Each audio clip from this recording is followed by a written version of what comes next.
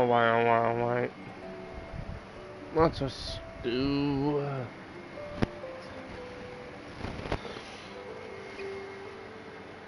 the Archon quest.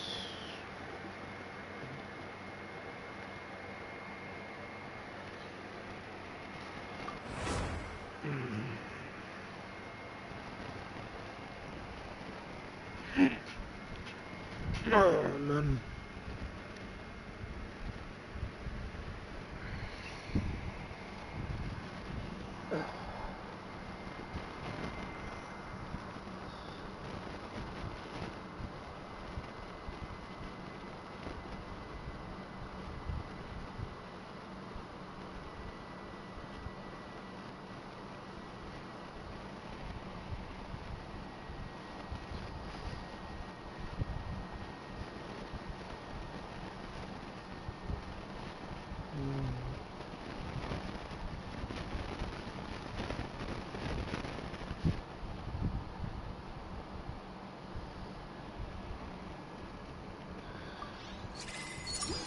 Alright.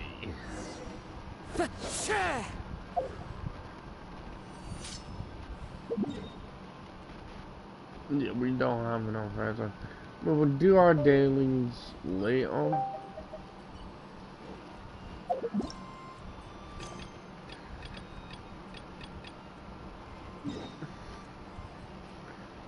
Alright.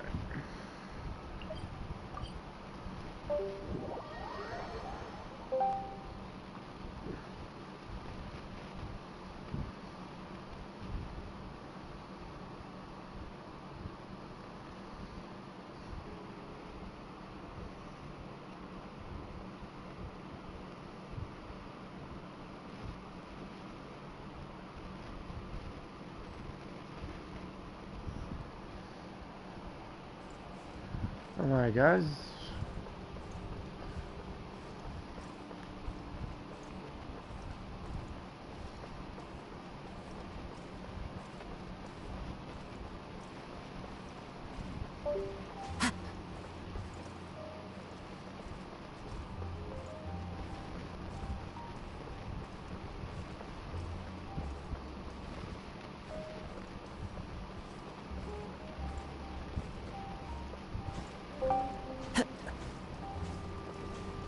Hold on, guys.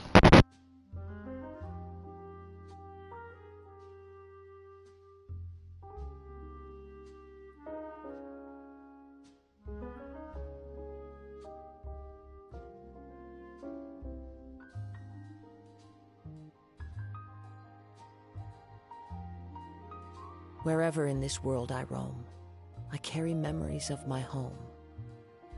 This blade, it is the last link I have to the land of my birth.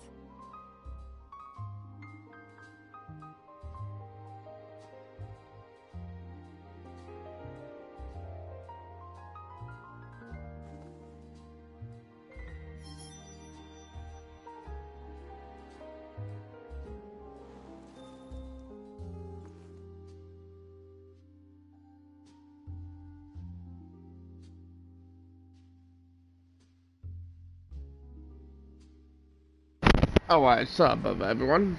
This is proceeding onwards.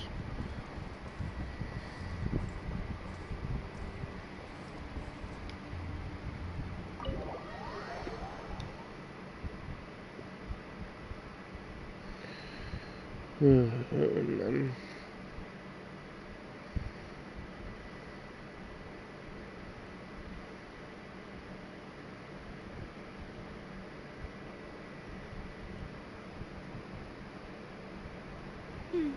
I came here several times with my father when I was little, but stopped eating here as often after growing up.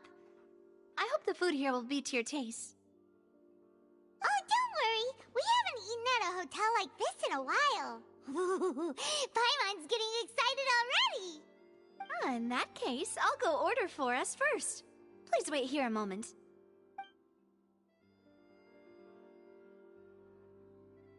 Ooh, everything looks so good. People in Fontaine sure know how to enjoy life. Why, of course. Go ahead, try whatever you like. If the food's good, I'll make a group reservation for the rest of Spina di Rosula next time. And if it's not? Well, then I'll still bring everyone. Albeit with only one dish per table. You, sure have your own way of doing things. Oh, we called this a farewell meal, but we could also treat it like a victory feast, right? We did just win that case after all. Oh, true. Very true. In that case, boss, we'll have another 2 dishes. Huh? Paimon didn't mean that you had to order even more food.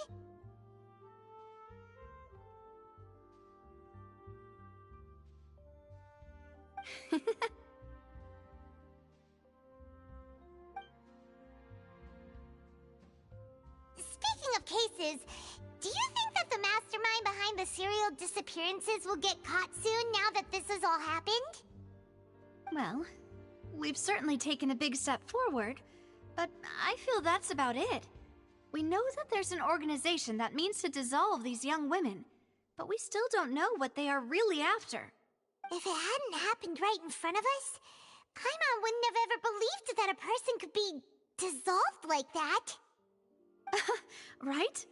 Yet it was because this was such a preposterous notion that the investigation could never really move forward before. Ugh. If only that guy could have finished speaking! We were so close to hearing who was behind it. In such investigations, even the smallest step can seem like a yawning chasm if the trail of clues is cut off. To be honest, I don't have high hopes for any follow-up that the authorities might conduct. It's not that I don't have faith in their ability, it's just that a different perspective is required in some matters. It's easy to guard against and deceive a single narrow perspective. A shift in thinking is required at such times in order to produce a breakthrough, which is exactly why the Spina di Rosula exist. Those highfalutin folk are not all-knowing. That's why we exist, to seep into the cracks where filth falls through, where their watch fails them. That's the kind of problems we solve. Seems Paimon thought things were simpler than they actually are. It's all right. Well, this was supposed to be a farewell meal, so I doubt you have further interest in this business, right? Let's talk about something else. Like, what are your future plans? That's true. We didn't have a chance to speak to her after the trial ended. It didn't really seem like the right time or place to do it anyway. I see. So, your primary objective, which has been foiled so far, was to have a chat with the Hydro Archon. I've heard that there's a long line of people waiting to meet Lady Farina. I suspect you'll be waiting for quite a while, considering that you missed your chance today.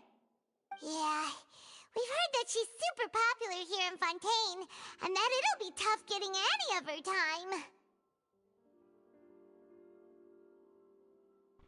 Hey Ty, welcome to the stream. Well, would you consider some more, unique ways? Perhaps even methods of, let's say, questionable legality? Guess that's Spina di Rosula's boss for you. Chock full of sketchy ideas. Well, what did you have in mind? Well, one way would be to infiltrate a performance troupe at the Opera House, only to abandon your act at the play's climax and ask to speak to her after the performance.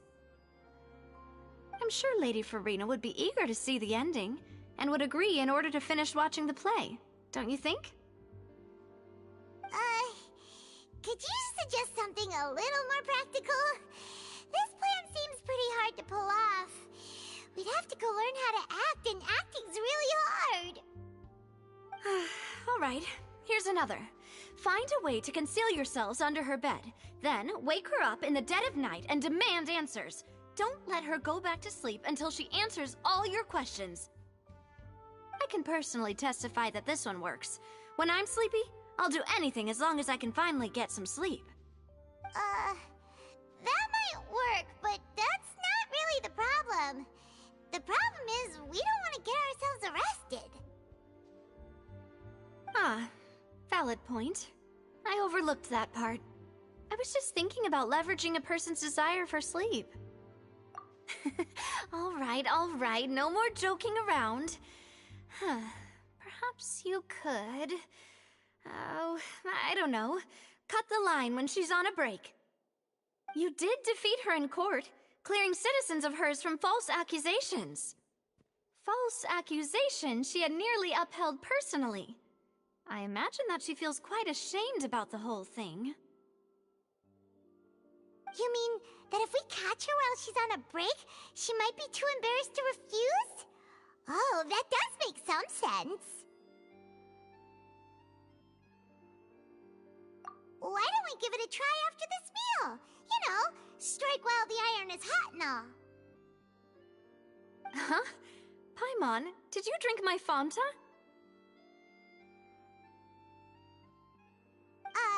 Was this your drink? Sorry about that. Paimon wasn't really paying attention and the cup was right next to Paimon. Would you like to order another?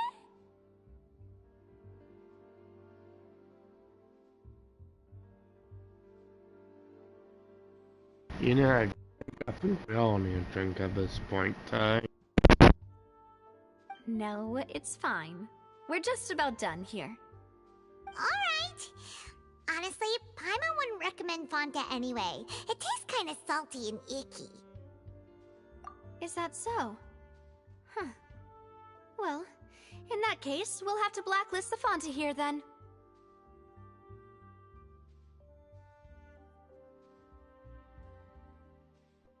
No, I do not, Ty, because, let's just say, I don't know that feeling. So, yeah. If we're all finished eating, then I'll go pay. Yeah, we're stuffed. Thanks for the treat, Navia.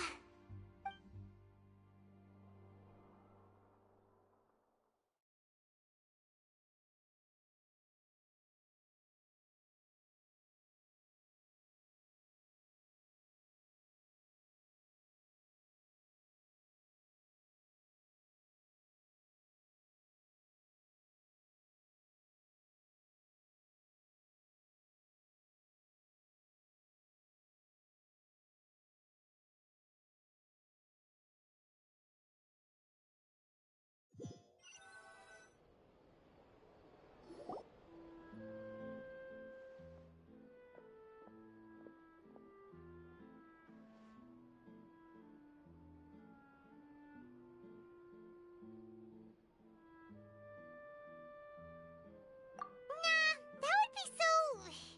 normal. You know, like you. Okay. As for expenses this month, we're left with... Hey, Navia! What are you doing over there? Oh, nothing. It was just a meal, you know? Nothing the Spina di Rosula can't cover.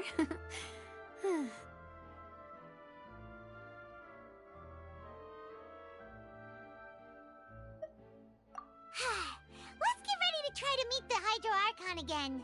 Bye, Navia! So this is goodbye, huh? Well, if you do encounter any other trouble in Fontaine, you're always welcome to contact the Spina di Rosula. I'll give your requests the highest priority. In any case, I wish you smooth sailing. I'll see you again, partner. See ya!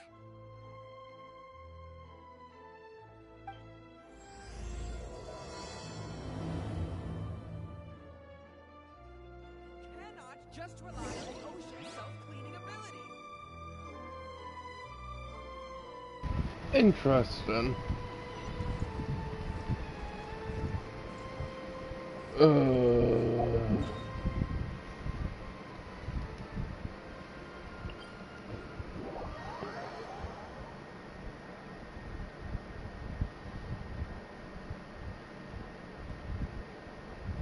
But yeah, I hope you guys are having a good day so far and all that. Oh wait.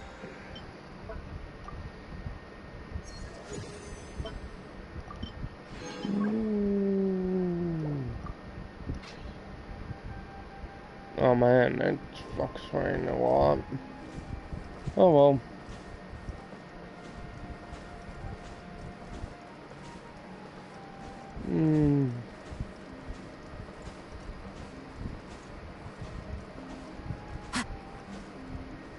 Cutscene. There aren't many people around anymore. Looks like that boat we took to Araneas might have been the last one. Vache. Looks like we're back here again. Huh? Traveler? Are you hearing voices again? Ugh. That's kinda spooky. Are you sure we don't want to come back in the morning? Vache? Vache. Hey, why are you still walking towards it? There might be something nasty in the water. Huh? Hang on. Paimon can kinda hear a voice. It's calling for Vache, right? Hey, Traveler? Stop walking! Come on, wake up!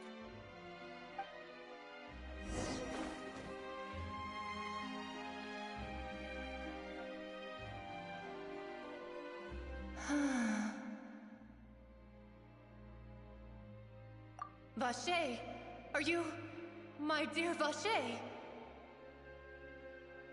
No, wait. You seem to be someone else. Do you know Vache? Do you know where my love is? Wait. Who am I? I'm very sorry. I fear I do not know. My memories feel like they have been washed away like a flood. So many fragments dissolved amidst the tide, never to be recovered. How much have I lost? How many things that I once held dear while on land have I since forgotten? Yes, that is what I was once. But now, I am but the consciousness of one who has lost their form. I do not know how I came to be like this either. I only vaguely remember being covered in light blue water, and then all grew dim.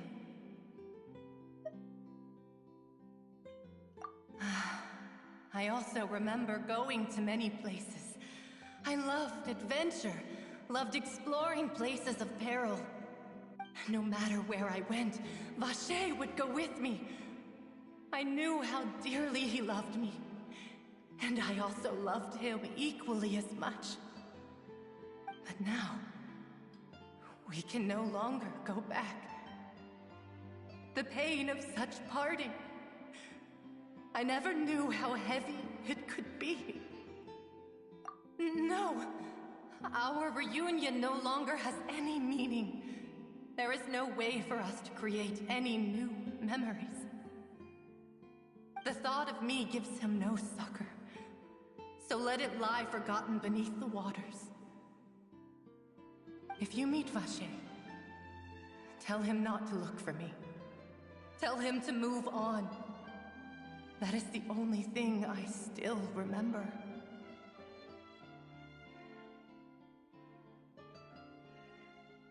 Perhaps that is so. As I was submerged in the waters, losing consciousness, I saw Vache above the surface.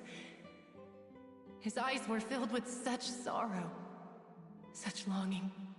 If only I could have comforted him, told him that I did not suffer.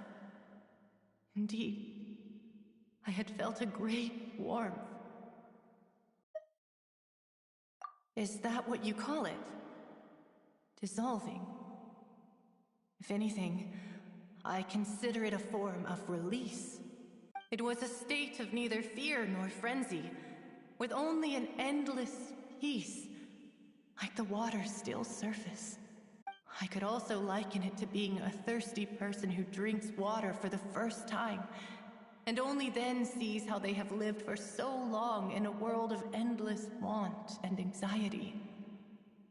I think I hear your companion. It's time for you to go, I think.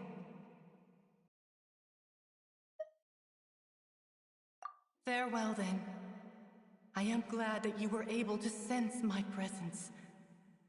Remember, if you see Vacher, tell him not to seek me out any longer.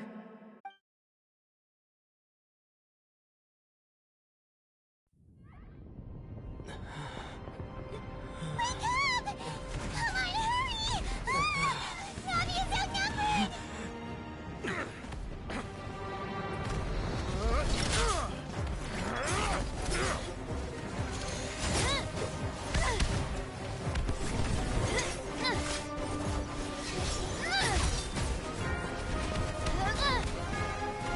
Demoiselle, look out!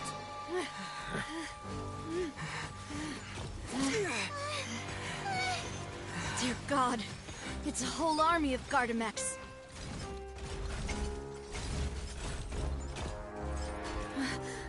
Chlorand?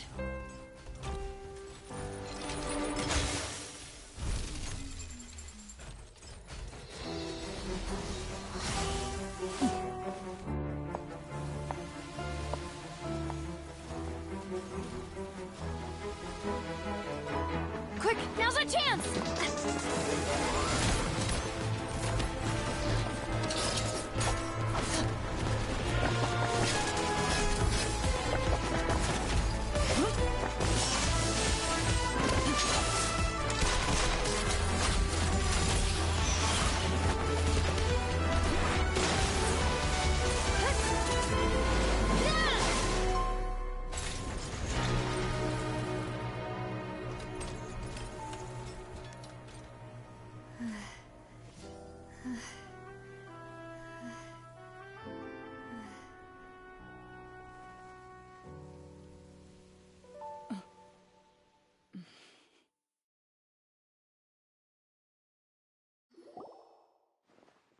I should thank you for lending us your sword there, Chlorand. But before I do so, could you explain how you managed to show up here? Okay, hold on guys. We are gonna go ahead and pause and just do that real quick. Okay. Gosh damn it.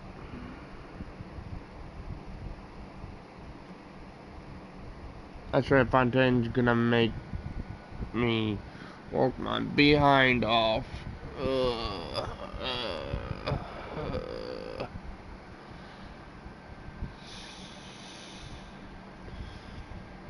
That's like a lot.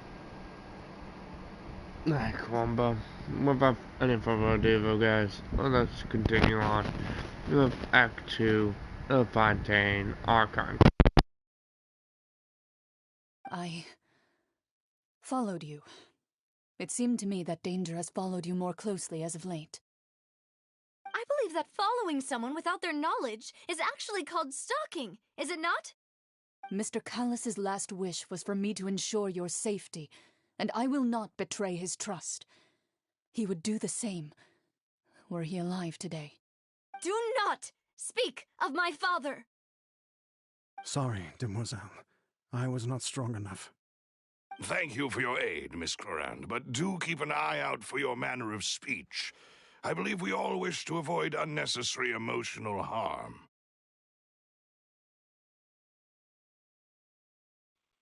Understandable, Ty. Very understandable. Sorry, I did not consider your feelings. Whatever.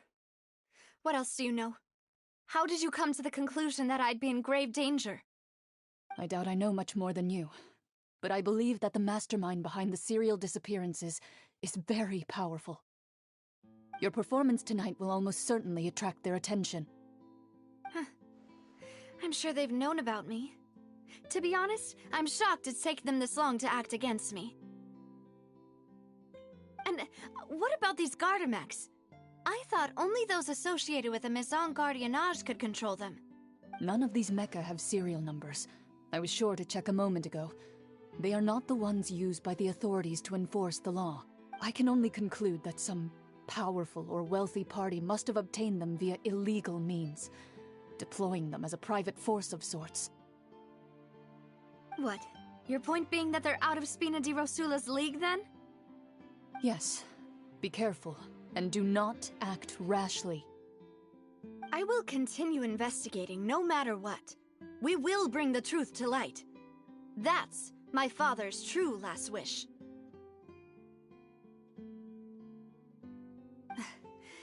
Regardless, thank you for your help today, Clarand.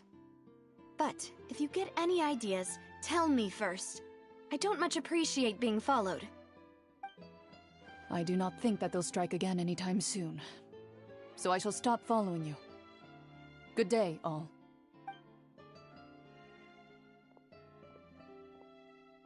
Right. I suppose that's the best news we've gotten today. Demoiselle, I believe that Miss Clorand was being sincere with you. If we tried, we could attempt to thaw relations a little.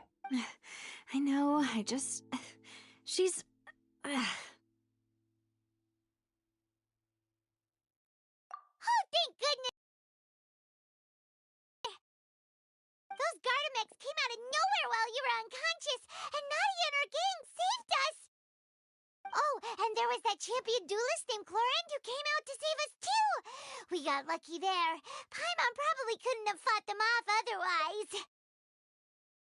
Oh, come now. Forget all that polite talk. That wasn't really a farewell meal we had back there. Not for me, anyway. In truth, I hope that every meal we have together shall be a victory feast. As such, we're still partners. There's no need to thank me. It will take 50 years for me to match Demoiselle's magnanimity.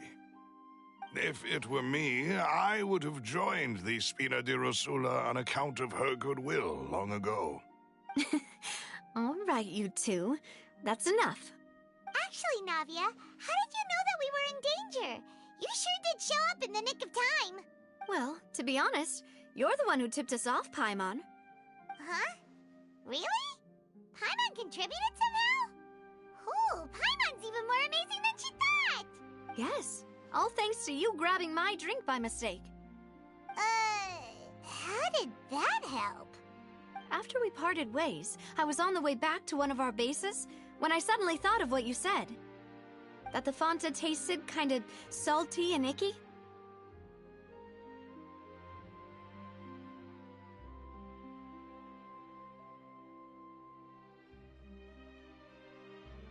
Fanta only comes in sweet flavors, so how could it have tasted salty? The color of the drink, if I recall, had also been a bit off. So the Fanta had been spiked with water from the primordial sea? Yes. So, if you hadn't drunk that cup for me... Spina di Rosula is preparing the grandest of awards for you as we speak for saving the boss. Huh. Really?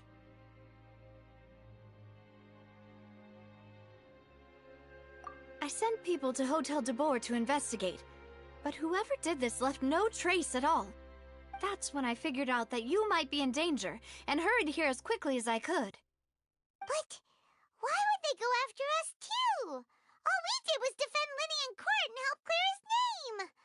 Ugh, now we're caught up in this mess too, aren't we? Well, you did foil a plan that they were probably pretty proud of, and almost got their name in the process. Speaking of which, did anything strange happen when you drank the primordial seawater? Well, it can't be a coincidence that the traveler fainted just now. He said that he heard that voice calling for Vache again. Oh, and this time Paimon heard it too, but it was real faint. Does this situation have to do with the primordial seawater then? Does that mean the primordial seawater raises someone's sensitivity to hydro when it's used on people who are not from Fontaine? That doesn't sound like too much of a bad thing, to be honest. New intel? While you were out cold?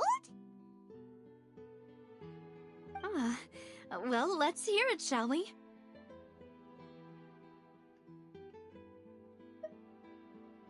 Oh, that is important.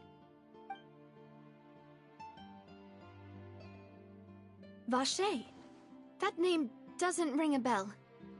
I suppose he hasn't stepped forward as a witness in court lately. Since he saw that young woman dissolve, he was at least at the crime scene. But he never gave testimony or any information regarding people dissolving in the primordial seawater. Could he have been threatened? Yes, thank you. This is very important information indeed. We will continue to investigate. Oh, you mean you'll help us investigate? Well, you did say that our farewell meal didn't really count. That means we're still partners, right? And besides, we're in this now whether we like it or not. You're not gonna let those people who targeted us get off the hook so easily, are you, Traveler? Demoiselle, do try not to look quite so pleased. You are the face of Spina di Rosula, after all. You talk too much. Well, in that case, let's head back to one of our bases, shall we? I'll arrange accommodations for you. We also have some plans to go over, and hopefully we can deepen our bonds as partners. But we'll take that one step at a time, I guess. Don't worry, you two. With us around, our base is definitely secure.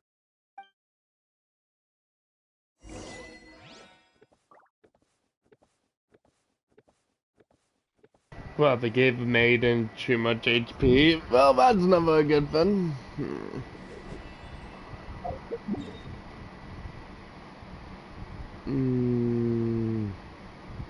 Yeah, we still have this whole quest over here.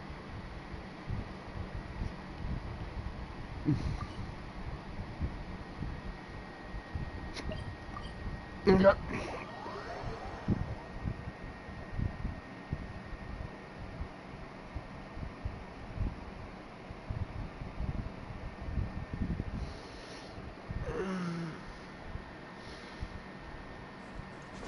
Alright, off we go.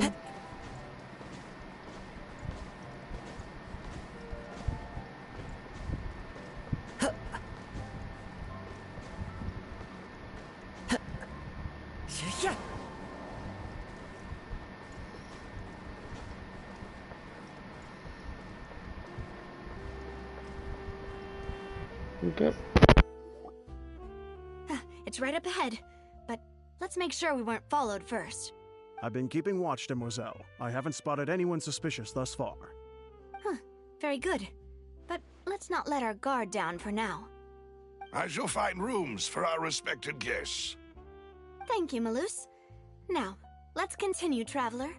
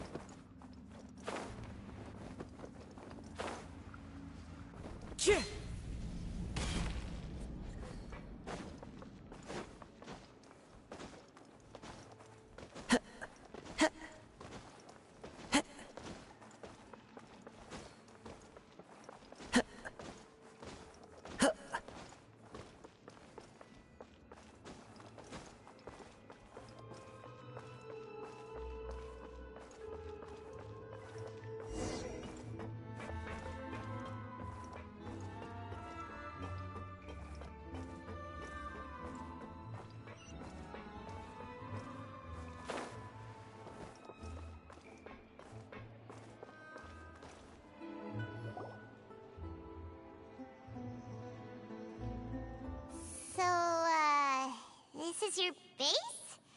It's not quite what Paimon imagined. Your accommodations have been arranged. Under the present circumstances, I can confidently say it's the best we have.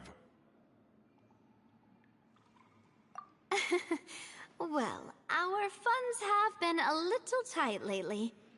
After all, we don't allow illegal or unethical profiteering. In fact, our funds often come from citizenry who support us. Seems like it's tough times for everyone. But if you have the support of the people, that does sound like it's worth it. To be honest, our financial situation was a lot better back when my father was in charge a few years ago. I'm afraid I'm not quite his equal.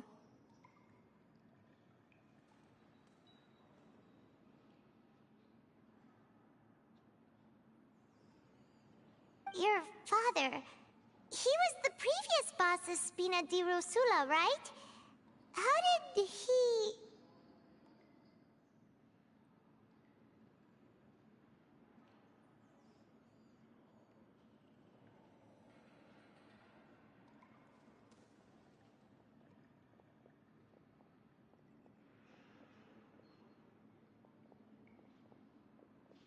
Demoiselle, if you'll allow me to explain.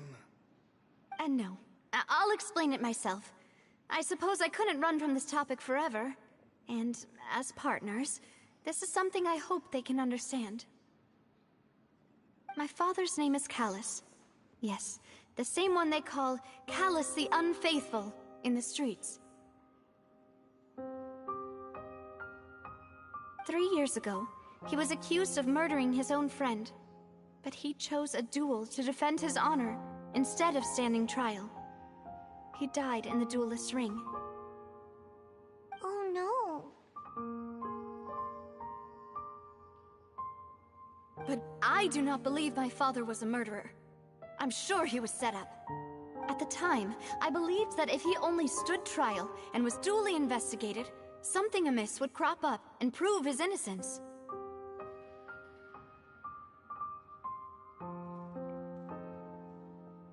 But strangely, he not only requested the duel himself, but rumor has it that even after being seriously injured, to the point where he could be deemed as having lost the duel, he refused to surrender, determined to die in the arena.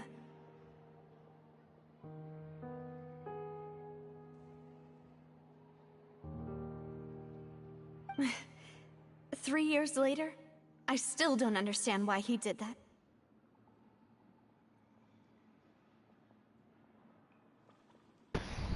Navia became a easily fan favorite. Yep. Alright, let's just continue. How could he protect his honor if he's dead? If anything, he gave up his chance to defend himself. The closest piece of info I have is that my father had been investigating the serial disappearances case at the time of his death. Ah, so that's why you're so determined to get to the bottom of that case. That's right. I've also tried to investigate the murder my father was implicated in, but I haven't found a single new clue in my countless reviews of the investigation records. However, I believe that if the murder case is related to those behind the disappearances, they must know something. I must know what really happened. Was my father coerced? Framed? Even if he really did kill his friend, I must get to the truth. If only he'd been more open with me when he was still alive. He even hid the fact that my mother died due to complications when giving birth to me. And now, here I am investigating his death. You really are a handful, aren't you, Papa?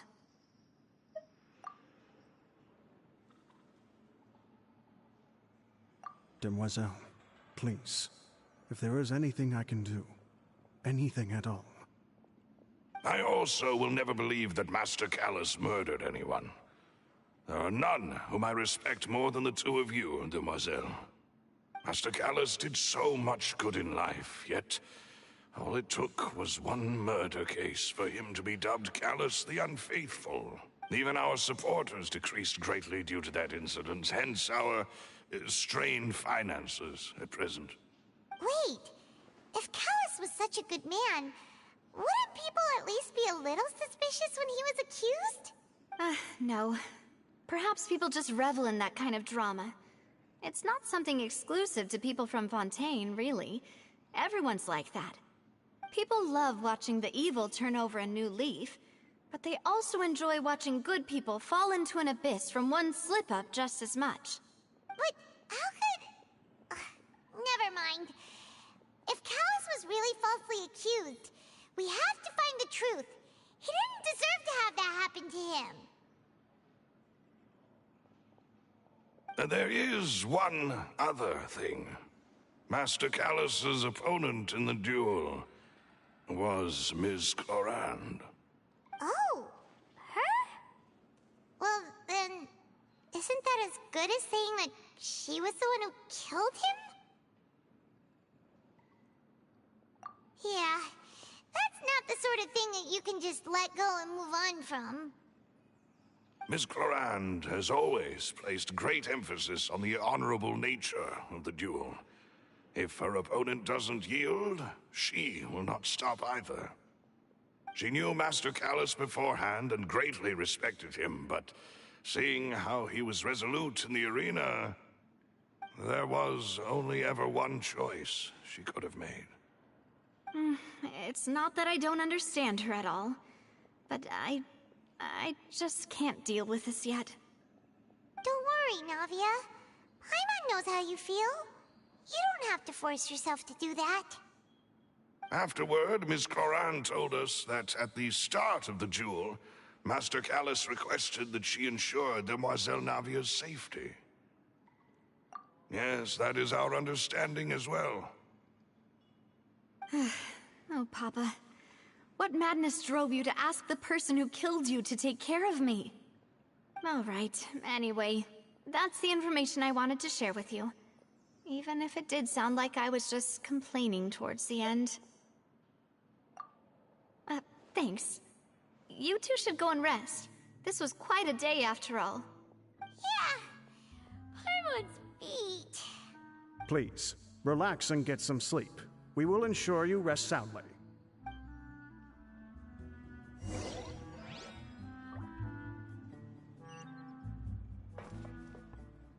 Want to outrun the law, you need to know how it works.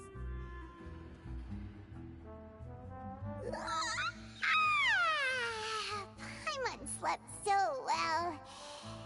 This place feels almost too safe. Huh? Navia? Where did the other two go? I sent them back to Poisson. It's Spina de Rosula's place of origin, and where we have our headquarters. There's not much for them to do here at the moment. Paimon gets the feeling that you're just trying to get them off your back. But never mind that. When did you get back? Were you waiting here the whole time? No, I just returned after going out for a while. I did some investigating yesterday regarding the name Vache. Wait, so you didn't sleep at all? How could I after having such critical new evidence appear? Guess Paimon wasn't speaking for everyone just now, huh? Unfortunately, this name seems to have been wiped from existence. It doesn't seem to have a match anywhere. I suspect that those behind this have already taken steps to hinder an investigation from this angle. But that does prove that this Vache person is a key witness in the incident. Does that mean we're too late, though? No. There is one ray of hope. One place in Fontaine that they would find almost impossible to threaten, no matter how much they wanted to.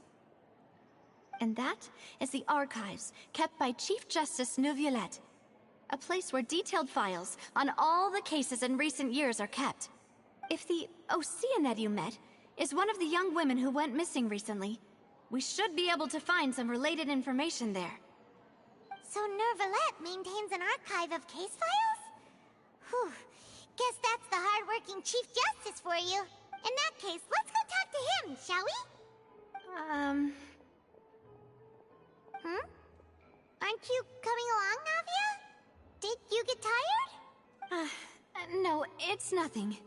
Let's go see the Honorable Chief Justice.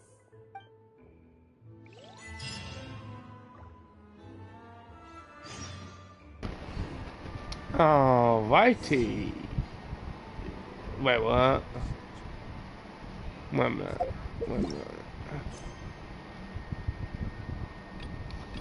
We had something I want to pop up.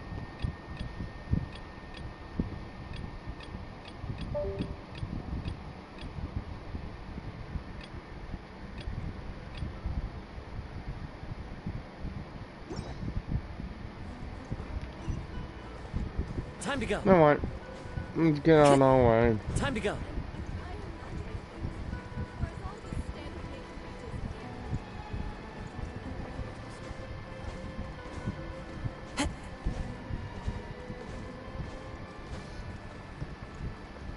So, how is everyone enjoying Fontaine so far?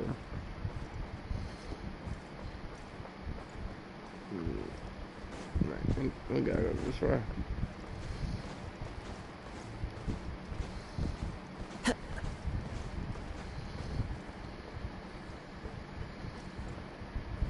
Man.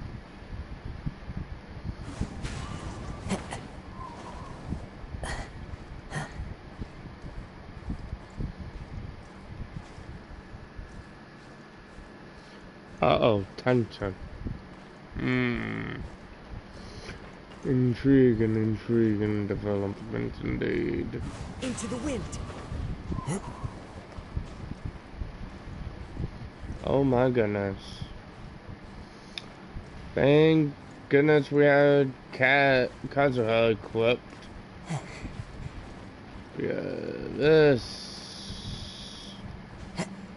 is a hassle and a half. Are you serious? Okay. One with nature. Luckily, it's not that far. Pretty good so far. That's good to hear, Ty. Into the wind.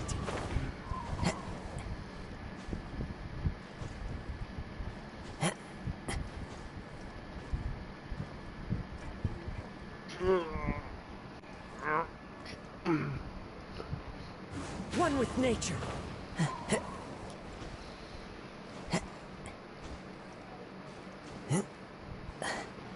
Hey, there we go. Ah! Alright, we are free from being in the underground. Alright. Let's go and move.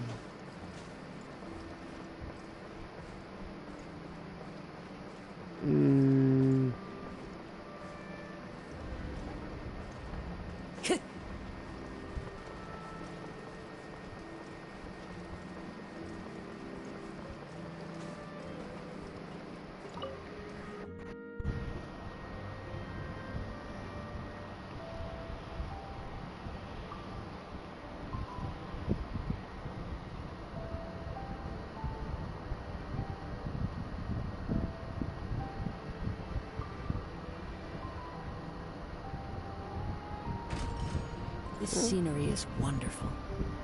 Surely enough to convince anyone to become a wanderer. The palais is right up ahead. Come on.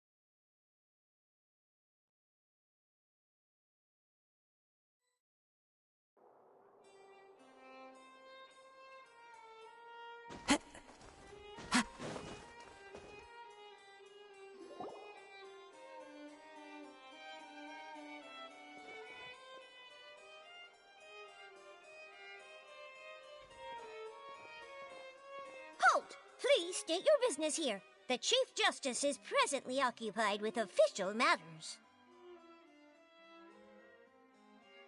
Huh. This place does look pretty heavily guarded. Guess that proves that Nervalet's files are really secure. Hey, don't you recognize us? Huh? Who are you? Just to be clear, I don't care who you are or who you might be related to. Our rules make no exceptions. See? They've got great discipline, too. Yep. Paimon can tell.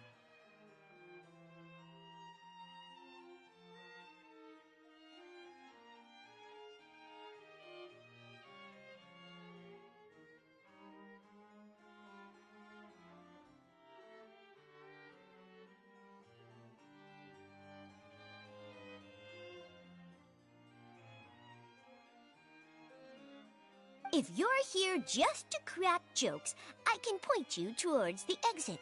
Unlike some, we're busy, so please leave if you don't have a reason to be here. No. What I meant to say is, shouldn't you remember us from a few days ago? We were at the trial of the great magician Linny. Oh, yes, I remember. I read about it in the Steambird. You must be Linny's attorneys. It's all coming back to me now.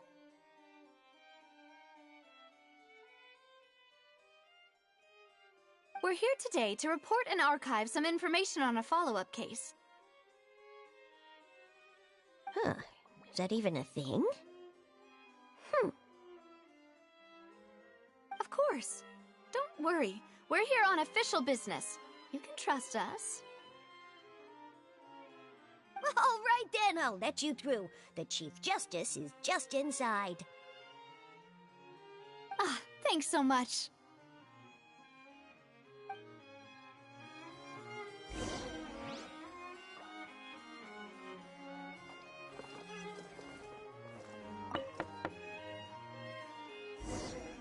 Please come in.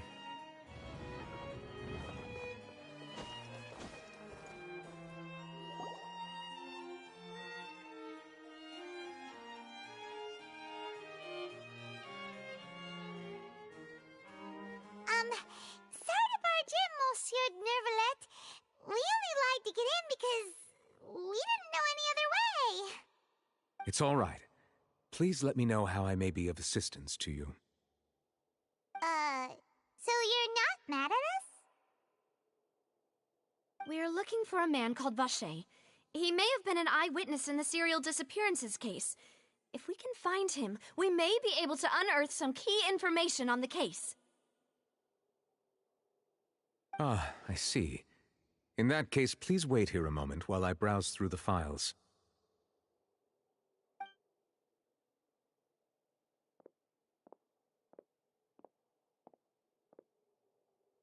Who knew that Nervalet would be so easy to talk to?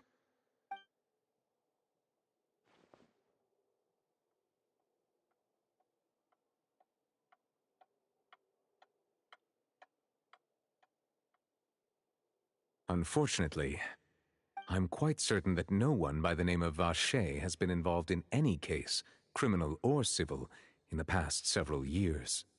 There are no records of him either in the files or in my memory. Traveler, what if it was really just a dream?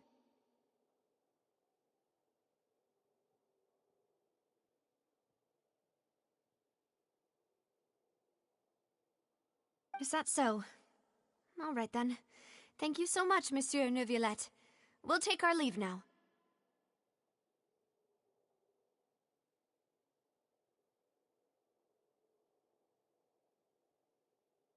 Ahem.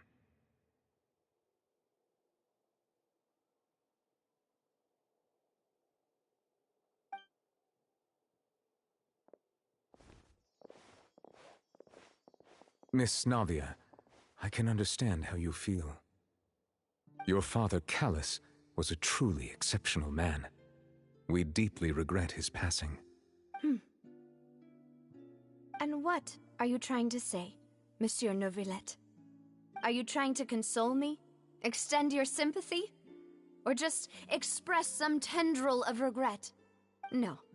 You are not trying to do any of that. I can hear it in your voice. There's no emotion behind your words. You only said those things because you felt like you should.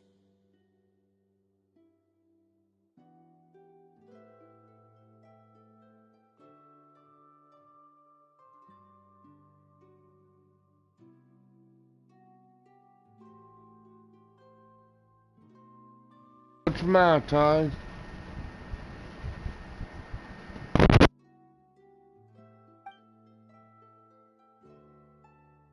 It's just like last time. After my father took his place in the duelist ring, I pushed through the guards to talk to you as a last resort. You even told me then that you thought there was something fishy with the case, yet you still allowed the duel to go ahead. In your eyes, the value of a human life is nothing compared to those cold laws you hold so dear. If you truly regret my father's death, then why didn't you call a stop to the duel? Why didn't you give me the power to stop him from throwing his life away? Why did you just let him die, despised and hated by all? Everything was hanging on a thread at that moment. Just the tiniest effort could have changed everything. There are still so many things I never got to tell him. So many questions he still owes me answers to. If you really have no heart, then just look me in the eyes. I, Navia, will show you the true meaning of regret. I'm sorry, Miss Navia. You and my father are truly alike. You keep all kinds of things in your heart and never say a word to anyone. It's not so much that you can't feel, but that you would never express anything. Oh well. In any case, everyone already knows full well the apathy of the Chief Justice. My apologies for taking my emotions out on you, Monsieur Chief Justice. Let's go, Traveler and Paimon.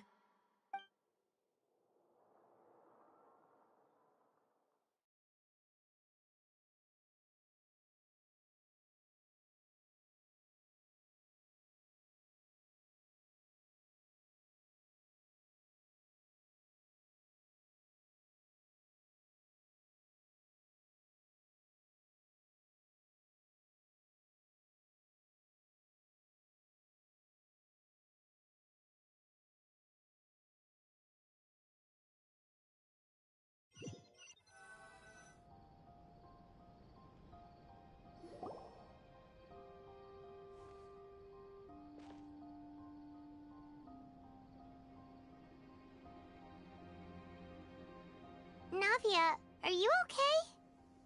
I'm fine.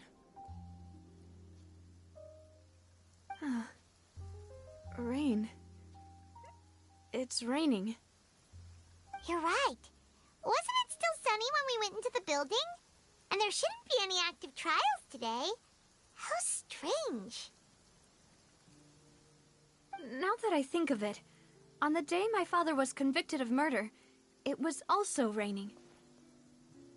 What is it? Did you think of something?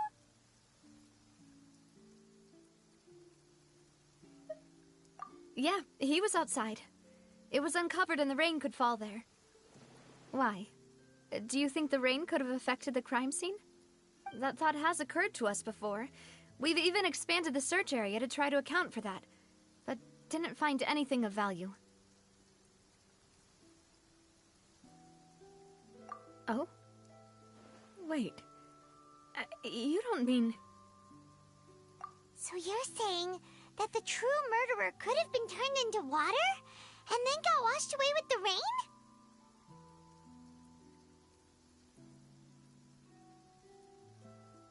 Yeah, and if that's what had happened, then no one would have believed your dad, even if he explained what he saw to the authorities.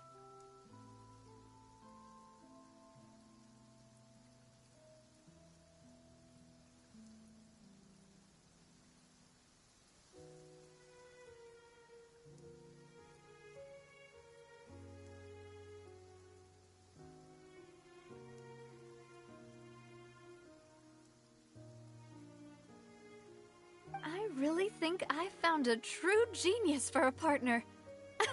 You're completely right.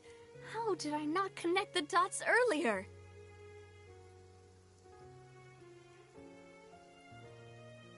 All right, let's go to Poisson. With this new lead in mind, we'll get to the bottom of my father's case for sure.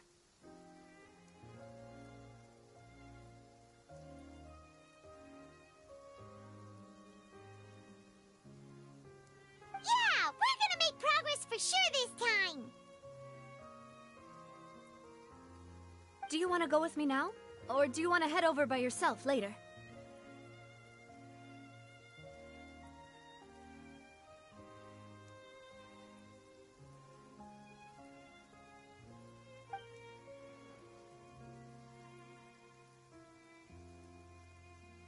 Great.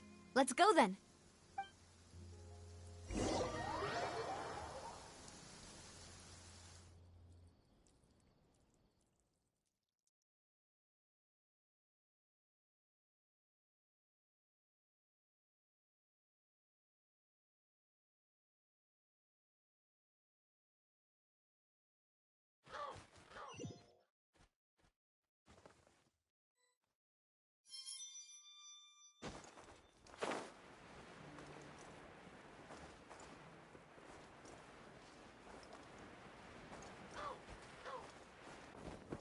Yeah.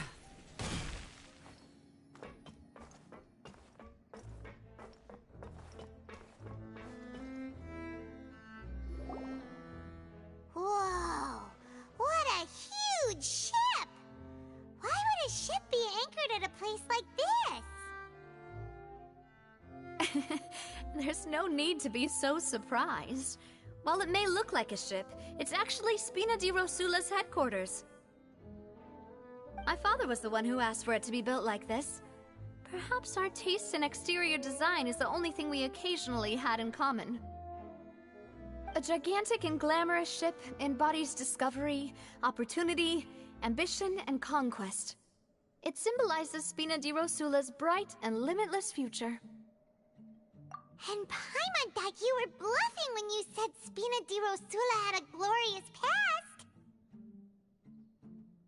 Paimon was confused why a group with such a history would live in the sewers. But now that Paimon has seen this ship for herself, she's been convinced. Well, Poisson is where Spina di Rosula began, after all. It's our main base, our home.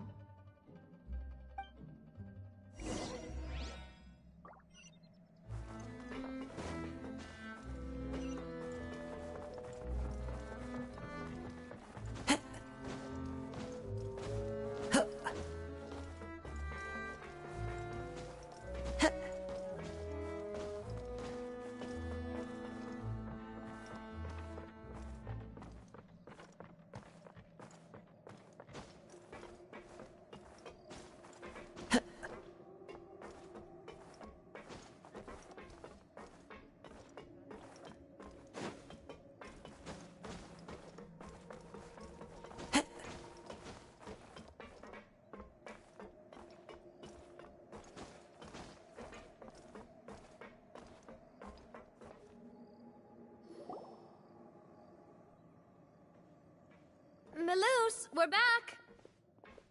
Apologies for the wait, demoiselle, and our most important partners.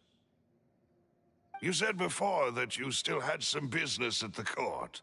What brings you back to Poisson so quickly? About that. It's because my partner here reminded me of something really important. You see, what if my father's case had something to do with water from the primordial sea? You still remember, right, Melus? On that night, it was raining? Yes, the case was quite similar to that of Mr. Linney's. Both were what you'd call impossible murders. Could you tell us a bit more about what happened before? Yeah, of course. Many years ago, something called synth began to gain popularity in Poisson. At a glance, it was a kind of drink that could excite your mood and produce many pleasant hallucinations. Wait! Didn't that guard guy who turned into water also mention that the primordial water could be used to produce some kind of potion? Yes, he did. Considering what we know now, it's almost certain that synth is created using water from the primordial sea. If you drink synth for an extended amount of time, you'll suffer many side effects, such as losing the ability to focus or control your emotions. And if you were to stop drinking it completely, you'll experience flashes of paranoia and anxiety while lacking energy to do anything. It's an extremely dangerous substance. As he oversaw Poisson, my father was compelled to put a stop to synth abuse and called for a complete ban of it. Boss's uncompromising attitude incurred the synth vendor's wrath, but no matter how much they threatened or bribed him, he refused to yield. Not only that, Boss became determined to find the mastermind behind the synth operation and put an end to the problem once and for all. Yes, but the enemy was very cunning. So he could never get anything out of the dealers, all of whom only sold the stuff and weren't privy to the rest of the operation. Recognizing that, my father decided to contact the dealers in secret and cultivate personal relationships with them. Finally, he was able to convince someone to become his informant. The man's name was Jacques. He felt greatly ashamed about his work after seeing many families destroyed by synth abuse. That night, my father hosted a banquet at his countryside estate. He planned to meet up and exchange information with Jacques over some food.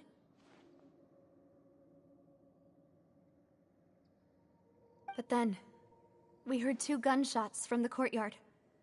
We raced to the scene and found my father, still holding a gun, and Jacques, who was already dead on the ground. Huh? How did that happen? Aren't they on the same side? Sounds just like Lenny's case, doesn't it? In both cases, the culprit seemed obvious, but neither appeared to have any motive at all. Looking back on it, though, I now believe the most important clue was something we all overlooked at the time. There were pieces of clothing left at the scene. Precisely. It's all thanks to you that I made the connection now. Back then, we all just thought they were some costumes that Jacques used to disguise himself at the banquet. But, considering it now, it's almost certain that they belong to a third person at the scene. With one extra person, we'll also need to reconsider why the 2 shots were fired. You're right. We still don't know what happened. But my intuition tells me that we're on the right track to figuring it all out. I'm finally headed towards the truth. Jacques was an empathetic man who was infinitely remorseful for his past actions. It's unlikely that he turned on Boss with 0 warning. I think this third person is probably the key to the full truth. On that note, however, even though this will not please you, demoiselle, as your and your father's butler, I must still offer a word of warning. Our opponent is insidious and cruel. They are extremely difficult to deal with, and Boss has already lost his life trying to bring them to justice.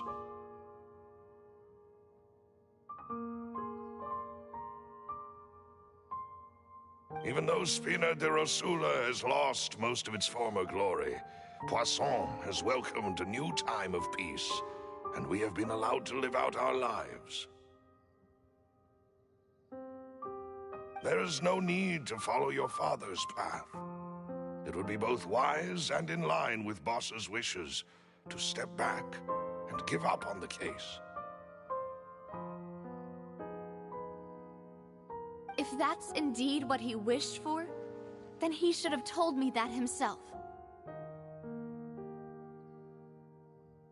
Was I not the closest person to him? And yet, I was the one most kept in the dark.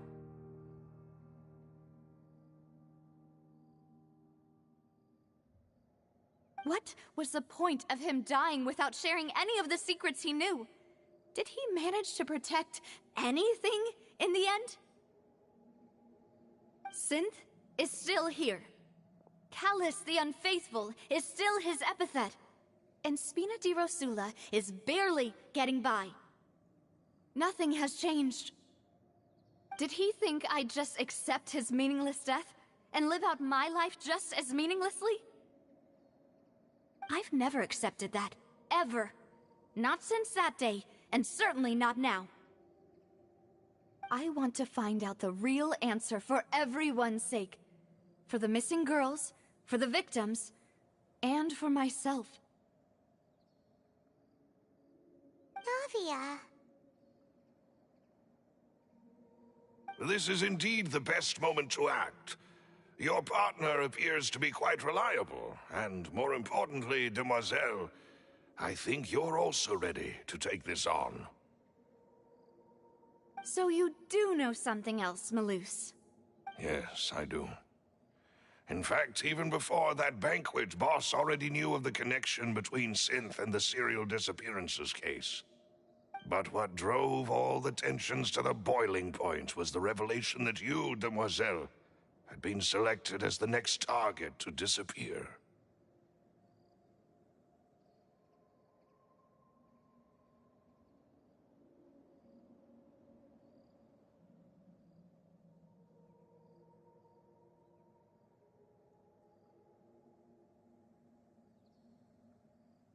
What?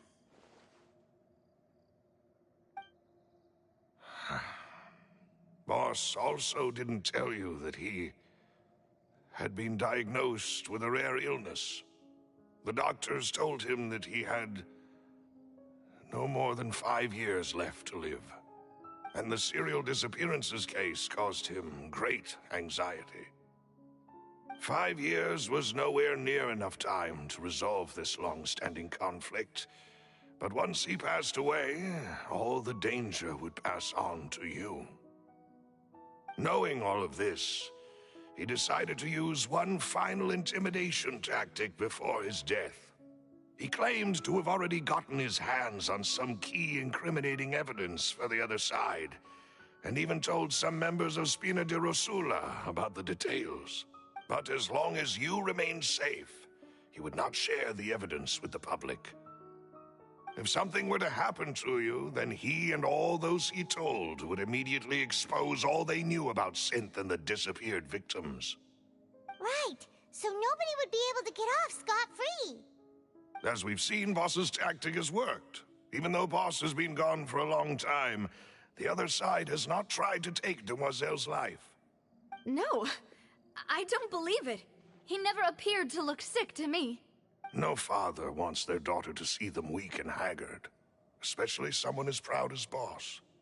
To him, dying in a duel and suffering lasting dishonor as the unfaithful were still far preferable than losing face in front of his daughter. So he chose to die in silence, so that he could protect me. I'm afraid you're not understanding this correctly, Demoiselle. What Boss wanted to hand to you was not a parasol, but a sword. If Boss's spirit could hear you telling me that you want to find the answer for the sake of everyone involved, I'm sure he'd be extremely proud. That fool. Couldn't he have just given it to me straight? No. He might have set up everything precisely because he never thought I'd be able to understand him. Is that the amount of confidence he had in me? And what if I was never able to make it to where I am now? Yeah. I suppose that's true. With the way he'd set things up, if I had wanted, I could have just lived out my life without a care in the world. But thankfully, he rarely talked to me about complex matters, and thus understood little of me as a person. In this case, he really didn't need to give me an easy way out. Malus, what was the key evidence that he shared with you? It's the location where Synth is produced. Essentially, it's the enemy's headquarters. When he was threatening the enemy, Boss didn't share the specifics of the incriminating evidence he found. But if you want to use it against the enemy, you'll still have to take several things into consideration. Why? If we know where the place is, can't we just go storming in? You mustn't forget that we're fighting against a mysterious and dangerous organization that's been in operation for decades. There's no telling what might be lying in wait at their headquarters.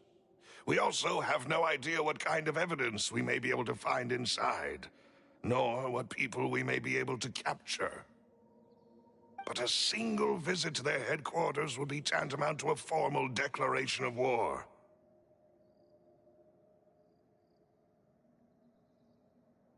The worst case would be that we leave empty-handed, but also open ourselves up to full retaliation. Please, we got. Hold on. Please, we got plot armor. Well, we'll be fine. That's true, we did have plot armor. if that's not even evident. Just remember what happened, but do my Archon quest. And if not, we will always be bailed out by an animo character. So yeah. Then, in that case, why not work with the Fontaine authorities? Well, you saw one of them dissolve during Mr. Linney's case. We have no idea just how thoroughly they may have been infiltrated. Huh. That's true. Seems my father really had no choice.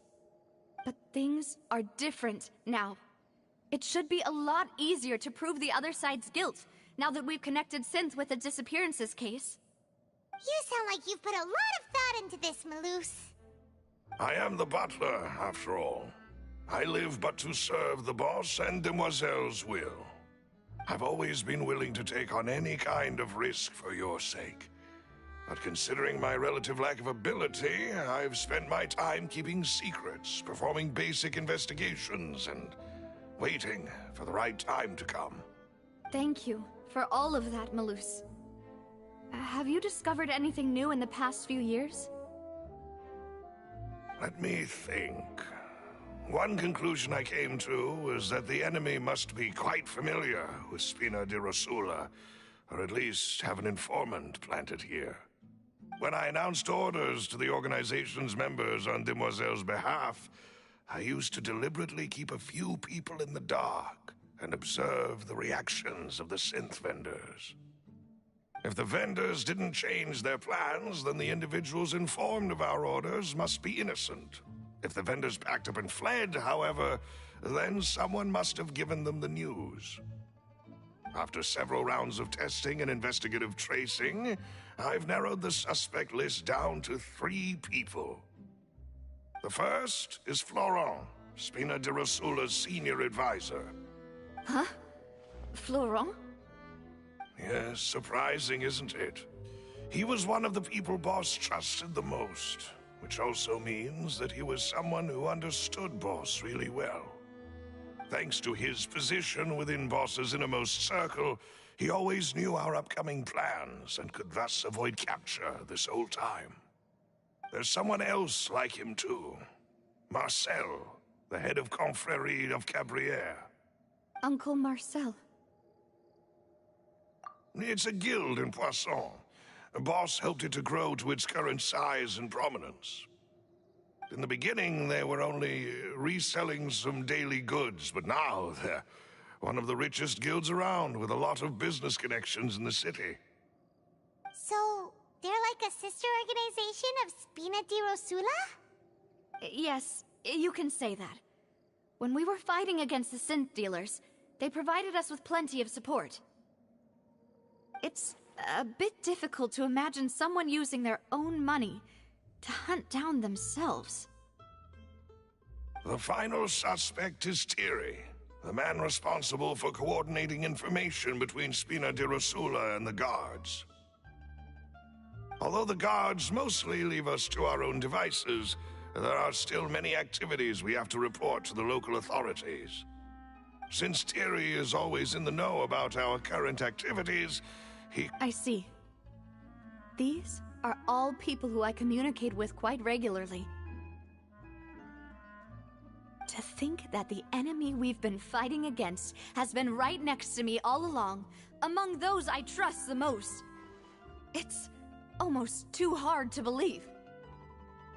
If you want to investigate them, please take every precaution to not alert the quarry. Judging from our experience, the enemy is extremely cautious. Of course. And thank you, Malus. You've provided us with a lot of great information. You're too kind, my lady. I'm just doing my duty. And before I forget, proving Boss's innocence would also mean clearing him of blame in Jacques' death. After that incident, Jacques' wife and daughter were taken into the Spina's care. They still live in Poisson today. If it might help, you could also pay them a visit. I can make the necessary arrangements. Oh, thank you so much, Malus. You really are the best. A new case awaits, my dear partner. I hope we can work together to uncover the truth and end this case once and for all.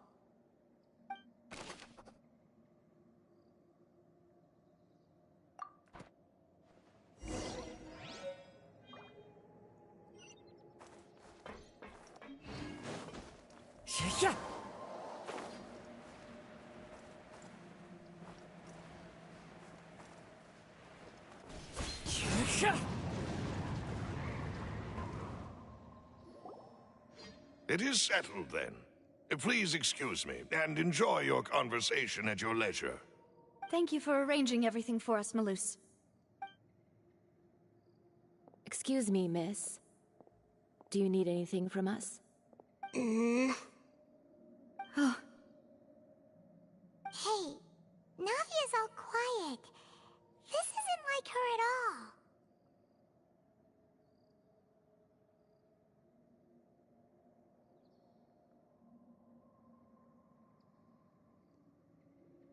I'm sorry that I only came to visit after all this time.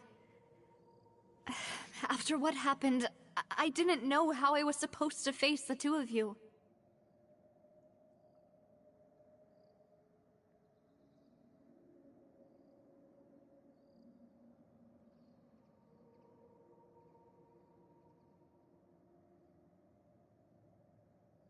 Ah, if it's about that, there's no need to apologize.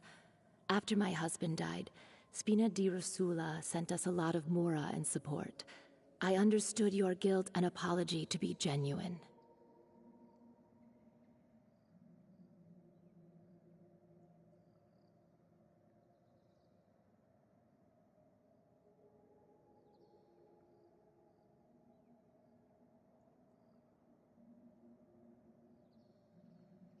But aren't all of those things nothing compared to the loss of Jacques?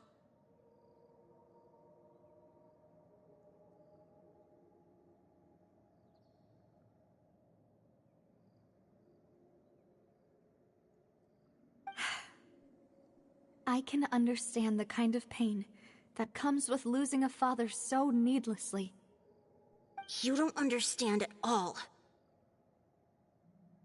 I didn't know how to face you, because I didn't know what I could possibly bring as a consolation gift. I know only the full truth could bring closure to you, and to all of us. Mm-hmm.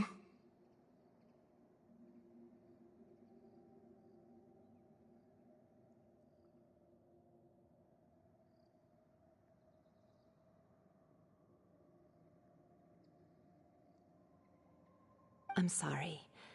I appreciate the sentiment, but you don't have to carry all that guilt.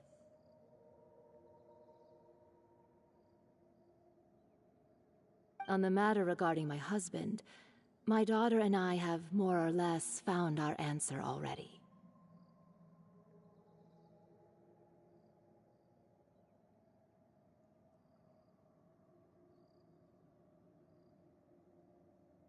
Would you mind sharing it with me? I really can't believe that my father could ever bring himself to shoot Jacques. I always knew that my husband's money was earned through others' suffering. He told me countless times that if he could turn back the clock, he would never go into the synth business again. He had many regrets, and felt that he took the idea of providing for his family too literally. For the longest time, he thought Mora was everything. So when Mr. Callis came to him with a proposal, he accepted it almost immediately. He tried to be as careful as he could, but even so, he was still found out by the higher-ups. They found out about his betrayal? Papa didn't say that exactly, but Papa did tell me that I should never be ungrateful.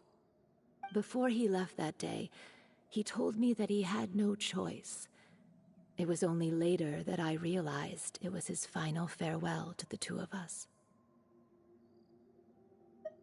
I don't know that for sure, but you could say that's the conclusion I eventually came to.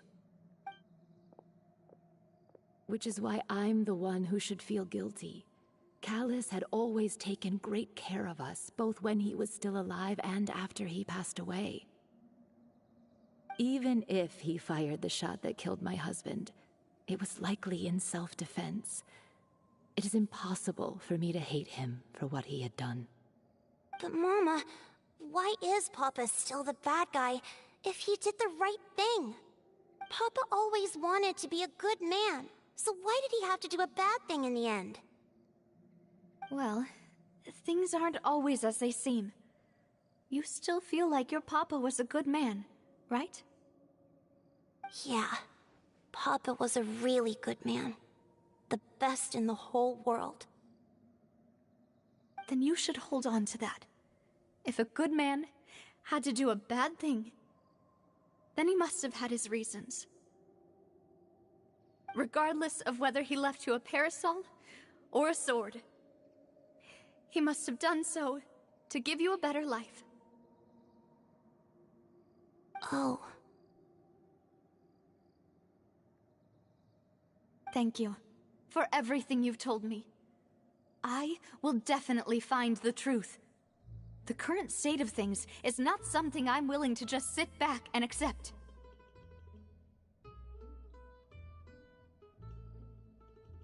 Thank you. I'm very grateful to hear this from you.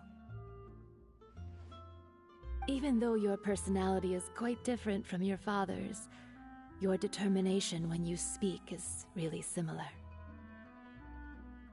You really think so? That's the first time anyone said that to me.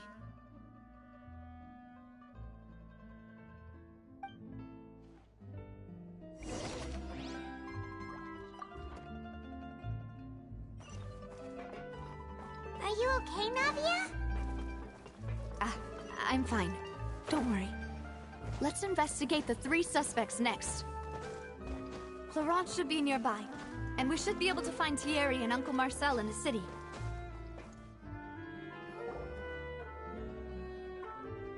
Greetings, boss. How may I be of assistance today? I'm sure you've heard about what happened at the Opera House. Someone got turned into water right in front of us. Yeah, I've heard. With something that dramatic, I'm sure journalists will milk it for all it's worth. And it'll be all the talk for the next several weeks. It also reminded me, on the day that the incident happened with my father, it was raining outside, and we found some clothes left at the scene. After my partner here put the dots together for me, I feel like we should try to reopen his case. Can you do me a favor and try to recall what happened that night? Let me think. Mr. Callus was feeling pretty upbeat that day, so he was drinking and bantering away with us at the table. After that, he told us that he wanted to go get some fresh air, so we let him go without thinking much of it. Who knew that we would hear 2 gunshots ring out right after? My first reaction was that Mr. Callus's life was in danger, so I grabbed my holster and made a mad dash toward the scene. But when I got there, it was already too late.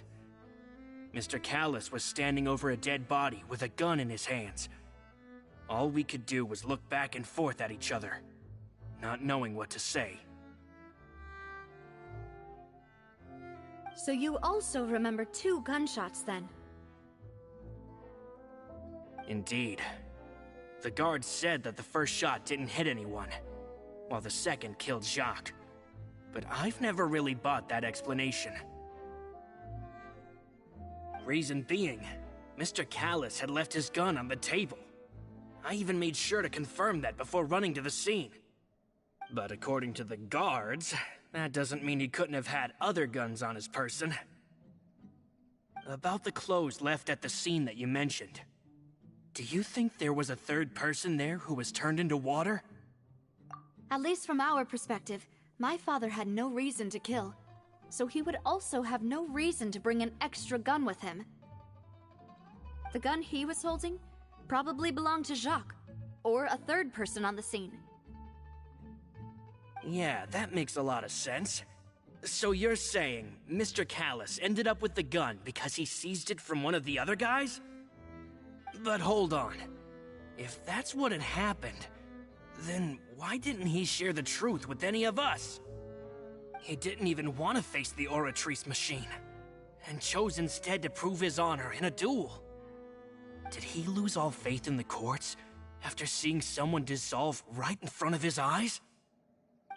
About that, Malus told me a thing or two, so I think I can understand why he committed to the duel.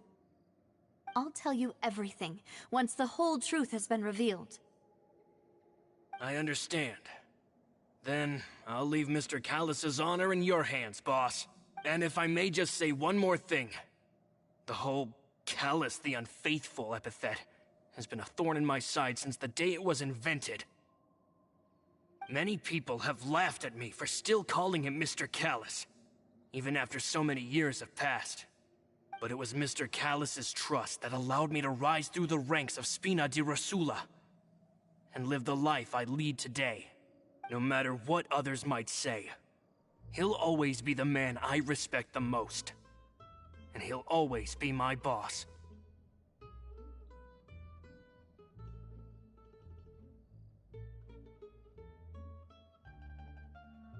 Don't worry.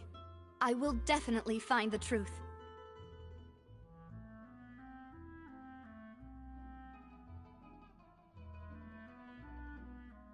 You and all our other comrades at the Spina deserve to know the truth as well.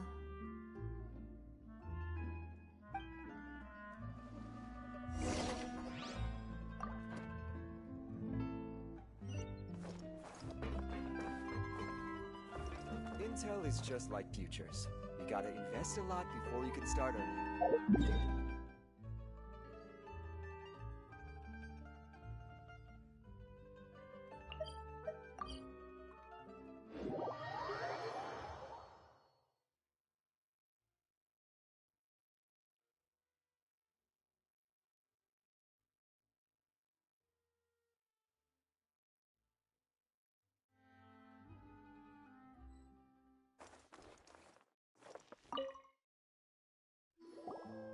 Hey, Thierry!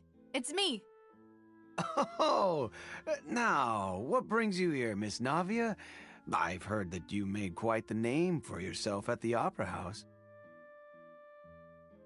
Oh, so you've caught news of that already. Oh, okay. Hey, I'm also a member of the Guards, you know. The way you make it sound, people would think I was sent off to Poisson because I had done something wrong. Are you sure there isn't a little bit of truth in that? Under normal circumstances, shouldn't you have been called back to the city already?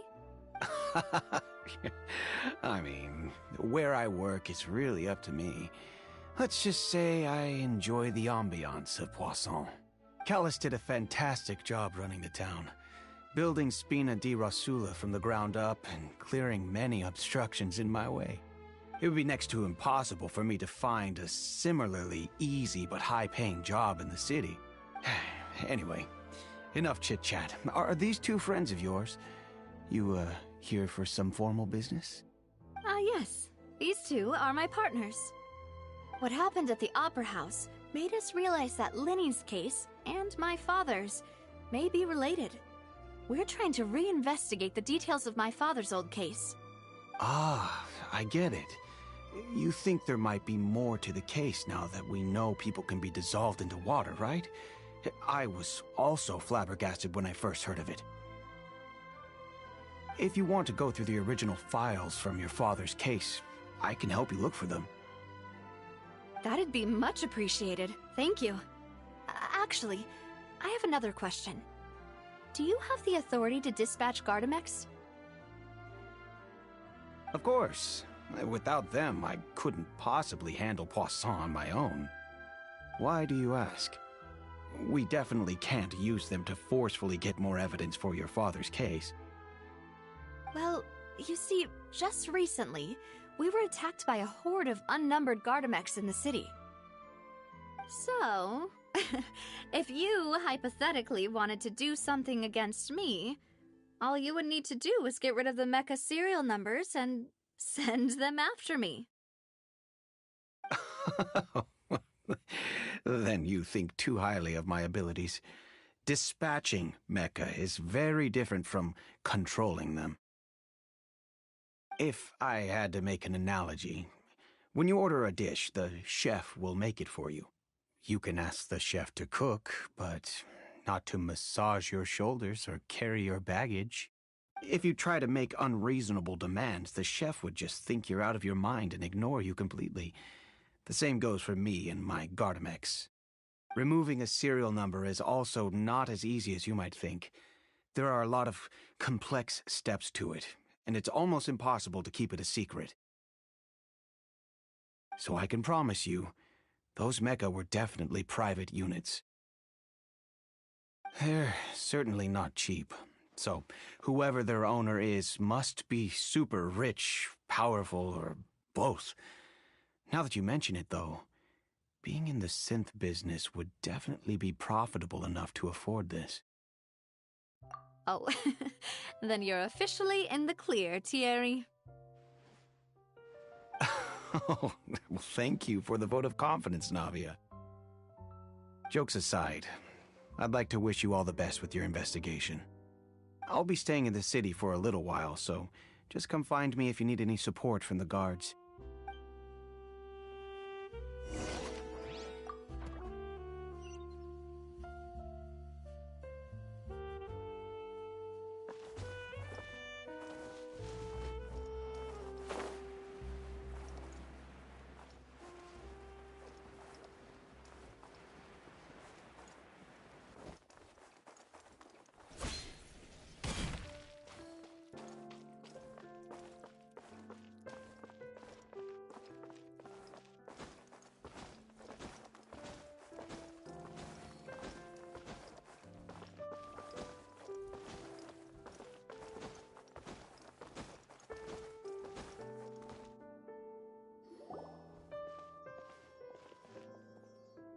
Hello.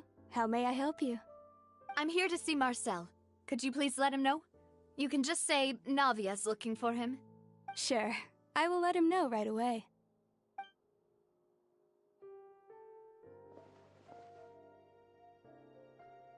Navia, hello. Sorry to keep you waiting. I'm not as young as I used to be, so my legs are giving out a bit.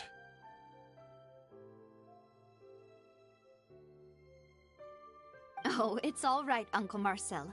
There's no need to stress.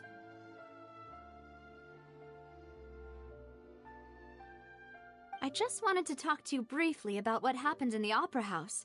I'm sure you saw everything too, right? Yes, I've never seen anything so strange.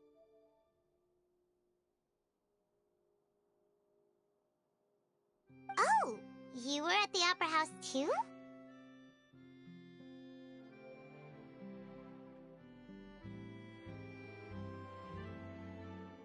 That's right. I went there with Navia to see the magic show. Who knew it would turn into a whole murder mystery? I also witnessed your marvelous sleuthing work. Quite impressive. To beat the Hydro Archon at her own game on her own turf, I can already imagine everyone in Fontaine discussing your exploits over a few glasses of wine.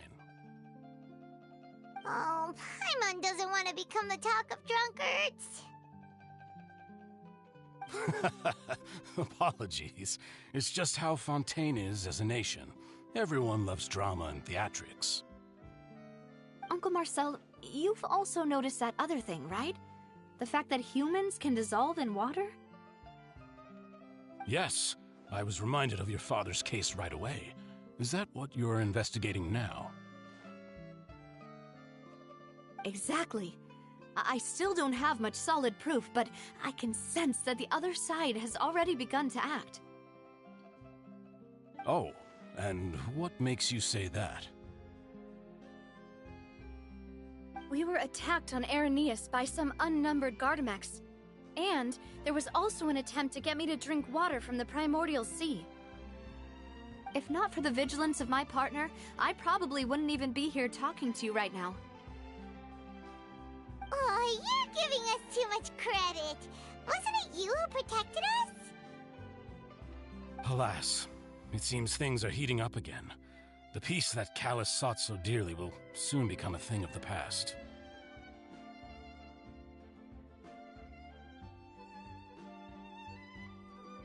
But rest assured, Navia, Poisson will always remain a safe haven for you.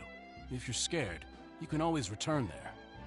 If anyone dares to lay their hands on you there, the Confrérie of Cabrières will use its funds to the last Mora to bring them to justice. Thank you, Uncle Marcel. But I don't intend to go into hiding. I'm going to strike while the iron's hot.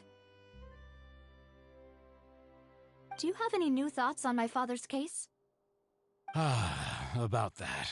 Sorry, my age is catching up with me, so it'll take me a while to recall my memory. The Confrérie was responsible for that banquet, so I was out and about the whole time making sure things were running smoothly. I didn't even have the time to drink with the guests. Then I heard the sound of a gunshot, and the rest was history. Oh, it's okay. No need to push yourself. We'll ask around some more, see if there are any valuable clues elsewhere. Sounds good. Just let me know if you ever need Mora. All my wealth comes from Callus's patronage and support. I'll spend however much it takes to clear his name.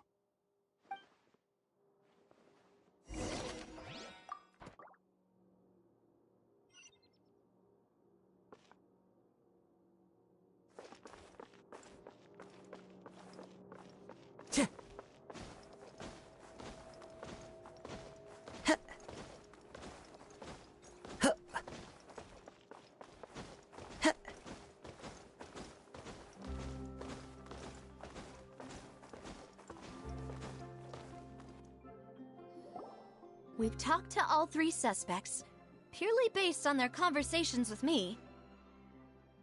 None of them sounded particularly suspicious. I suppose that's to be expected, though. If a single conversation's all that's needed to find them out, then my father wouldn't have needed to investigate the case for so many years. Anyway, even though we didn't make a breakthrough, let's still compile what we were able to find.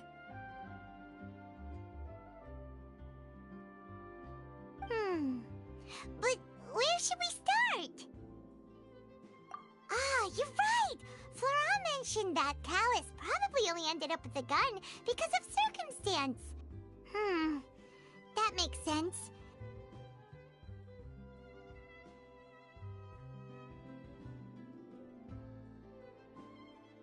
According to Jacques' family members, he already told them that he had been discovered, and that he had no choice before he left home that day.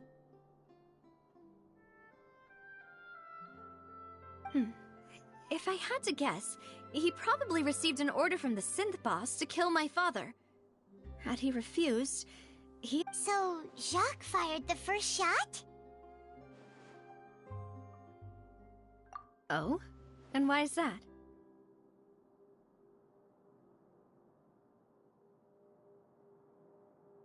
Ooh, that's a good point. Jacques probably already knew that he was just being used as a tool for murder. And once he had completed his mission, he'd be of no more use to his boss. Huh. So, what would make more sense from his perspective would be to turn his back on the Order and seek protection from my father. Makes sense. But without evidence, that's still just a theory. Besides Jacques, the attack from the Gardamex has been bothering me quite a bit as well. It's obvious that our enemy has become more antsy after the secret of the primordial seawater was revealed. Do you think he knew, even then, that we'd follow this lead to the end? Given everything that's happened since, it's quite possible. But who among the 3 suspects would have the ability to control privately owned Gardamex?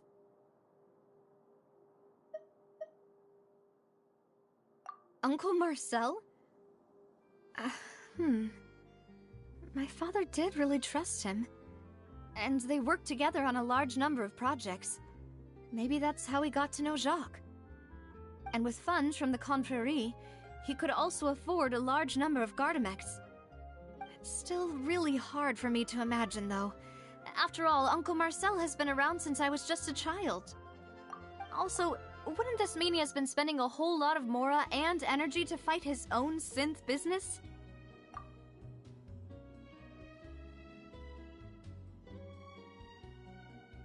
Florent? It is true that he was closest to my father, and thus had the best chance of learning about his dealings with Jacques.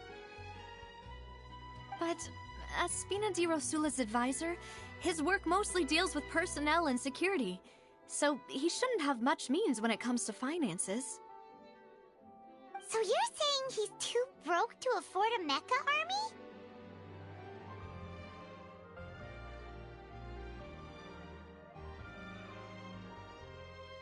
Exactly. He can't. And even if he could, I don't think he would be able to dispatch a whole group so quickly.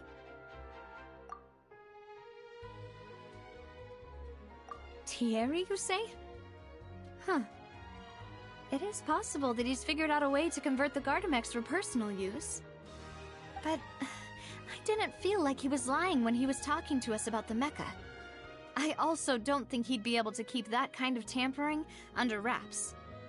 Yeah, had he actually tampered with the mecha, we'd be able to prove it with a simple check of the guard's inventory. If the mecha were taken from the guards, it should be pretty easy to find out when and how that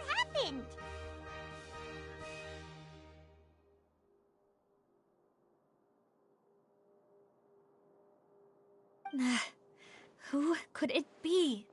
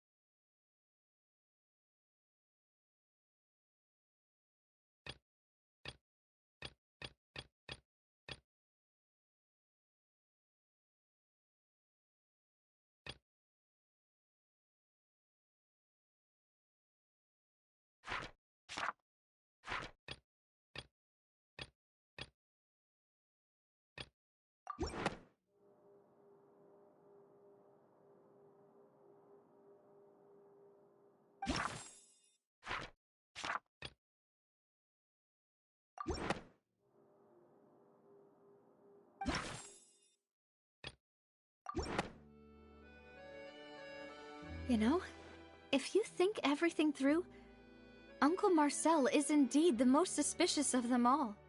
Could we be missing other suspects? Malus didn't know about the people turning into water thing when he narrowed it down to these 3, did he? Malus has always been very reliable, and his judgment of others' trustworthiness has been fair and well considered. When he laid out his case for the 3, the rationale he gave me made a lot of sense as well. The suspect is knowledgeable about the Spina's internal affairs, has the means to dispatch Mecha to assassinate us, and possesses significant intellect and foresight. Even if I don't want to believe it, I'm starting to see how things could all tie back to Uncle Marcel. Well, we still have another trump card on top of all the theorizing and speculating. Yes, Malus did say that charging straight in there would be extremely risky, but we don't have any other options right now. We need far more solid proof before we can hope to go charging in on our enemy. Navia, here you are. Oh, I've been looking for you. Huh? Aren't you the guy from the guards? Did something happen? Yeah. News came from Irenaeus just after you left. We've got another trial on our hands. Wasn't that place built specifically for holding trials? What's so newsworthy about this one? I know. But they said the person they're putting on trial is a Fatui harbinger called Tartaglia. What? Is that someone you know? Yeah, we know him. Maybe even a little too well. Well, he's been accused of being the true culprit behind the serial disappearances case. Wait, how? None of our investigations have had anything to do with him. That's what I thought was strange about it, so I came to tell you the news right away. If the charge against him stands, then it'll be next to impossible to get the guards to support any of our planned investigations. Right, because they'll think they've already found the culprit. Yeah, and it'll be a lot harder then to clear Mr. Callus's name. I understand. Well, partner, what do you think we should do? We still haven't found any conclusive evidence.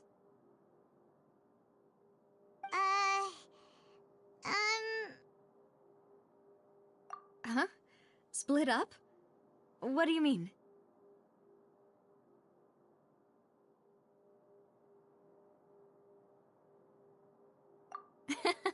Just since this is a trial about the serial disappearances case, the culprit's attention will be focused on Irenaeus, leaving his home base wide open. You're right. This is our best opportunity. All right then, let's do— I won't have any chance of making that charge stick though, unless we find more evidence. It'll be up to you to make it back in time and hand the decisive evidence to me. We'll help you, just like you helped us in Linny's trial. Demoiselle, please allow us to accompany you. I'm ready.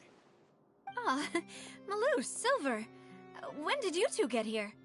We heard that you'll be leaving Poisson and figured that you might require our assistance. It's our hope that your confidence will be bolstered with the two of us by your side. Thank you so much. Then, let's make haste for Irenaeus. Paimon, Traveler, I'll see you at the Opera House.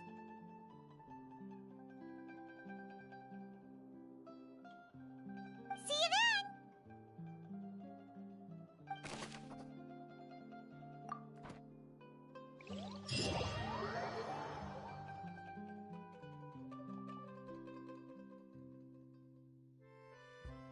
Now that Navia has set out for Irenaeus, we should also get going. The location has already been marked on the map, so let's head over. Huh. According to Malus's info, the synth production base is underwater. Let's go and try to find the entrance.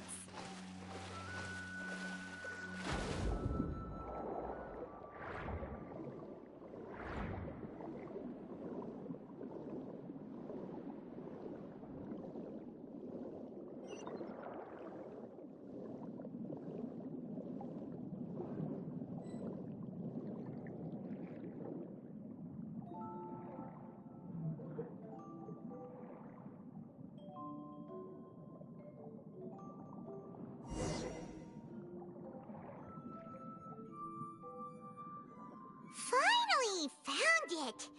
Huh. So this is the entrance that leads to the synth production base. It sure doesn't seem out of the ordinary at all. Ah, you're right. An important place like this is bound to have a ton of protective measures and mechanisms. Navia's probably arguing up a storm right now to stall for us.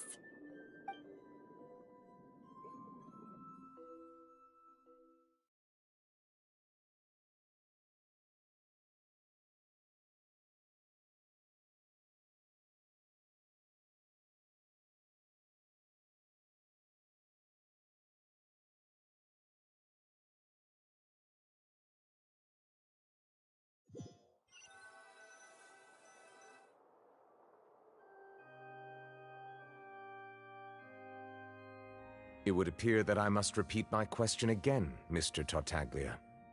Do you accept the charge that you are the true culprit behind the serial disappearances case? To be perfectly honest, I don't understand your country's complicated court system, or the reason why I'm being charged with something I've never even heard of. However, I did hear that people who have been charged can choose to participate in a duel to clear their name. Is that right?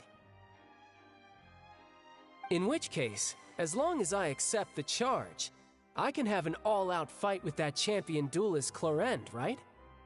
I've got to admit, that's one of the most enticing offers I've ever received. When I privately sparred with her last time, she was obviously holding back.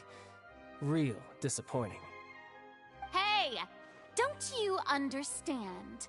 You're currently the prime suspect for a major case. This isn't the place for you to be looking for fights. Oh? Sounds like the Hydro Archon wants to lecture me on the ways of the Opera House. Then why don't you duel me too? I'm the kind of student that learns best in the heat of battle.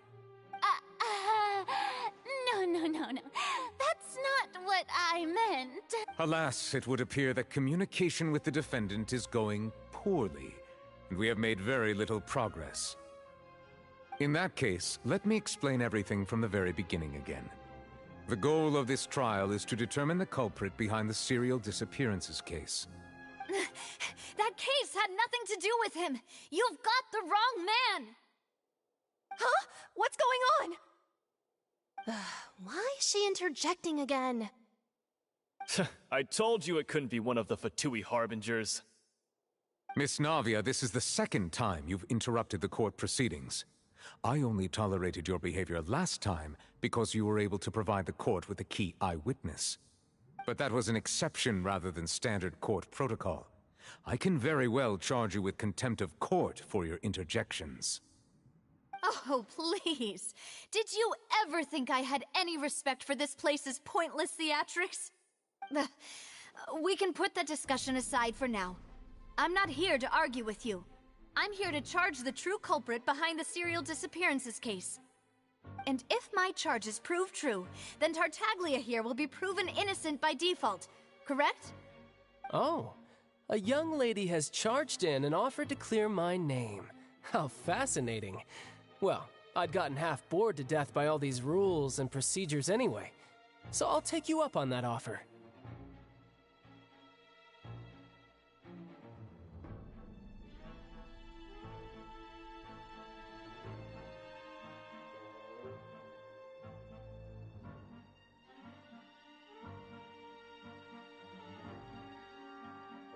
So, Your Honor, is there nothing else for me to do now?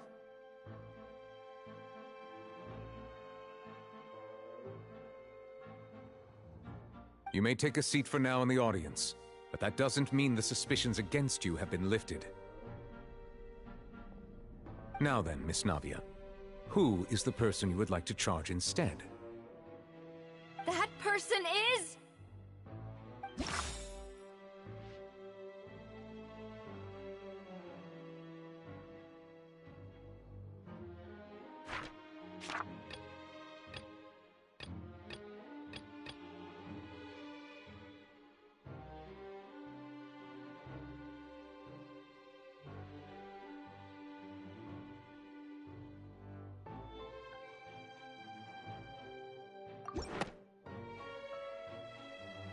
Marcel, the head of Confrérie of Cabrières! Huh? What confrérie? Never heard of them in my life. I've heard of them, but weren't they Spina di Rosula's sister organization? Oh, is this going to be a friends to enemies type situation?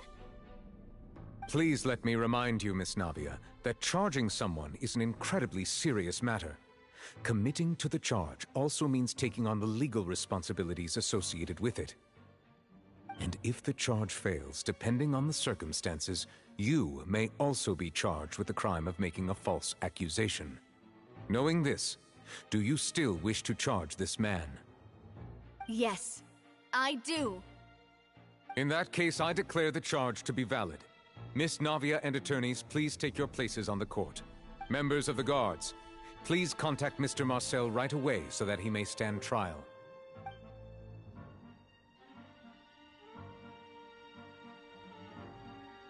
Mr. Marcel, you will not require an attorney.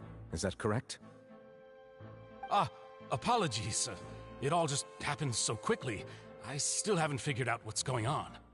I think an attorney won't be necessary. This is probably just a misunderstanding between me and Navia. Very well. In that case, since both sides have now arrived, Miss Navia, please present your charges.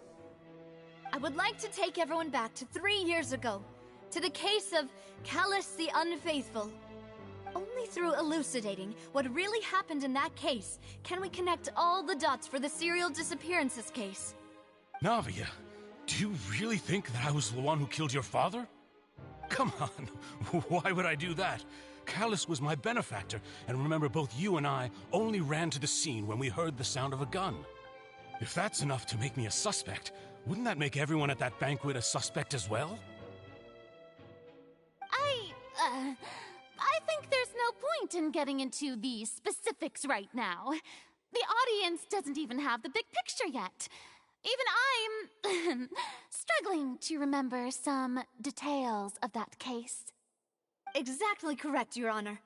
I must refresh everyone's memory about that case before I can explain my charge and reasoning. I see. In which case, I will recount the findings about that case as originally recorded by Maison Gardiennage.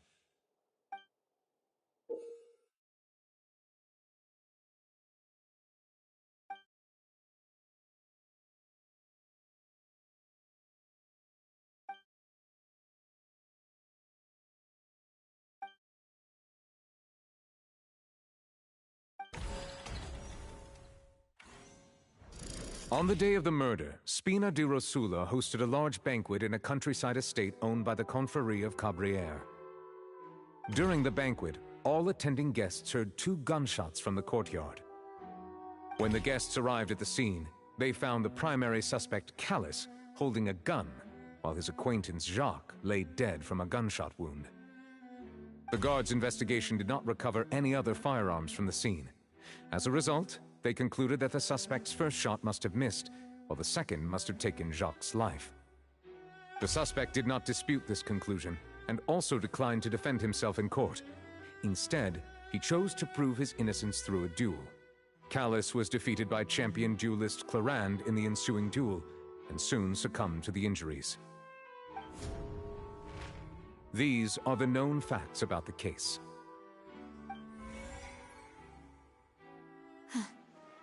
The one with the motive to kill was Jacques, not my father. And even so, Jacques still had no reason to pull the trigger. In truth, the third person shot Jacques first, and was shot in turn by my father when my father seized the gun from him. After that, the true culprit turned the third person into water, erasing all traces of him from the scene. Thank you for the summary, Your Honor. Of course, the guard's conclusion appeared quite sensible to us at the time. However, we should revisit the case now that we've gained new information about the abilities of water from the primordial sea.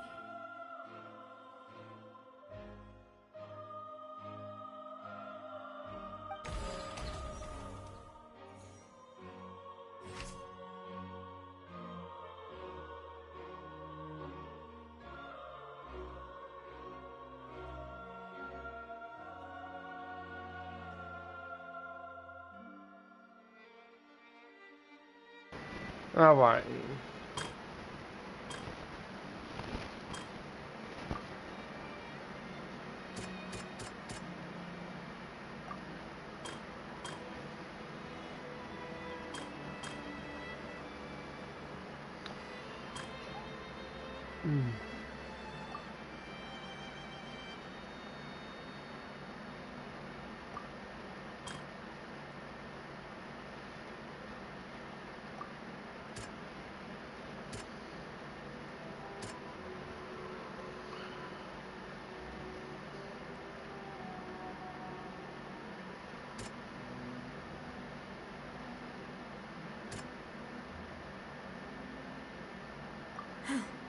Something's not right. Okay. Something's not right. Let me think for a little while longer.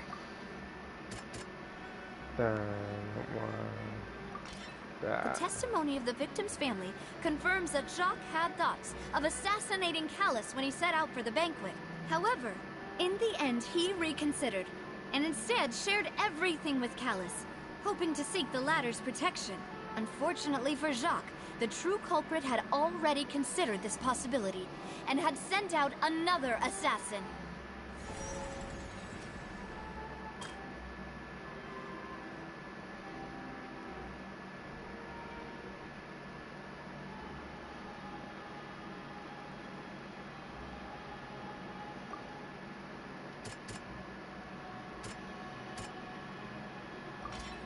This assassin first shot Jacques, then turned to shoot Callus, only for Callus to wrestle the gun from him and kill him instead.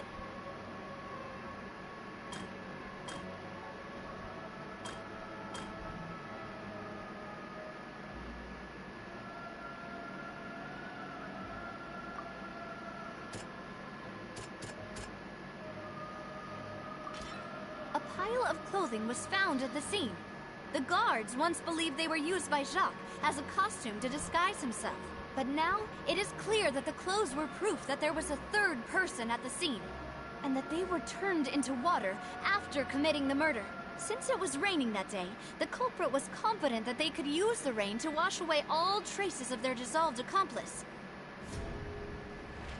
Realizing this, the true culprit caused the hired assassin to dissolve into water, leading everyone to believe Callus was responsible for Jacques' murder. This is the true version of events.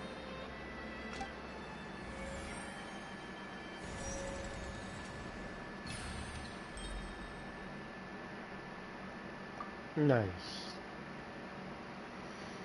Okay, back to being That's what happened. Wait, you're telling me something as dangerous as water from the primordial sea has been used for all these years? What a great theory. It also explains Callus's and Jacques' respective motives. I guess they didn't shoot each other after all. Mr. Marcel, you are the one being charged with the crime. You should provide a rebuttal if you wish to prove your innocence. Ah, but I think I agree with everything Navia just said. In fact, there was nothing in her speech that directly implicated me. Then, may I ask some questions? In my opinion, we primarily need to determine two things. One, do you have the evidence to back up your claims? I'm afraid not. At least not at this very moment. Boo! If you don't have any evidence, you should just go home! I may not have the evidence with me, but I know where I could go to collect it. If we look up the deserted clothes against a record of people who went missing around the same time, we should be able to find a match.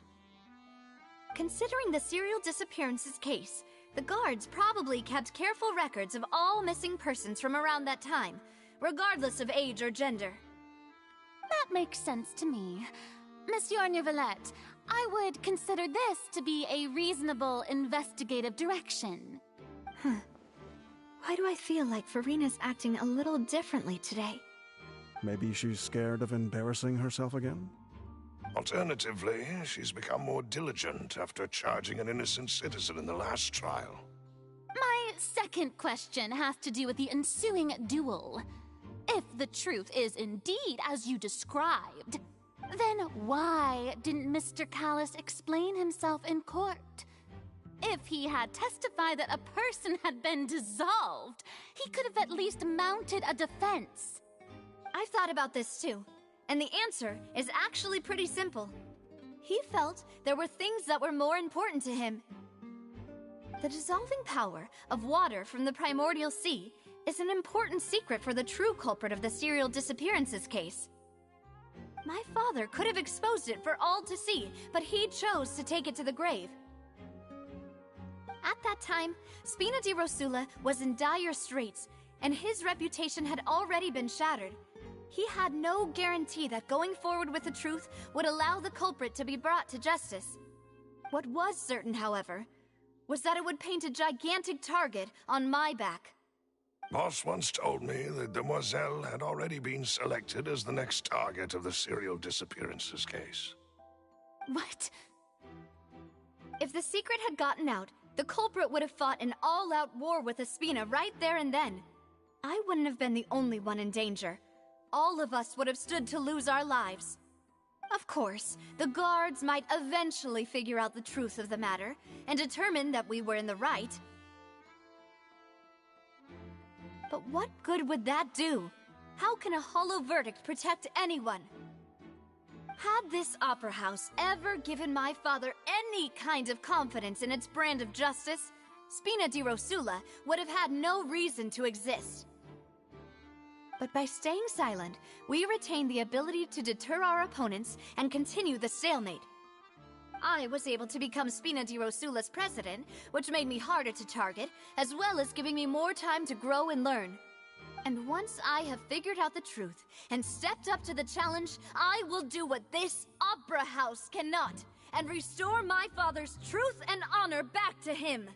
So, you mean to say, your father intended to die in the duelist's ring? That's right. Do you have any proof? Of course.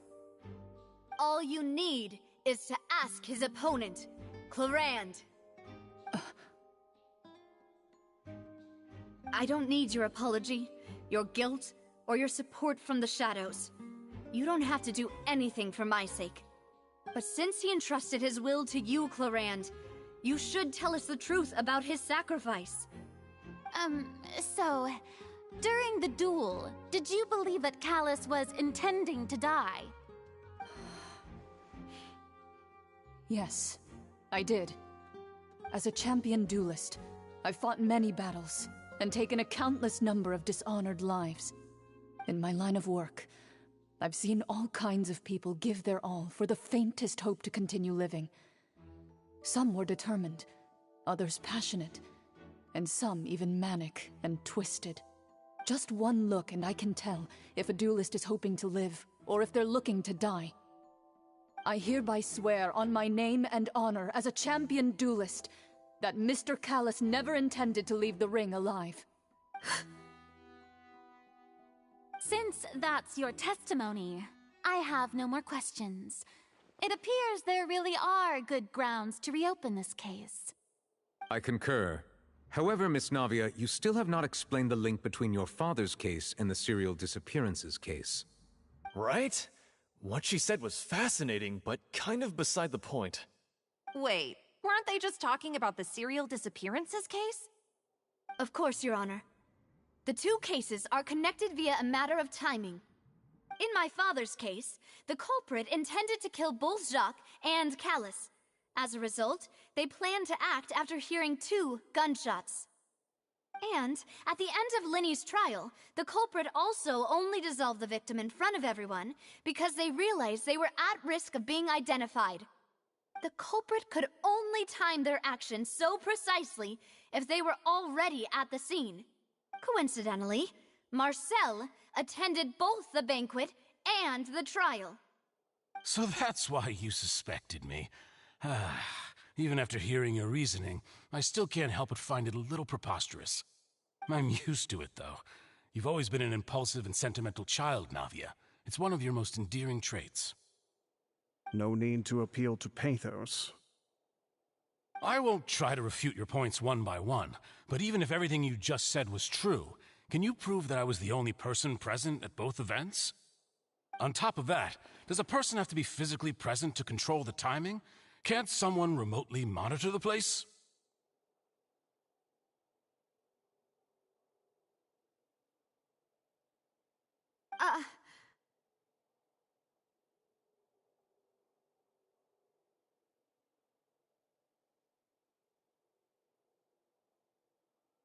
Don't know what she can say to that. I know that even with that, you might still think you can reduce the list of suspects with some further investigations, until I'm the only one left on the list. Alas, who won't feel at least a little hurt by an accusation of murder from a girl you see as your own daughter? But if I were to dismiss this completely, you'd also think I'm not being considerate of your feelings. Ah well, let Uncle Marcel teach you another lesson. Do you know what the biggest flaw in your reasoning is? I suppose you're gonna tell me anyways. Hold on. Hey, Wolf.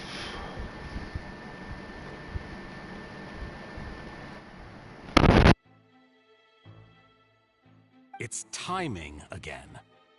I'm a businessman by trade. From that standpoint, there's no reason for me to kidnap young women. It's a high-risk action with nothing to gain. In addition, I left my home in Snezhnaya when I was young to come to Poisson and work in some trade. My business only thrived when I received Callus's patronage. But the disappearances began before I ever stepped foot in Fontaine. I do apologize, demoiselle. This was my mistake. No, it's not your fault. I'm sure he had come prepared. Is there anything else you'd like to say? Would you like to check the date of my first business license against the first known case of the serial disappearances? You can also take a look at my border entry records, or ask my friends and family when I left Snezhnaya for the first time. Could those records and testimonies do something to appease the unspeakable anguish in your heart? Seems like she got the wrong guy. At this rate, Navia will be convicted for falsely accusing him. I think you've done a superb job of dissecting your father's feelings as he neared the end of his life. But aren't you going against all of his wishes and expectations right now? He wished for you to become more rational, collected, and conscientious, instead of dwelling only on your own feelings. Once you've learned to be more considerate of others' feelings, and to stop rushing headlong into things, you'd have met most of his expectations. This isn't just about me, and it never has been. The biggest difference between me and the rest of the victims is that I still have the ability to search for the truth, while that same agency has long been taken from them. The people whose families were destroyed by synth abuse, the people who lost their loved ones to the serial disappearances, and the people who suffered tragic ends due to their sense of justice. Many people's images are flashing before my eyes. I'm sure some are coming to those of you in the audience as well. And whose image do you see, Marcel? Is it a man named Vacher? Huh. Oh, so you do know that name. I'm merely surprised you'd suddenly say the name of someone I've never even heard of. I was waiting for you to say that.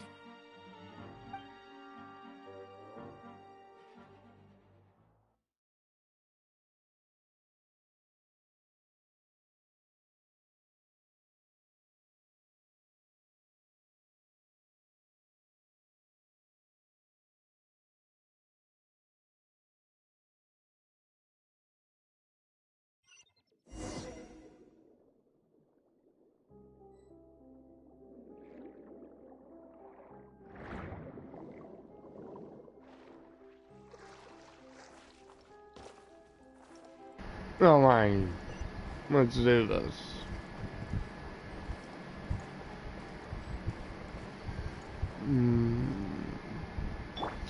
We should be fine with Illusion.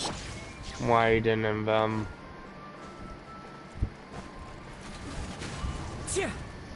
Fallen leaves, adorn my night!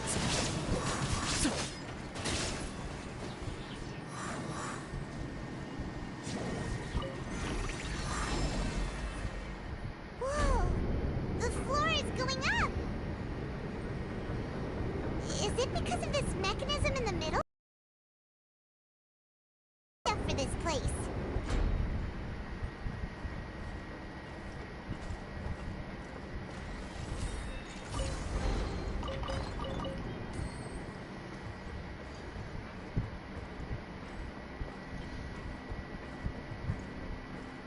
Paimon thinks we need to go up, but Paimon doesn't see a way.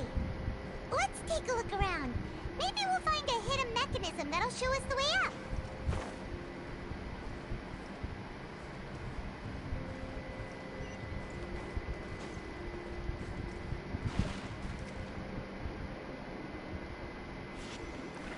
Give.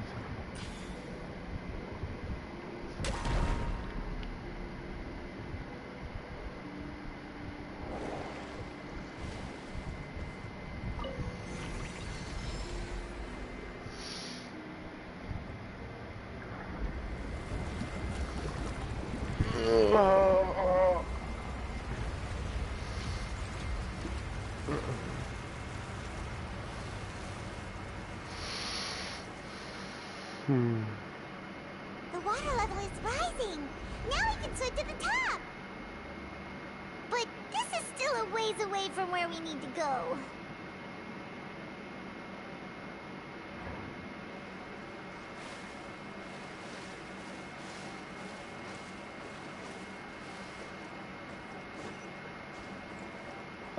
Hold on, guys. BRB.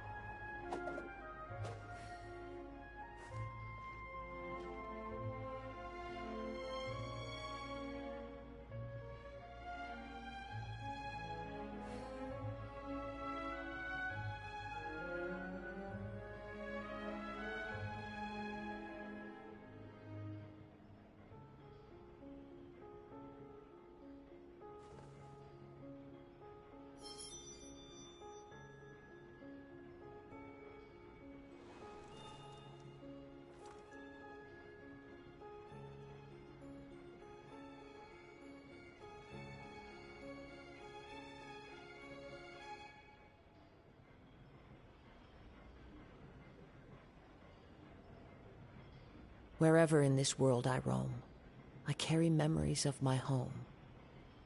This blade, it is the last link I have to the land of my birth.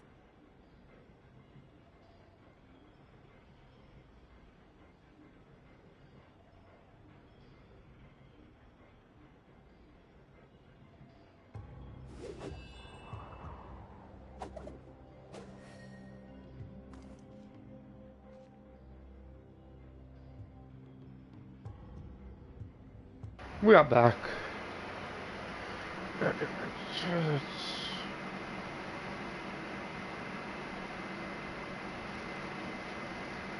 Alright, let's proceed onwards, everyone.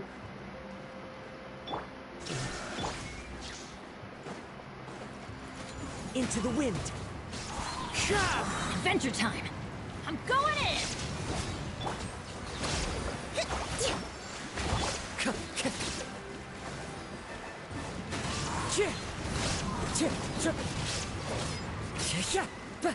Off we go. Let's light it up.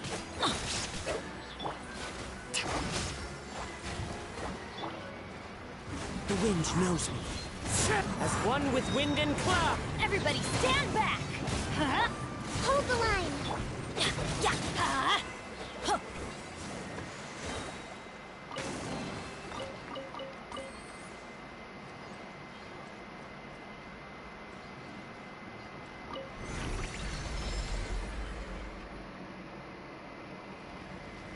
Oh, man.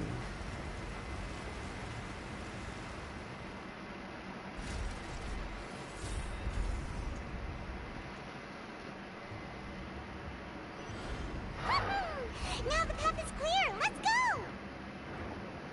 Right.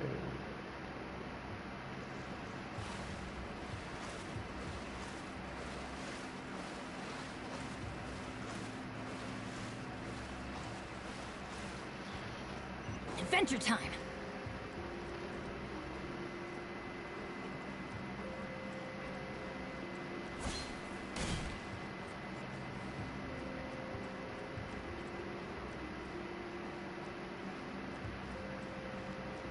There is no it.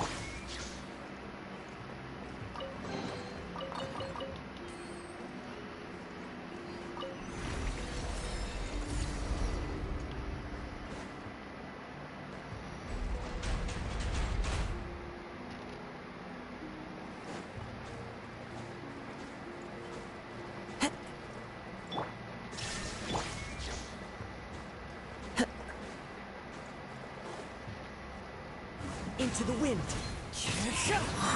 Fallen leaves. Adorn my... I'm going in. Let's light it. Torn to oblivion.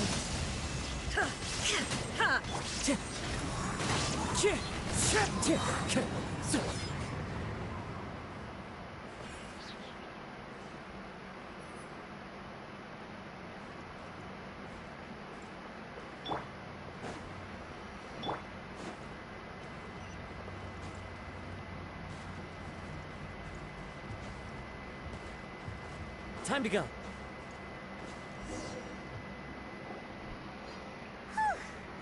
After all that, we finally made it to the innermost sanctum. Though, as expected, the mastermind isn't here. That's right. Then let's hurry up and find some evidence so we can get back to the Opera House and help Navia.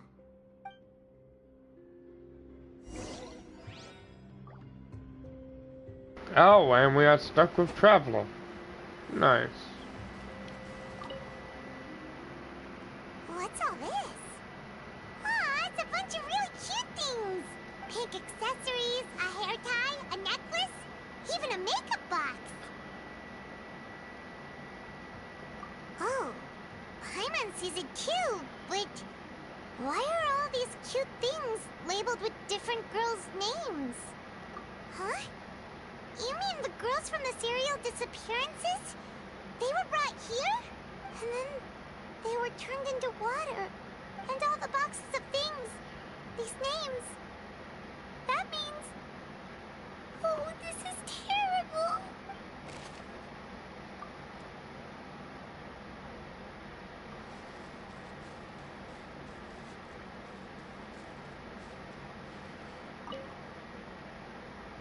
Let's see what's written here.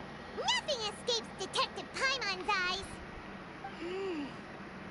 Callus. Navia's father. Oh, this seems to be an investigation report on him.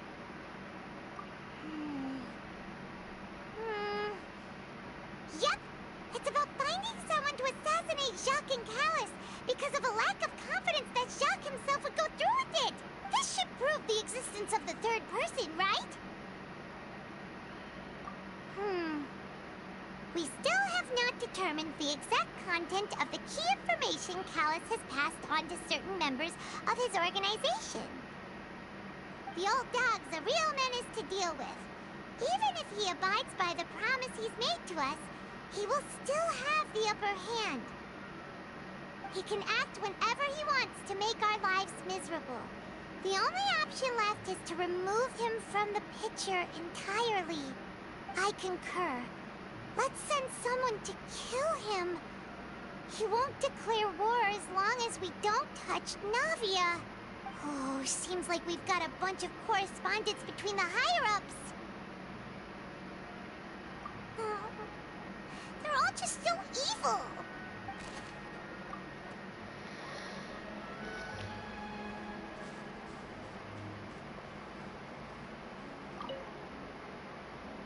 Oh, look! There's an important-looking basin over here, and it's full of water. That means this is where they make all the synth, and that special water is the main ingredient. If you dilute it with normal water, you'll get synth, but the pure stuff can dissolve a human. Paimon will take notes on this incriminating evidence.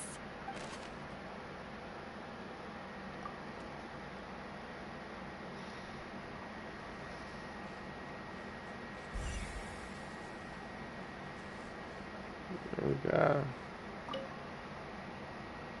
What's this over here? Looks like some kind of place for research. Hold on, guys. I will be back. I gotta check on the...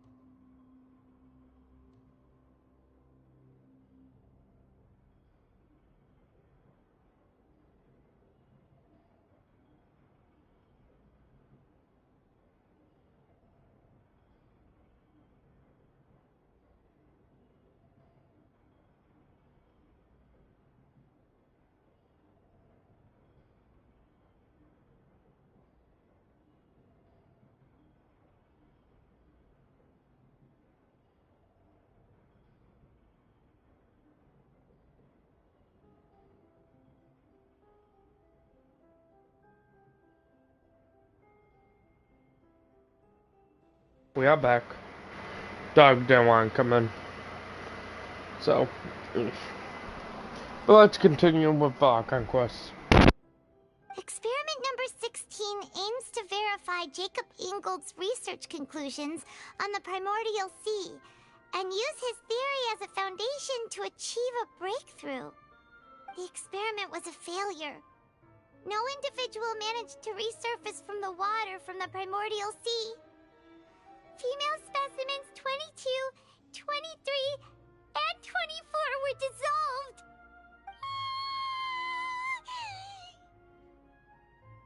Sorry, Traveler. Paimon will try her best. It's just that Paimon's never read something so scary before.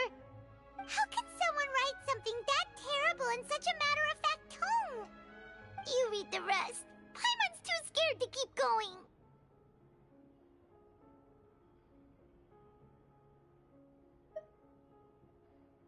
So that's why he did all of these experiments. But did he really think he'd be able to find a way just by dissolving people over and over? That's just insane! Huh? Isn't that the name you heard by the fountain?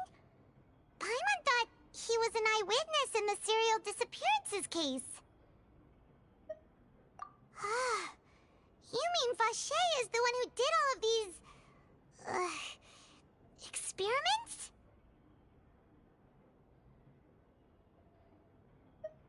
So that's it! Vache was no victim, but personally took his lover and...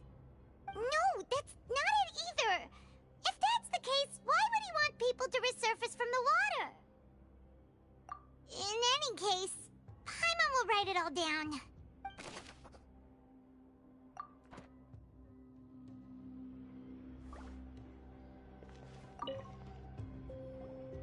Whoa! There's so much synth here! And so many bottles of ingredients that probably just contain the waters of the primordial sea.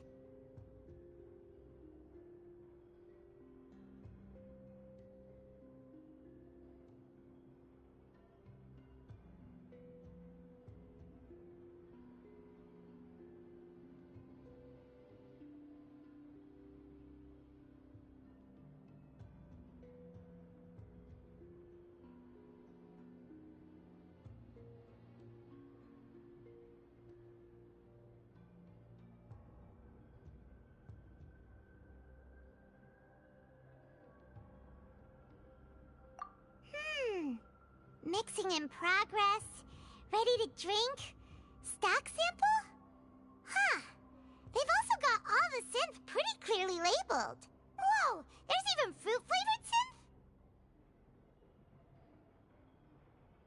Yep, it's super obvious.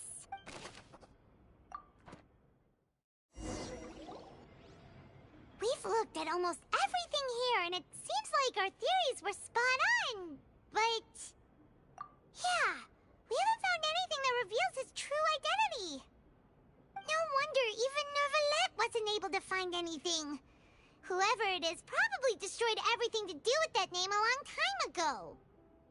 That way, even if we bring all this back to the opera, we won't be able to identify the true culprit. Sure thing. Paimon won't admit defeat to this guy either.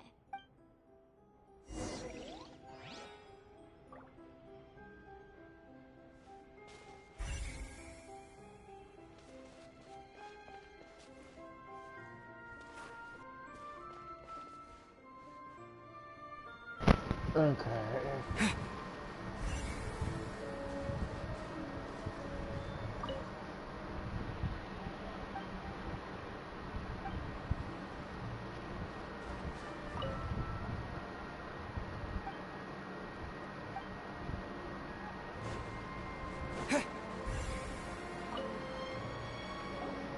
You take that side and Paimon will take this side. Check everything carefully. We'll find something for sure.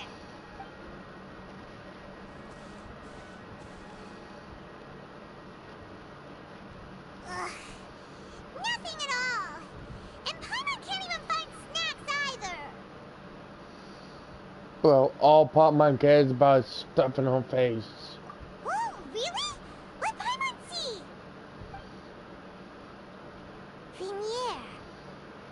Vache's lover's name? Then you found her diary. Let's see! Aw, it's just a normal diary chronicling their love story. She was so sweet, too. Oh, Paimon feels even worse for her now.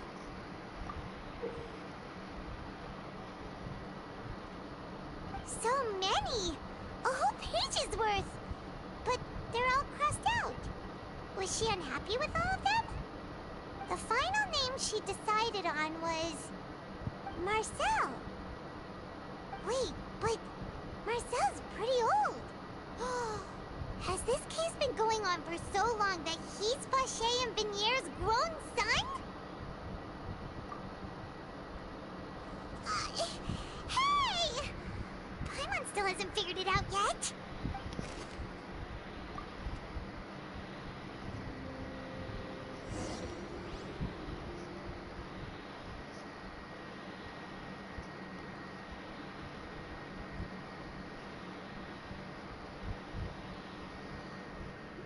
Alright guys, we are gonna go ahead and mute.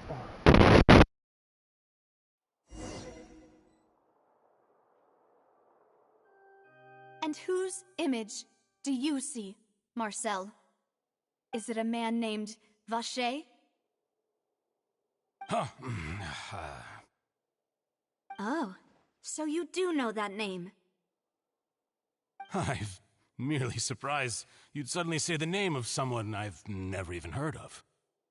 I was waiting for you to say that. Navia! We're back! As expected of my partner. I just knew you'd return in the nick of time. Just how often do you intend to flout the rules of this court? It's all right, Monsieur Neuvillette. Given their confidence, I expect they've found the crucial evidence.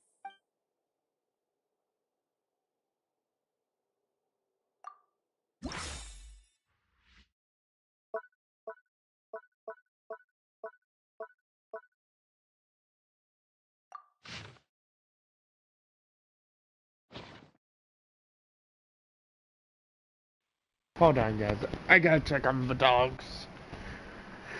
They're currently outside, so be right back.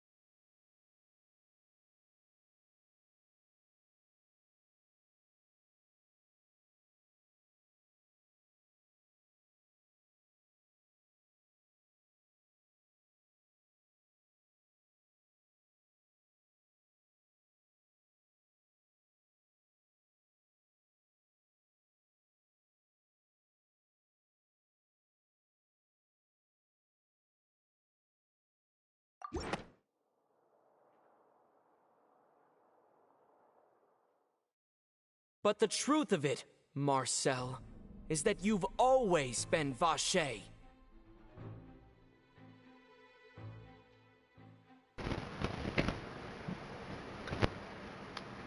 Okay, of course we get to hear the traveler talk again.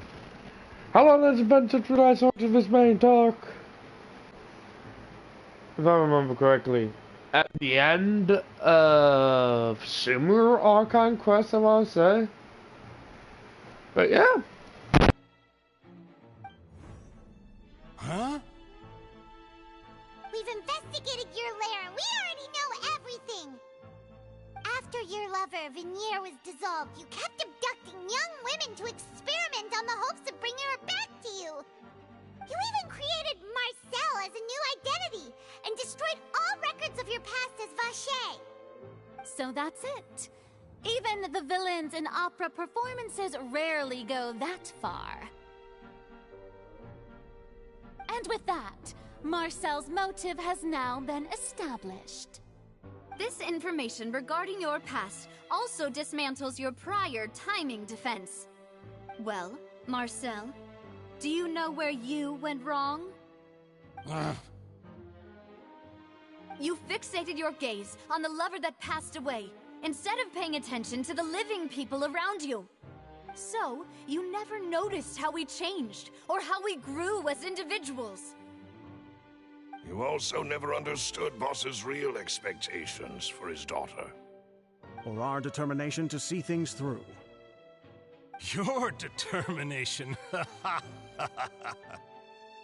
Mr. Marcel, please speak up now if you would like to defend yourself. Otherwise, the trial will move on to the next stage. Do you really think I wanted to do any of this? Pay attention to you? What for? Have you ever paid attention to me? Ever empathized with my pain? Ever known how it feels to watch the love of your life dissolve right in front of your eyes? No one helped me. No one even believed me. All those decades ago, even the officers from the Maison Gardiennage were laughing at me. They said there's no way a human being can turn into water. So I must have gone mad from grief. Vignier's death was brushed away by all of you as if it didn't matter at all. Well, now you know, don't you? Ha! Well, it's too late now. All those who were dissolved are gone forever. You only have yourselves to blame. You set up this ornate opera house in pursuit of your so-called justice, your beloved drama, while turning a blind eye to the suffering of the people. Vignier is dead. We promised each other that we would always be together. Wherever she goes, I will follow. But I'm not from this blasted place, so I can't be dissolved, no matter what I do. Hey, is that water from the primordial sea that he's drinking? I can't dissolve! Can't dissolve! Can't dissolve! Do you all see? I can't go, I can't follow. So if I can't go where she is, what choice do I have but to try to bring her back? I did all of that, and in the end, that accursed Callus still got the better of me. I spent my entire life living on pins and needles, only to get stabbed by his idiot daughter at the very end. The suspect is exhibiting signs of mental distress. Guards, please restrain him. Don't touch me! Don't anybody come near me! I still need to save Vignier. A promise. We made a promise. Vignier. Vignier! Please, Vignier. Don't think badly of me. All I want to do is fulfill our promise. At this point, the verdict of this trial is clear. With Mr. Marcel's conviction, the charges against Mr. Tartaglia no longer have any basis. Fine by me. I was in a bad mood, but after a show like that, I'm actually feeling pretty good. Traveler, please submit all the evidence you have collected to the guards, so that I might review and summarize the truth behind the serial disappearances case. The man now known as Marcel was originally named Vacher and worked as an adventurer with his partner and lover Vignier. During an underwater expedition, Vignier accidentally came into contact with water from the primordial sea and was dissolved in front of Vacher as a result. Vacher learned of the primordial water's existence through the work of others and began to kidnap young women for research, with the goal of discovering a method to restore Vignier back to life. To cover his tracks, he invented the new alias of Marcel and began to operate a business in Poisson. During the course of his research, Vacher discovered that a diluted concoction of water from the primordial sea can induce feelings of euphoria, and began to manufacture and market synth. However, as he accumulated wealth to fund his continued research and expanded the scope, he came into conflict with Spina di Rosula. After exchanging blows with Spina di Rosula for many years, Vacher decided to assassinate their president Callus at a banquet. Although the assassination did not go as Vacher expected, he was able to turn Callus into the murder suspect by dissolving the assassin he sent to the scene. And just recently, Vacher attempted to frame Linny as the culprit of the serial disappearances case, using a similar method. However, his attempt to frame Linny failed, and the power of water from the primordial sea became public knowledge.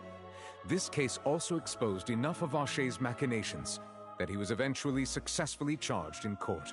Thus concludes the enigmatic history of the serial disappearances case, with the truth revealed to all.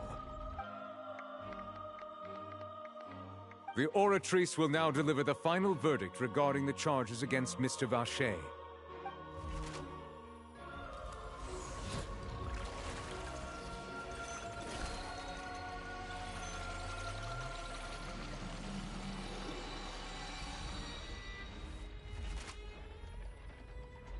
According to the judgment of the Oratrice Mécanique d'Analyse Cardinale, Mr. Vacher is guilty. Guards! Take Vacher away. Good. It's what he deserves. With that, the serial disappearances case is over now. We really just witnessed history. Who would have thought the true culprit would be such a polite and well-spoken guy? Yippee! We helped Navia bring the bad guy to justice! He's hurt so many innocent people and now he's finally getting what he deserves! Huh? Are you okay? Demoiselle, you were absolutely brilliant. The day our late boss had always hoped for has finally come. You can rest easy now, knowing justice has been served. Yeah. It's finally over. It's all thanks to you guys. And my partner. See, Papa? Spina di Rosula's still doing well with me at the helm.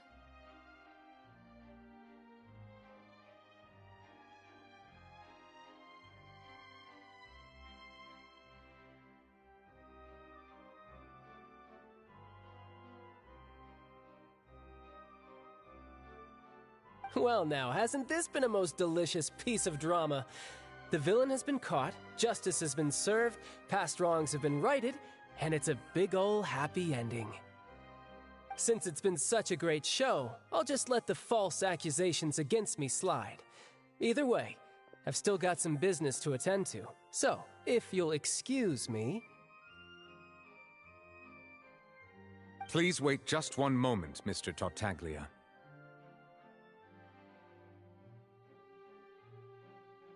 Ugh, what now? None of this has anything to do with me.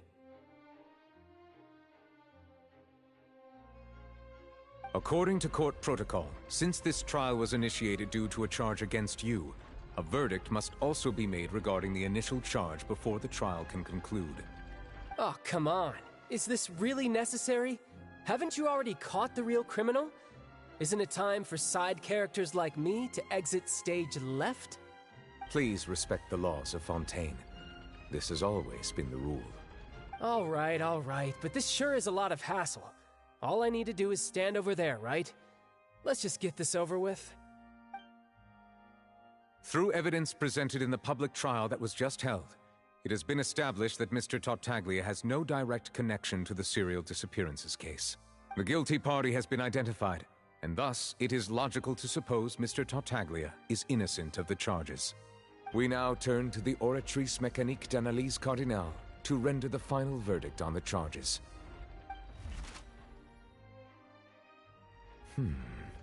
According to the judgment of the Oratrice Mécanique d'Analyse Cardinale, Mr. Tartaglia is guilty.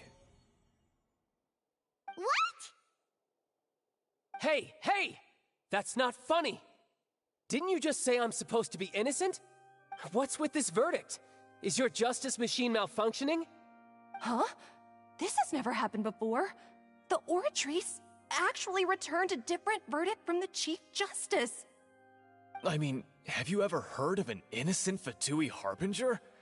Do you think the Oratrice might have just convicted him on general principle? But weren't the charges about the serial disappearances case? No matter what else he's guilty of, it shouldn't affect the verdict in this case, right? The judgment of the Oratrice Mécanique d'Analyse Cardinal is, by law, the final verdict of the court. We must accept the guilty verdict. Guards, please take the suspect into custody per court protocol.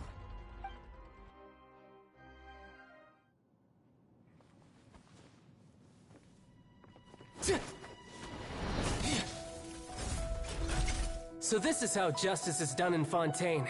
What a joke. You've got your rules. Well, I've got mine too!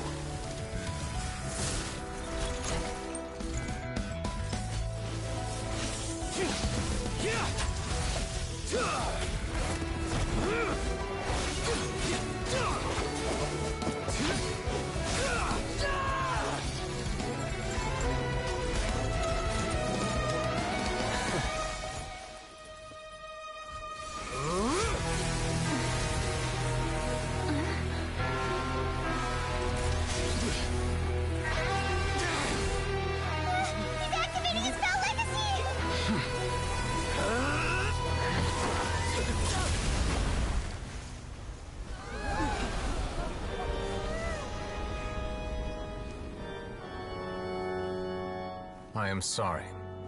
If you have been wronged, we will find the truth. But the rules of the court must be upheld.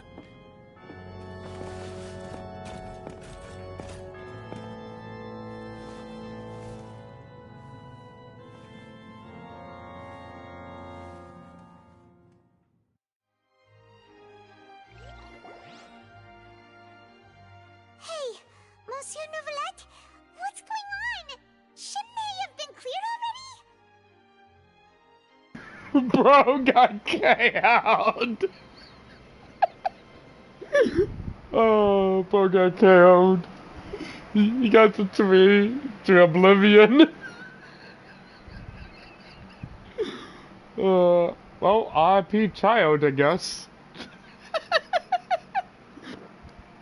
Oh, man. Alright, let's continue. Apologies. This is also the first time I've encountered such a situation. However, according to the rules established at the conception of Fontaine's court system, the Oratrice's judgment is the final verdict of the court.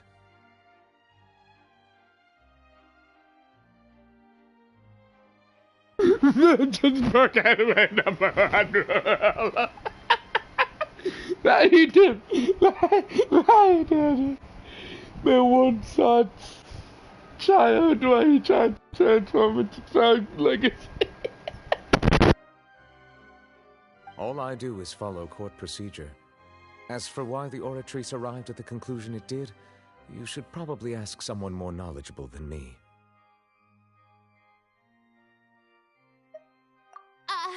Why are you looking at me? I had nothing to do with it! I don't know what happened there either! Hey, stop staring at me! What does Lady Farina mean by that? She says she has no idea either, but that's impossible. Didn't she create the Oratrice herself?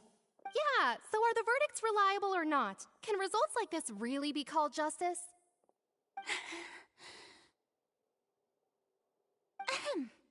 My dearest citizens, did you really think we'd allow an incorrect verdict to be handed out in this court? Did you really believe that the judgment could be mistaken or be the result of some sort of random mishap? Don't tell me you thought even I had been blindsided by the Oratrice's result. But the way she looked just now, it was pretty obvious she had no idea what was going on.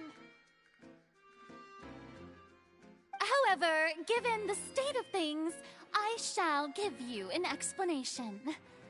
Everything that just took place, including my supposed shock and bafflement, was a part of an elaborate performance, with every action meant to stir up drama and excitement. And, of course. For every performance, there is a script. Everything has unfolded exactly as I expected from the very beginning. As the embodiment of the very concept of justice, the Oratrice shall never render an arbitrary judgment! If you thought Child had nothing to do with the serial disappearances case, it is only because you've been blinded by the superficial appearance of innocence. Everything he's done, not to mention the danger he poses, are beyond ordinary comprehension and completely unforgivable! All shall be revealed in time. You will come to understand my noble intentions, as well as the absolute correctness of the Oratrice's verdict.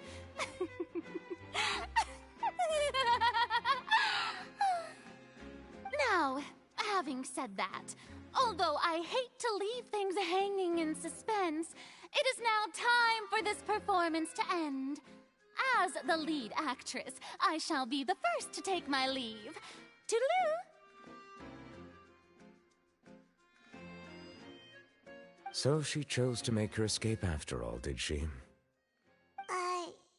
So you're saying we shouldn't put much stock into what she just said?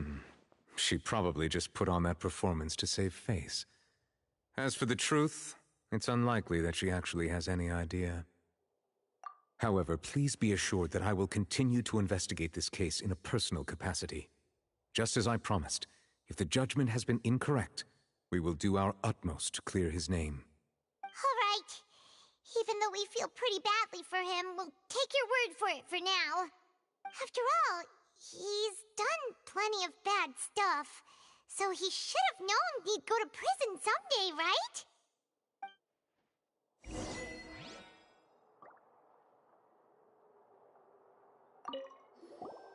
Oh, Monsieur Neuvillette!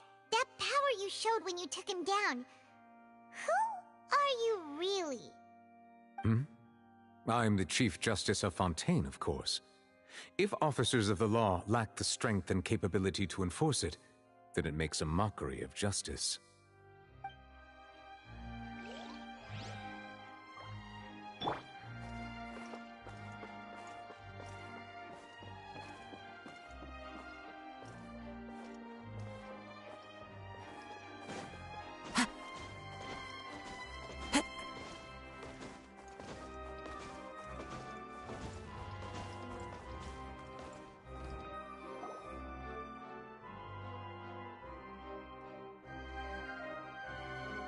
Hey, what are you doing? Quick, stop him!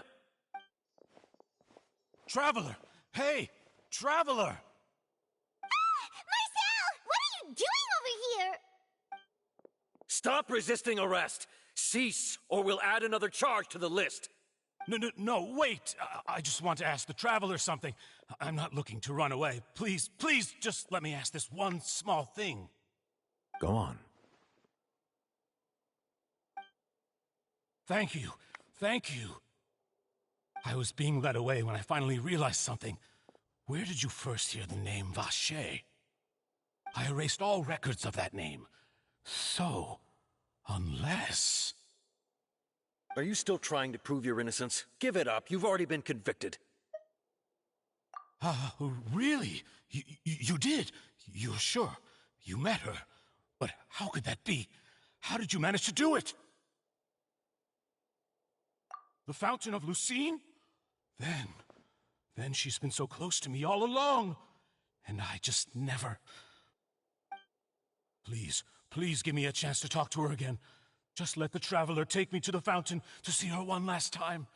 This is the last request I'll ever make in my life. You can do whatever you want to me afterwards.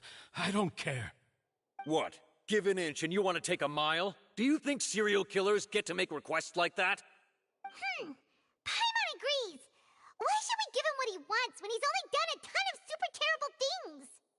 This request, is it worth as much to you as your life? Of course! Wait, no. It's worth even more than my life. Humans, will they betray the instinct to live just to satisfy spiritual needs? Very well. I will grant your request. Your Honor, I fear that... I will go with him. You do not need to worry about any escape. In that case, I shall leave him in your most capable hands, Chief Justice. Thank you, Your Honor.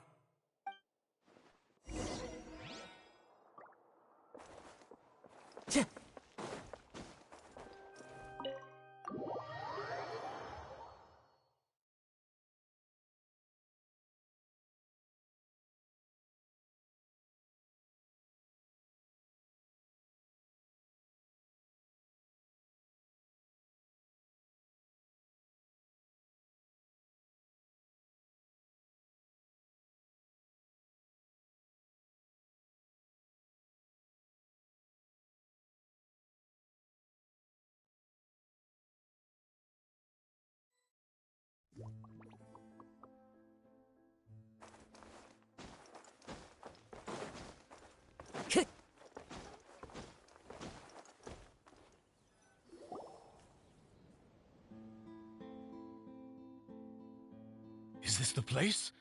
You said she's here, but what do I need to do to see her?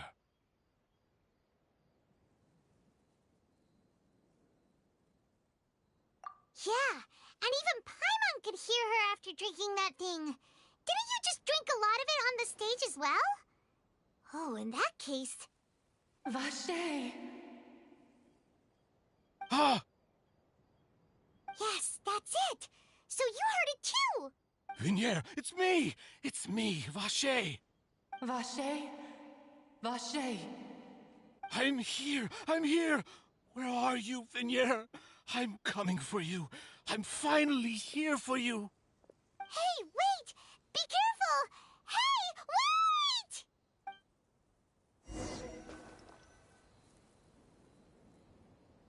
Vinier, is that you? It's me, Vache! Vinier! Vache? Why did you come? Didn't I say? You don't need to look for me. You look a lot older than I remember. How long has it been?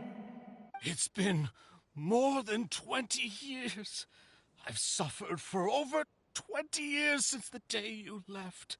All this time, only the thought of bringing you back has kept me alive. Nothing else mattered to me. I must be dreaming.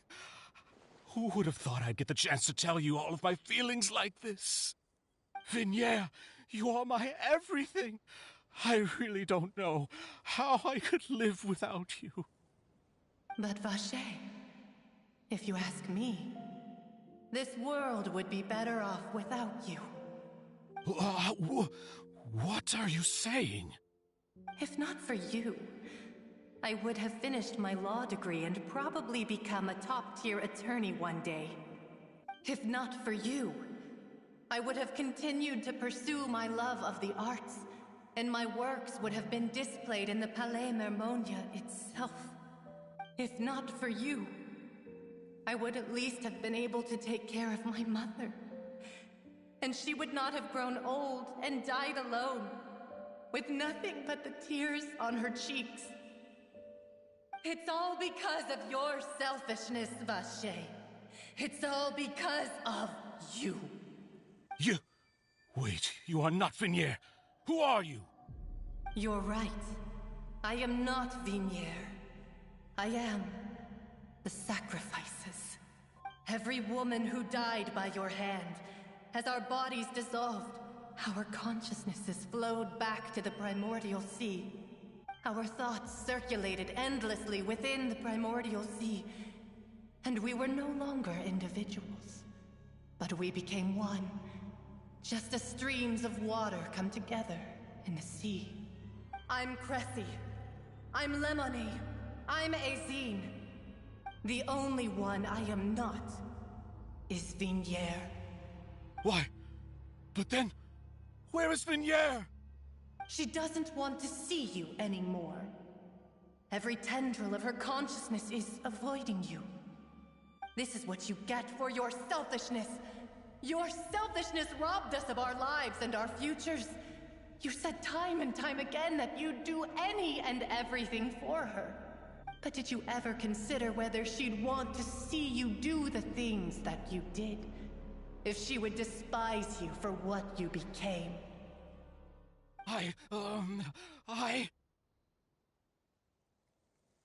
You are a liar, a heartless murderer, and a cowardly narcissist. The only thing you are not is Vigniere's beloved. From the moment your first victim died and her consciousness merged with Vigniere's, she has had nothing but pure hatred for you.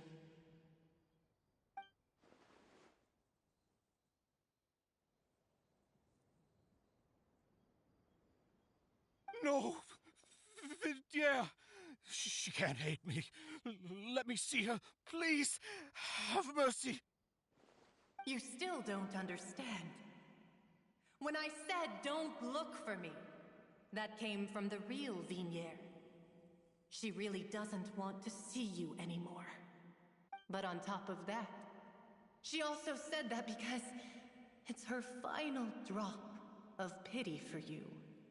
She said that because she knew that if you did come here, we will show no mercy to you. Vache. Vache? Vache. Vache. Vache. Vache. Drown.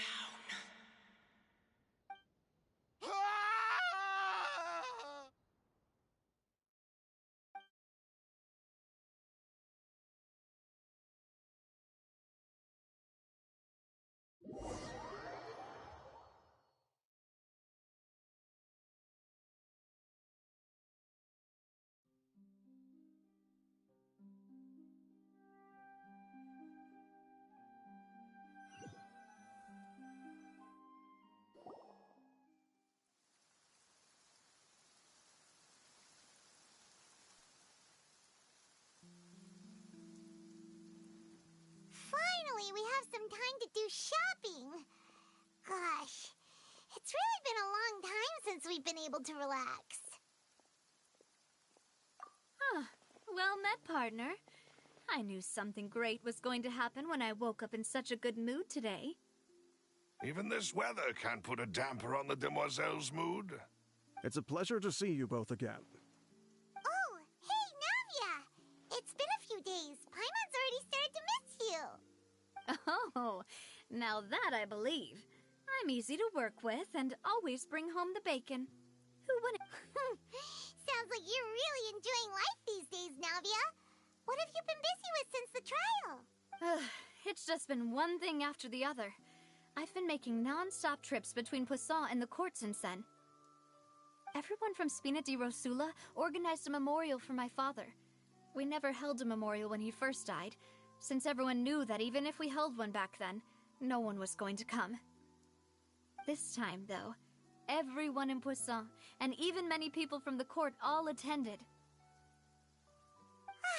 So his name's definitely been cleared now. That's what we like to hear. It's been the dearest wish of Demoiselle all along.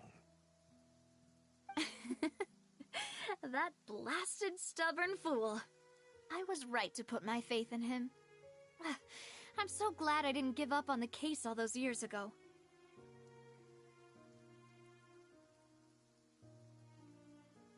Oh, by the way, I ran into Charlotte just after I left the memorial service. Well, maybe it'd be more accurate to say I knew she would be there, and there was no way she'd just let me go. Huh? So you know Charlotte too? The Charlotte? Journalist from the Steambird?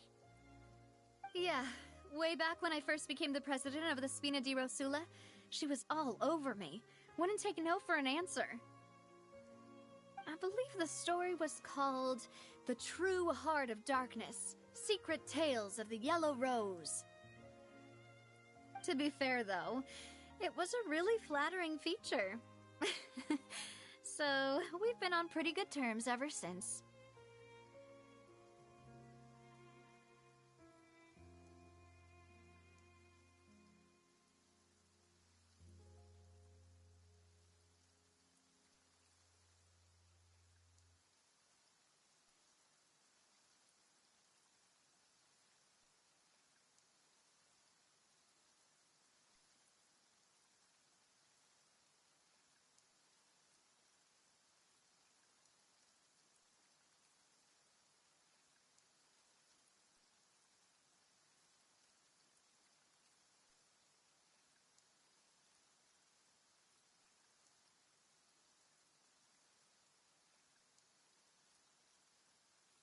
She was trying to lean on our friendship to get me to do an exclusive piece on the serial disappearances case.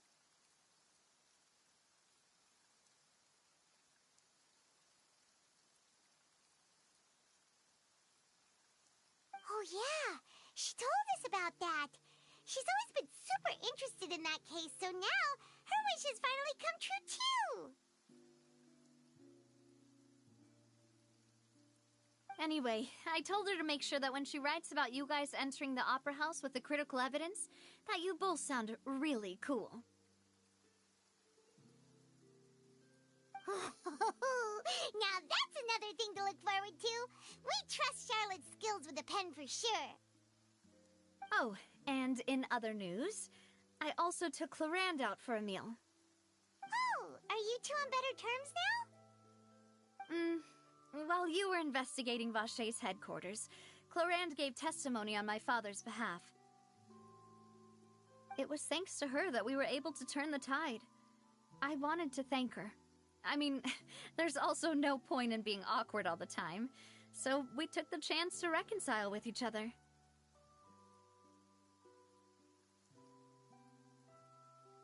Oh, that's great! Paimon also thought Clorand wasn't actually a bad person. It's always good to have more friends. Anyway, now that the case has finally been solved, perhaps it will slowly begin to fade from the public consciousness.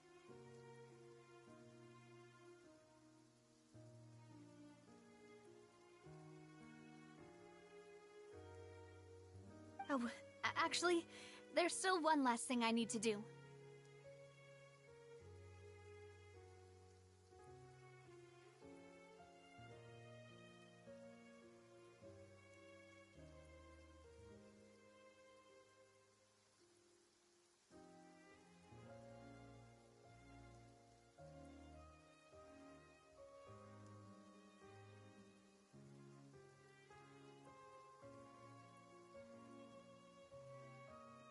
What is it?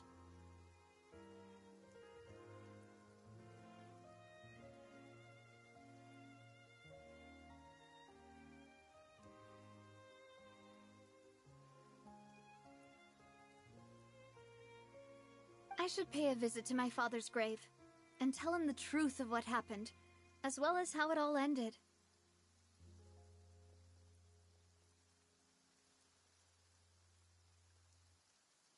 And on top of that, just how much people still look up to him, to this day.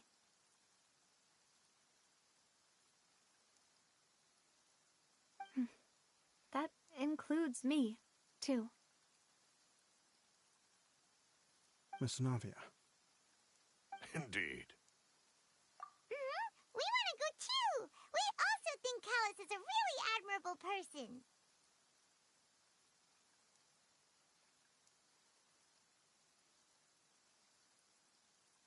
Sure thing. I'd like you two to share the moment with me. After all, without you, there might not have been such a positive ending. Then in that case, everyone, let's be off. Considering the recent weather, we'll be lucky if we can reach Poisson before dark. Yeah, you're right. It's been raining non-stop for a few days now.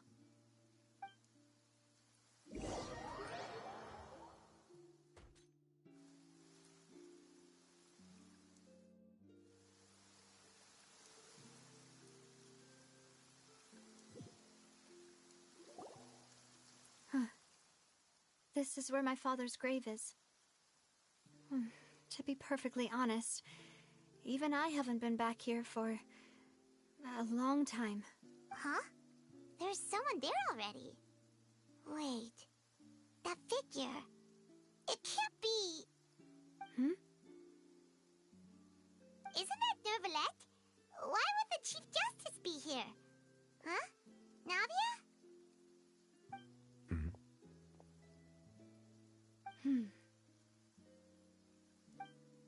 My apologies. I should have asked before coming to pay my respects. Don't say that. Sorry about that. Oh, I was trying to say there's no need for you to apologize. I wanted to show my father how much I've grown, but still, I doubt I've grown to the point that even the Chief Justice would feel compelled to apologize to me over and over. In that case, I will stop apologizing for now. You really could use some pointers on understanding human emotions, Monsieur Neuvillette. In any case, why did you come to Poisson? Well, ever since that day, I've been turning a question over and over in my head. Just what is justice anyway? There was once a time when I didn't want to believe that there could be anything more important to humans than life itself. Oh, rather than that, it's probably more truthful to say of resisting the most basic instinct of living things, that they could rebel against their own nature, or consider certain things to be more important than their own lives. Which is also why I didn't stop your father from beginning that fateful duel. I believed that a truly innocent man would never throw away his life like that. That there was nothing, should have been nothing more important than one's own continued survival. But Mr. Callus proved me utterly and decisively wrong. If not for his sacrifice, the serial disappearances case would have remained unsolved to this day. Mr. Callus made the choice he did for his daughter, for his associates, and for many people completely unrelated to him. And in the end, from a certain perspective, one could say that he did it all for the sake of justice. A justice that's higher than life itself. So, you asked me why I came here. I just wanted to say my apologies to Mr. Callus in person. I should have noticed all of this much sooner. This regret has filled me with a sadness that has haunted me for days. That high and mighty chair in the Opera Epiclese indeed insulates one from many important things. Spina di Rosula, thank you so much for your hard work and perseverance. I'm sorry for being mad at you before. So, you're actually one of those types that's cold on the outside, but pretty thoughtful on the inside, huh? That reminds me of Silver, one of my guys. Sorry about that. Self-expression is not one of my strong suits. Didn't I just say you don't need to apologize? Ah, so Navia and Neuvillette seem to have made their peace as well. Let's not disturb them for now. We can wait till after they're done.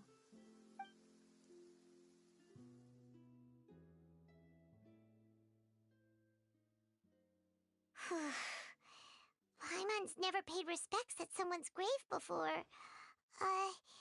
Did Paimon do anything rude there? Huh? Oh, Paimon didn't know that was a thing. But Paimon doesn't know what she would do if she can't fly. Oh no.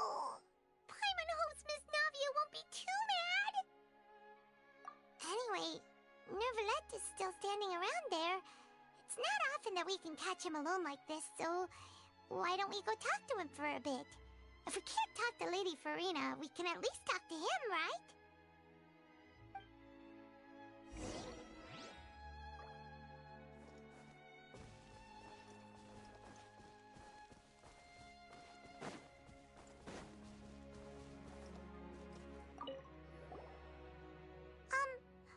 Paimon's really sorry, Navia, but Paimon did something pretty disrespectful just now. What are you saying, Paimon? I don't think I get it. Well, aren't you not supposed to fly around someone's grave? Huh? Who told you that? Hey, Traveler! Why did you mess with Paimon again?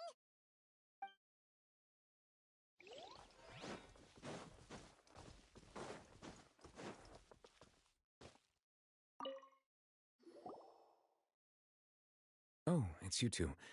Did Miss Navia invite you to come pay your respects to her father? Mm-hmm. We ran into Navia on the streets today, so we just followed her here. I see. Then is there something that I can help you with? Well, it's pretty hard to run into you like this, since you're usually super busy. So we figured we could try to ask you a few questions, if that's okay. Please feel free. Though outsiders, you helped us solve one of the greatest mysteries in Fontaine, and it would be my pleasure to return the favor.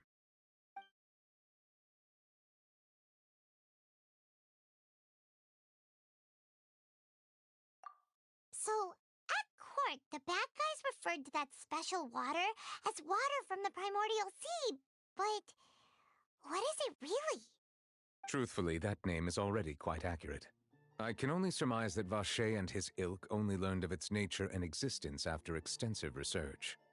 There used to be a special sea on the surface of this planet. The nature of its seawater was rather different from that of the sea we know today.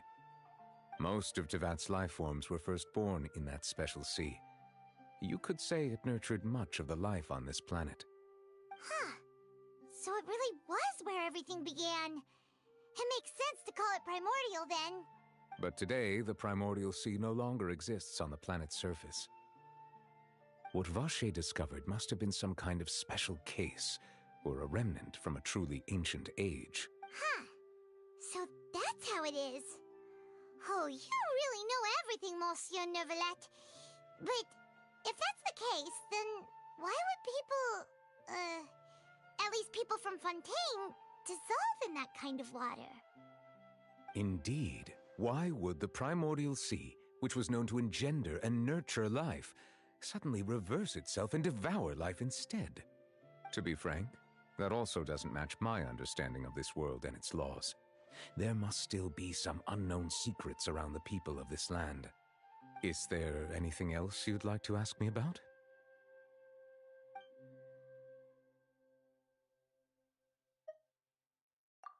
That the sea levels will rise and everyone will be dissolved in water, leaving Furina crying alone on her throne, but the sins of the people will be finally washed away for good. Does that appropriately summarize the version you've heard? That's right! It was Linny that told us back then. And that about covers all the main points. Yes, up to the present, I think we reached a point where we have no choice but to confront this prophecy directly. Rumors have it that this prophecy is rooted in the last words the former Hydro Archon left to the world before she passed away. A prophecy? Of the former Hydro Archon? Wow. This is the first time that we've ever heard of it. 2 parts of the prophecy have already proven correct. The rising sea levels and the ability of the people of Fontaine to be dissolved. We should be more vigilant and stay on the watch for further signs. Speaking of the prophecy, Furina has also always taken it quite seriously. Indeed, she has been collecting information and intelligence from across Tevat for this purpose. If the rumors were true, then perhaps this prophecy is the conundrum left to Furina by her predecessor. But with Furina being the way she is, can we really trust her to solve it? Is there anything else you'd like to ask me about? My apologies. My investigation has still not reached its conclusion. However, I still believe the judgment of the Oratrice was not rendered arbitrarily. Huh? But you also said you thought he was innocent. For many years, I have been quite aware that the Oratrice does not simply mechanically repeat the verdict that I give on each case. As a divinely created mechanism, the people's unified faith in the concept of justice is integrated into it. Not only can it produce the incredible power of indemnitium, but it likely also possesses other traits, such as self-awareness. Which is all to say, I have been prepared for a situation like this for a long time. Huh. So when Linny told us that he heard a human voice from the room where the Oratrice's core is stored... I was not aware such a thing had occurred. Perhaps that could serve to prove my conjecture. I will add that to the list of items to investigate. In any case, I am inclined to believe that the Oratrice does have a methodology all its own. We just do not have enough information. Based on Furina's reaction, I doubt even she had any idea what was going on. She managed to bluff her way through it, though, with her time-tested twin tricks of bravado and drama. While we do intend to get to the bottom of this, for now, we regret to say that the Fatui Harbinger will just have to bide his time in the fortress of Meripede. If we did incorrectly convict him of crimes he did not commit, we will most certainly compensate him to the fullest extent allowed by the law. If you ask Paimon, the only compensation he'll want is a no-holds-barred fight with you. Is there anything else you'd like to ask me about? Your sibling, another blonde-haired traveler. I'm sorry, but I've never seen anyone who matches that description. If she ever stepped foot in Fontaine, I'm sure she followed our laws to the letter, and had no reason to appear on the stage of the opera Epiclese. Is there anything else you'd like to ask me about? Very well. It was my honor to provide you with what answers I could. I very much enjoyed conversing with you. It will soon be time for me to leave this blissful tranquility behind and return to Palais Memornia. You really are super busy, Monsieur Neuvillette. Paimon thought you only came here to pay your respects today because you had the day off. Crime and villainy do not have the day off, and so justice must work around the clock as well. This is merely the nature of a justice's work. All right. You've got a point. Huh? Paimon just noticed that the rain has stopped.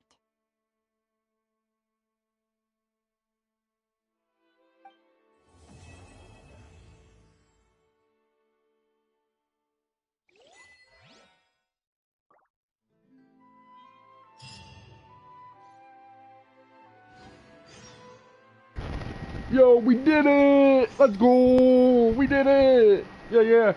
We did it! Woohoo! And we have mail. I didn't even realize. At Christmas Eve or Tanyan's birthday. Nice. Alright. Who's on? Ah, yes.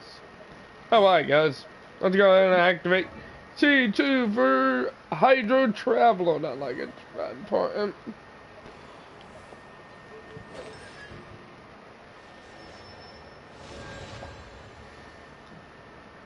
Okay, now we can try that out with...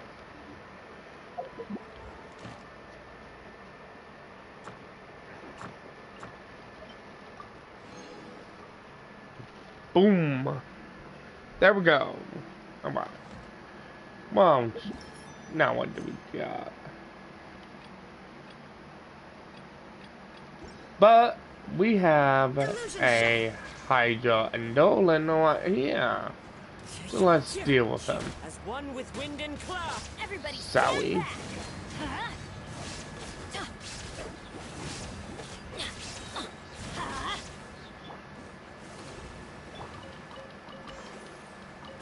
Alright. So let's go ahead and do another Horizon for Adventure.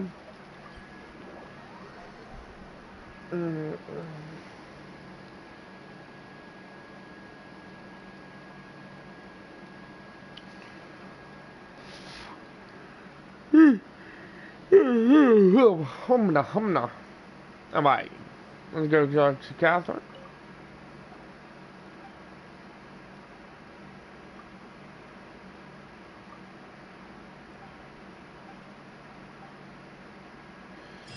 We can now take commissions in Fontaine. Let's go. And then we have one more Steamboy interview. Alright.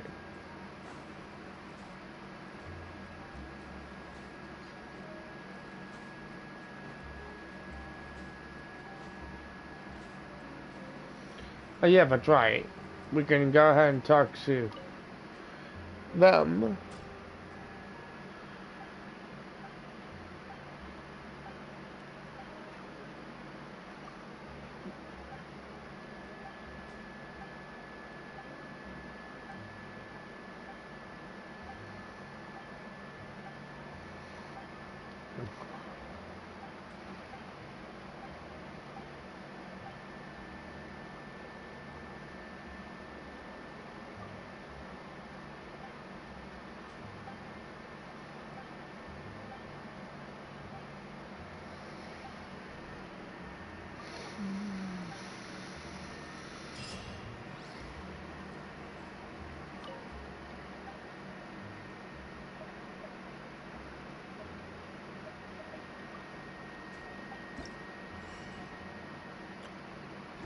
There we go. Off we go.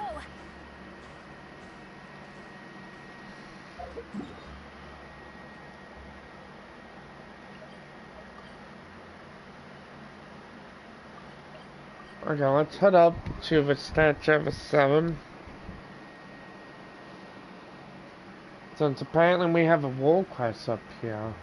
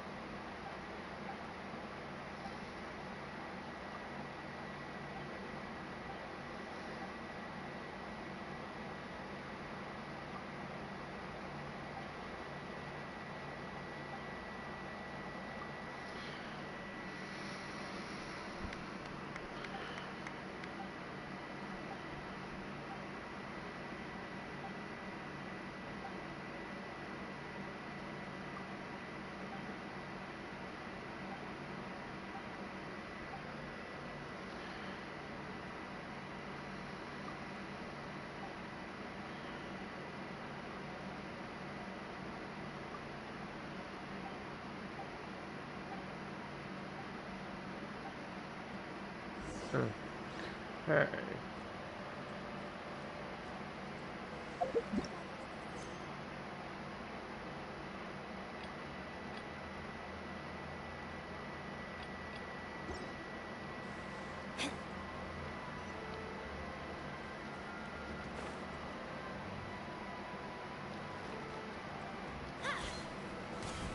Adventure time.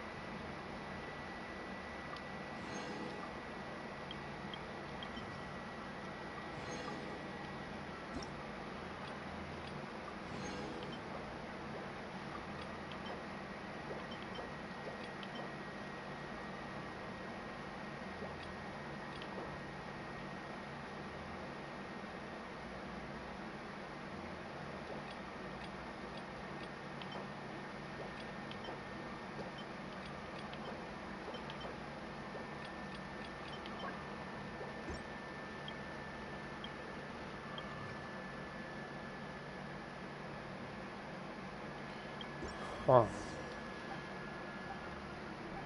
So we got this unlocked now. We got the reputation.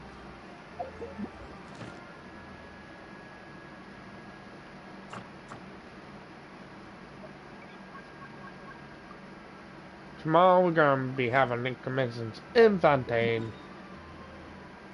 And look at that. We are gonna teleport to this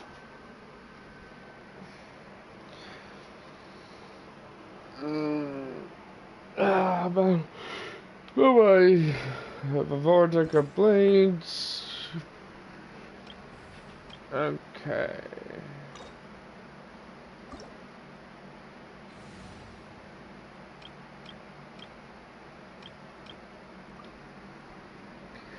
Let's use our Super Bloom team. I just realized this is my first, I think, all of 90 characters. Damn. Another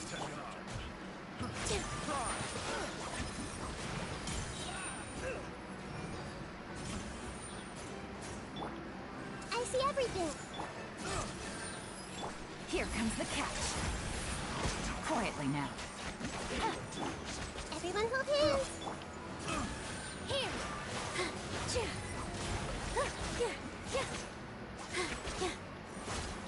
The doctor will see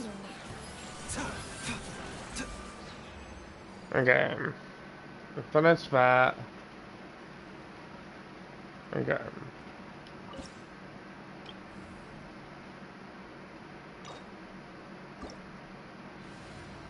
Let's try this. Hey! Throw my string! Things are about to get dicey. Busted.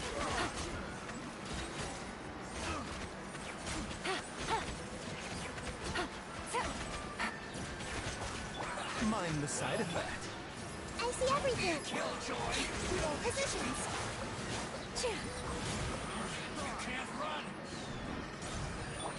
Gotcha. Here comes the catch. Seems like an emergency. A bit of... Hey! All eyes on me! Throw my string. Here. Mind the side effects. Game's up. Fun's over. Busted.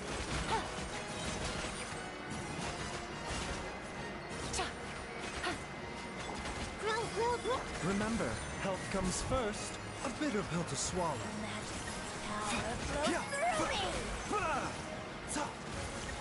Things are about to get dicey.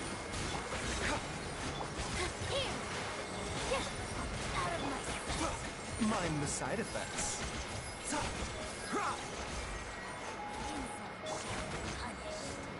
Everyone hold hands. Taking a turn for the better. Dance with the waves. Throw my string. A bitter pill to swallow. Game's up. Fun's over. Come on out. Come on by Zoom.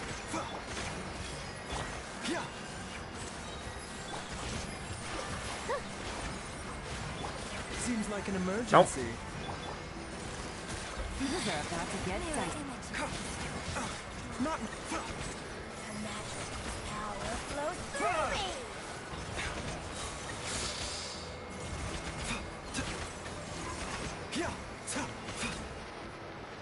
Woo! That was close. That's Super Bloom. There we go. We still have... We still have V2 days to go through.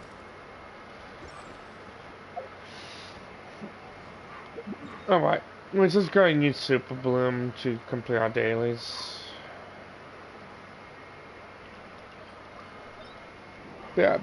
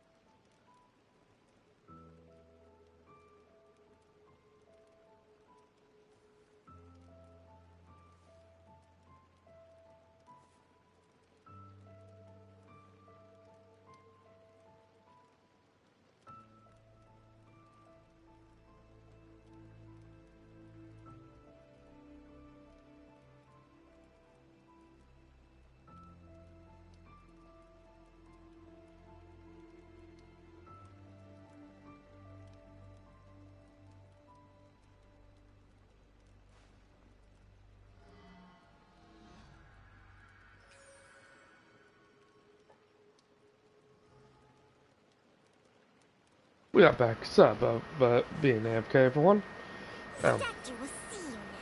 Let's quickly heal. Just in case we have to fight anything.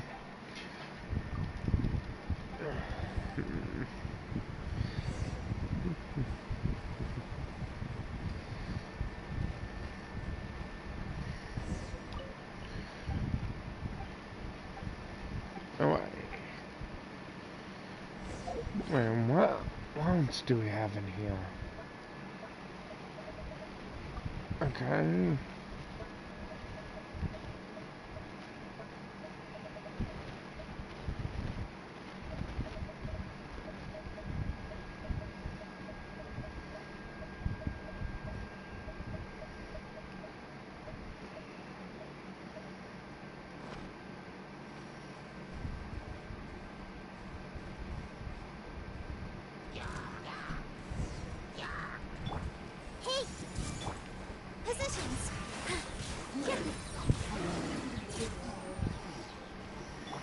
Mind the side effects.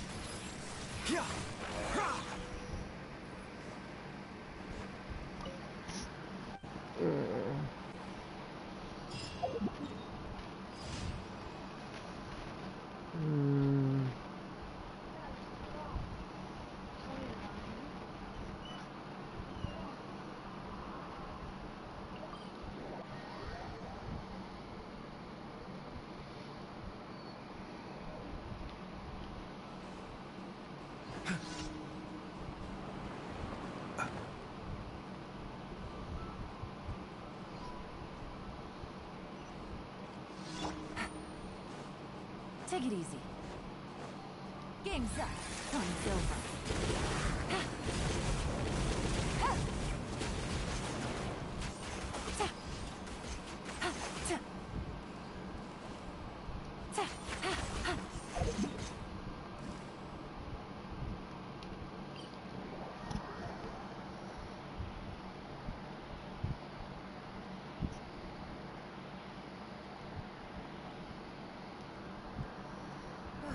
It's getting a little cold.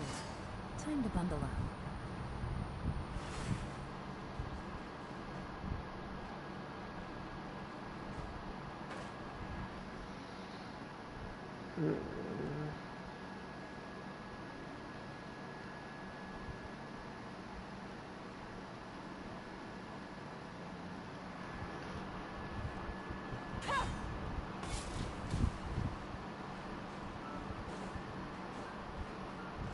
A bitter pill to swallow.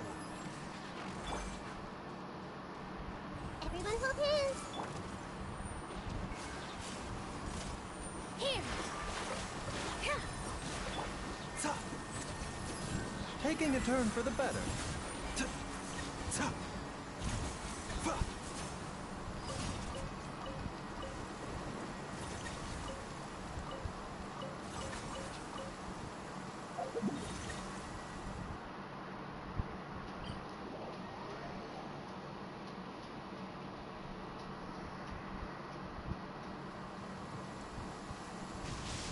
Don't worry. As long as we watch the road ahead. This way, Prince.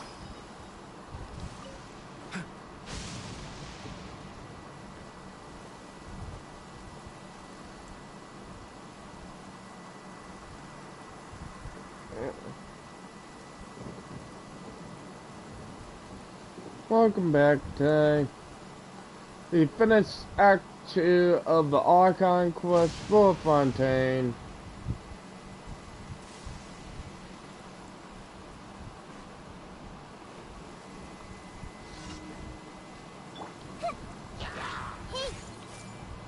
Smart choice there, Ty. Ah. With all my strength. Can we not be present? Seems like an Okay, emergency. bye, Zoom. You know what?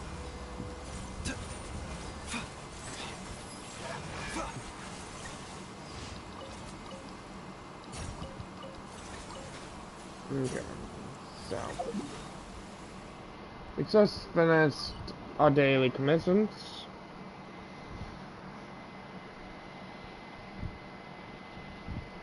Wait, how long have I been live for? Hold on. What lovely weather. Which reminds me, we just Oh received my a batch of goodness. herbs. Don't worry. Even if Chi-Chi forgot to dry out the herbs, Herbal is great. Certainly remember to put them out in the sun. Yes, you're right. I have been playing for 3 hours, or maybe 4 almost. I don't even know at this point. But my goodness. Okay, let's quickly buy out the shop here in Mondstadt.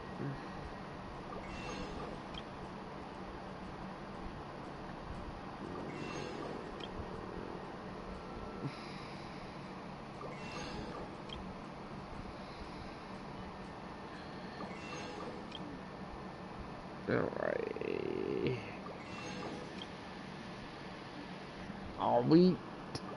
There we go. We bought out all of it. Hey, wait a minute. It's just... Let's run over here. Let's claim our flower.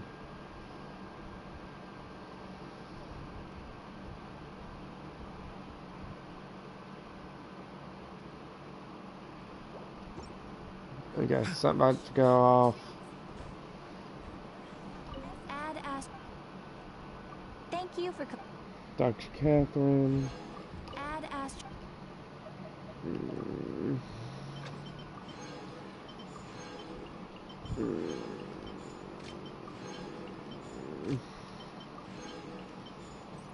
Alright. Time for me to go back to the hellhole I call my blimmin' area. I've been doing. Back to the talent book domain. Woohoo!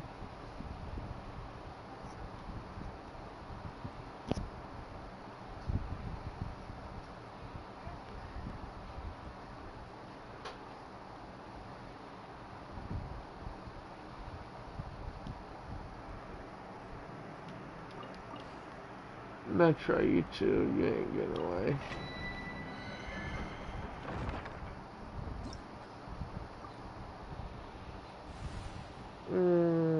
Let's try with Super Bloom.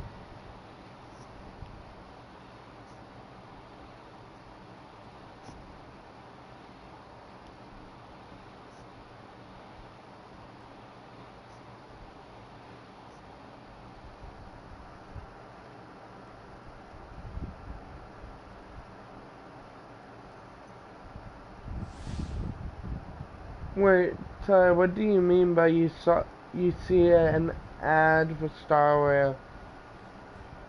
Like when you came back to my train? That shouldn't be possible.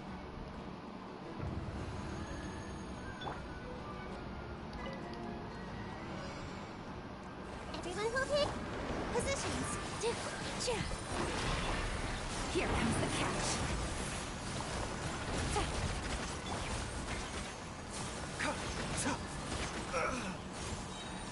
Taking a turn for the better. Mind the side effects. Ah, video popped back. Video popped up. Okay.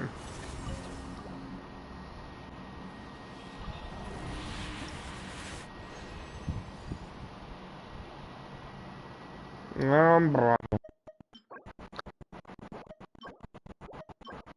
I'm gonna hit 150 silver books for Monday, Thursday books. That's for sure.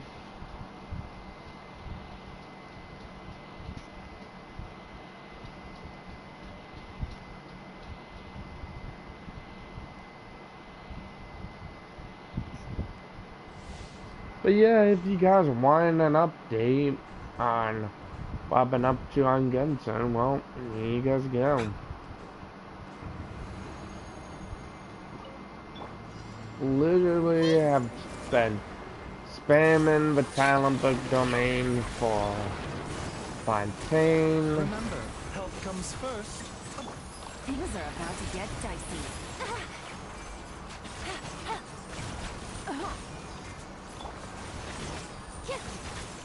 This dance is for you. The doctor will see you now.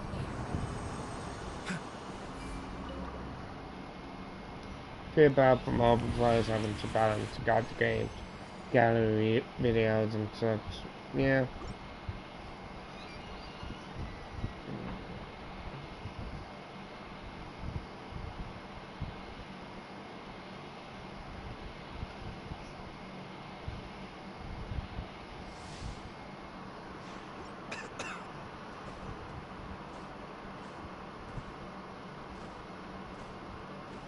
Why, Ty?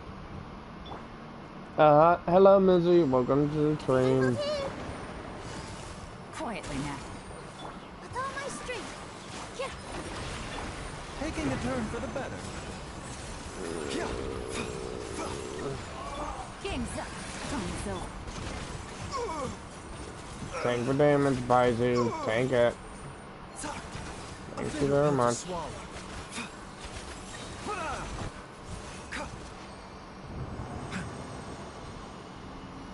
Oh no.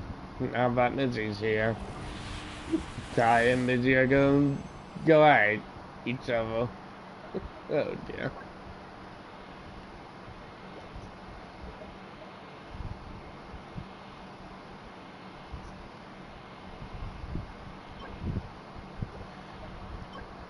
Oh yeah, we're gonna hit 170 for these books already. Hey, caramba.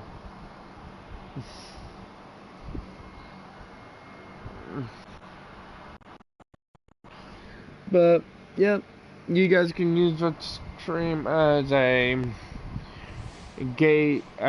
way to see the progress of our farming that we have been doing.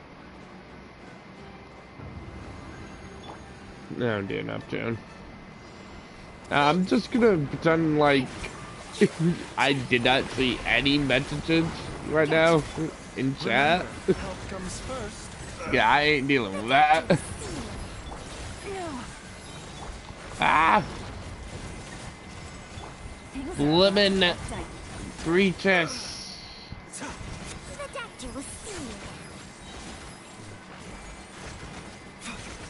Okay, he should die. There we go.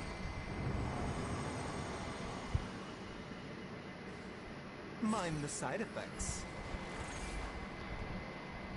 Alright guys, that is our final claim for today.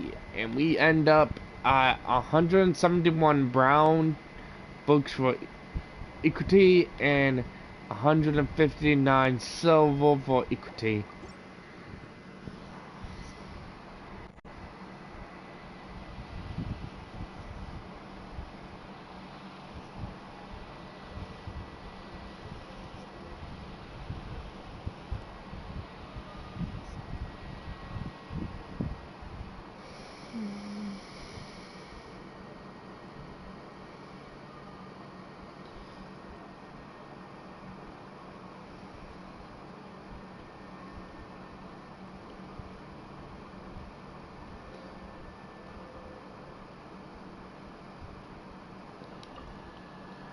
Okay, we only need one more crystal fly, and we have regained what we have lost.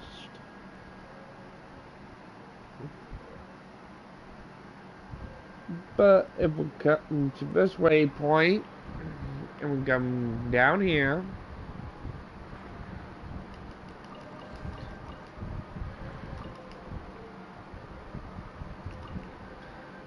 boom, just like that.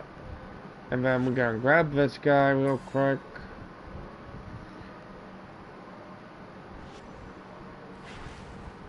Kill those 3 mechas. Ooh, we got some green.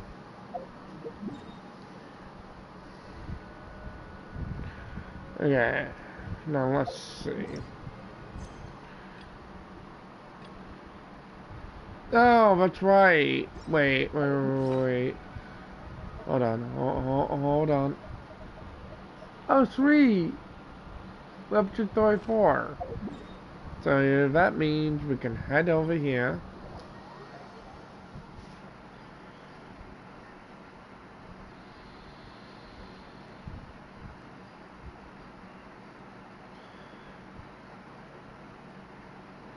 I have no idea why you deleted all of them. I have no idea. Wait, we have Warcrafts over here. What?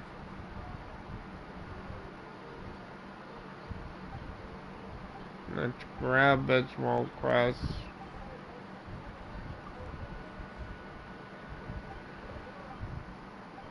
Geez, that's weird. Oh man.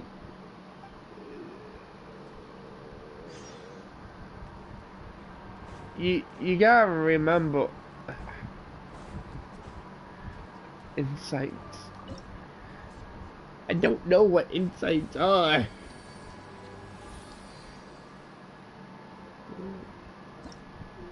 I'm sorry. Oh, so we are level 13 already. Oh my.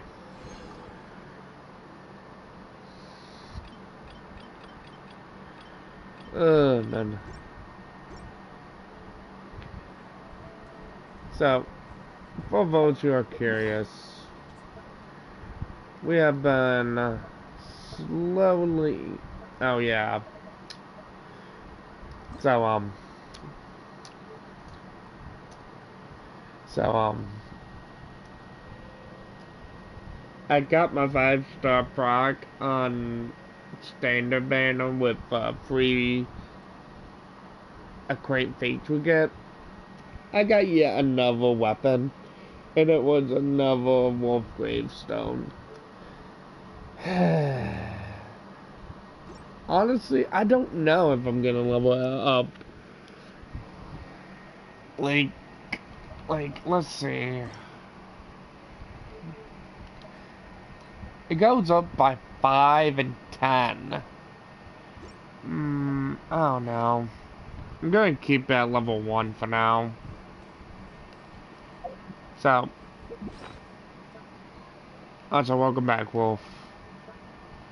But if you guys have been curious of what's been going on while I haven't without live streams or any updates, we have been pretty busy farming the new enemies that came out in Fontaine.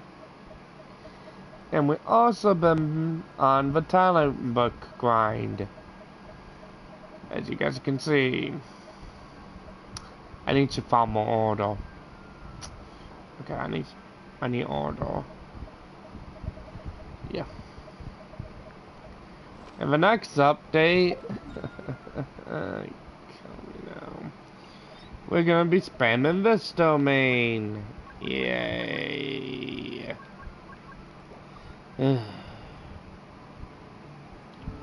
But yeah.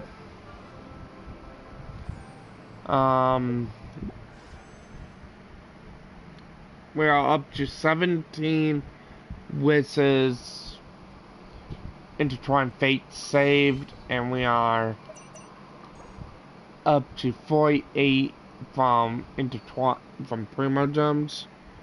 So what? That's like 65.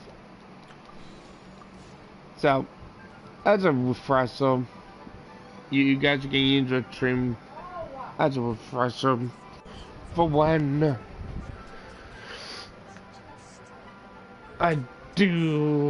when we finally do summon again and event banners.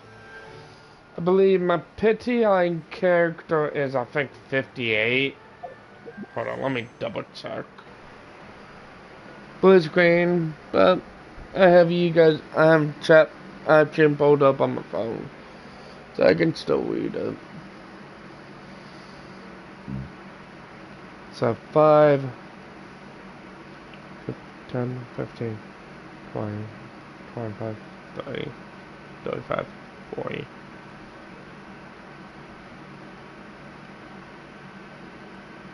So we have 52 into character banner. And we are how far into weapon? 5, 10. And we are 10 into weapon banner. So in total we need 30 wishes on character event banner to trigger our guaranteed promoted. Now time for the most boring part of the live stream, everyone. If you guys don't want to watch, all power to you guys. But we are gonna do the most boring thing ever. So I understand.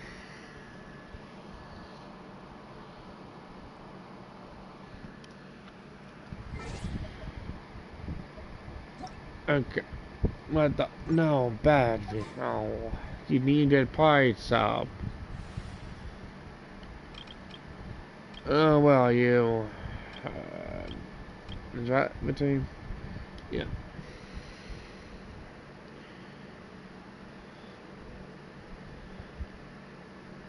Okay. Mitzi's being weird.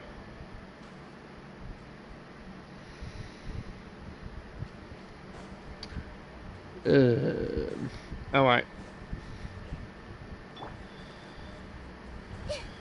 So, time for some exhilarating. Everyone hold hands. Okay. Tag both of them. I don't believe they are actually connected. I know they're warm.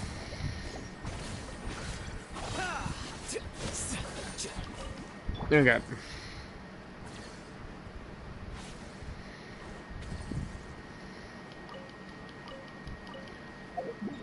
Well,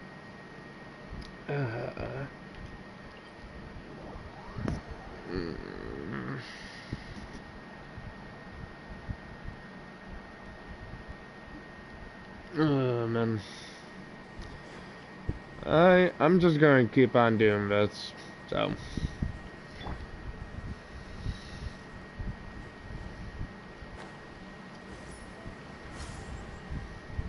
I see everything. Stand with me.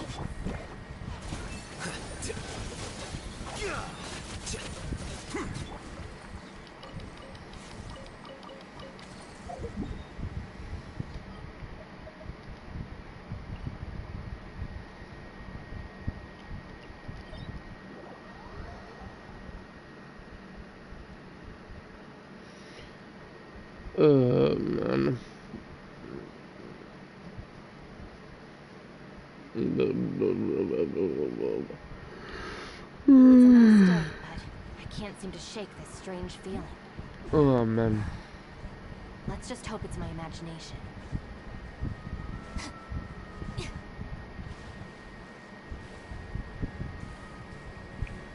Most exhilarating gameplay, am I right, everyone? Or am I right? Everyone hold hands. Okay. That is one dead enemy. Right. If we want to get these, we are gonna have to use Water Boy. What up? Time to act. Okay.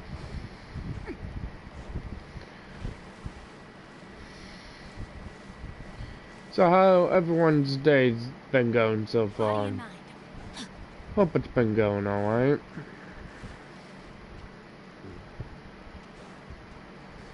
Rain outlines your fate. No. Hello, game. Time to act.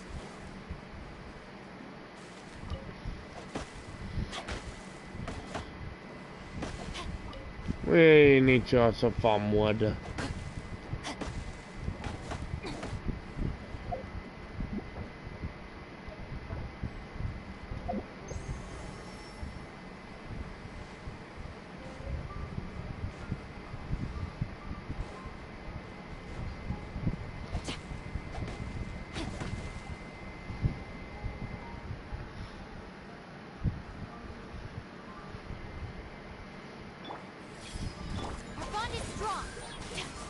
How about guys, if you don't want to see it? It must be done.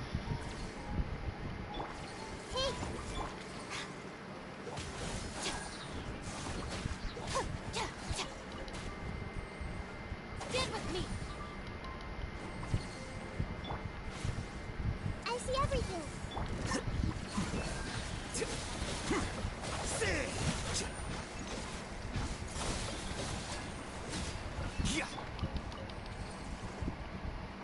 Okay.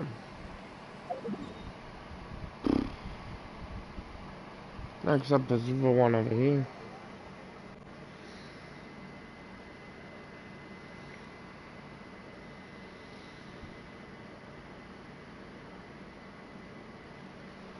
Caramba. Both of you guys are I said it.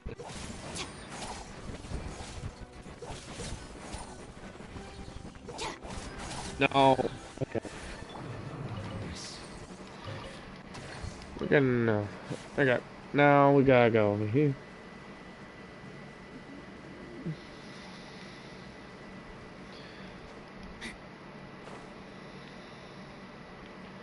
So yeah, I did say that the dream was gonna get very boring now. Here you are.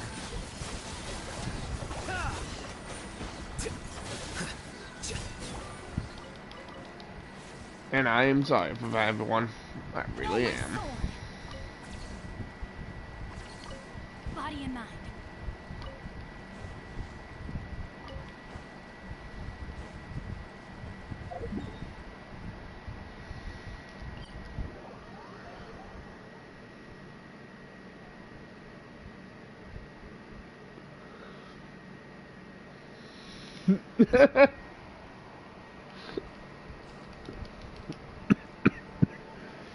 I think you can get like a grand total of like a net value of, I want to say maybe 5 crystal cores with just doing this route. Okay. Let's actually vote for that.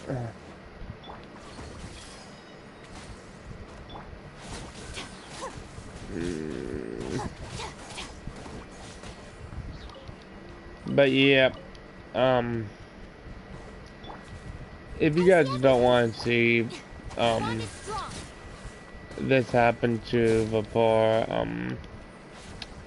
beach animals, I'm sorry. It must be done though.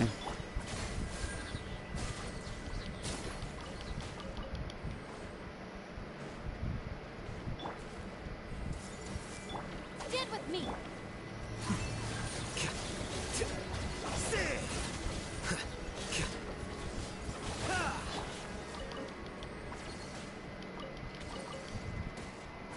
I just know that some people like kill these guys, but you gotta do what you gotta do for materials. So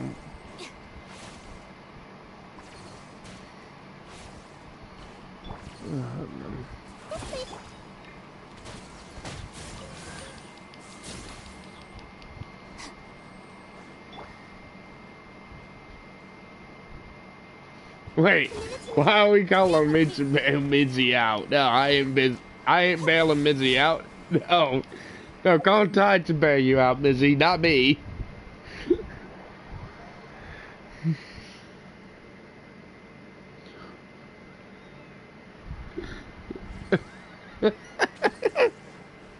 You know what? Never mind. Honestly, Wolf, I don't even know what's going on anymore, my dude. Everyone hold it. Diffract.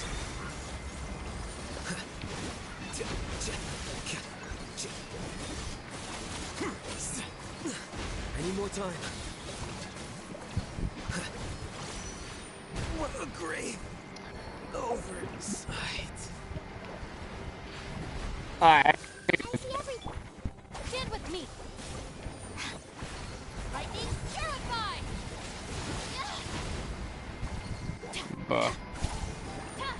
You're really the most cancerous fin in this game. Just a style, Eddie, please. Grow. The Temple of Wisdom.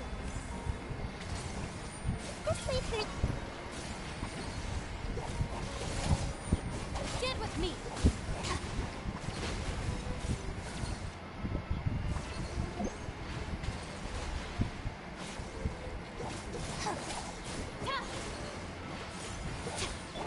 Here you are. How bold. The plan's changed. Well.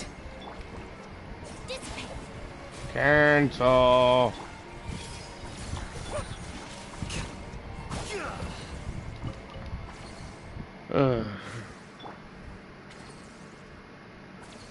I don't even know what is going on in my own chat at this point.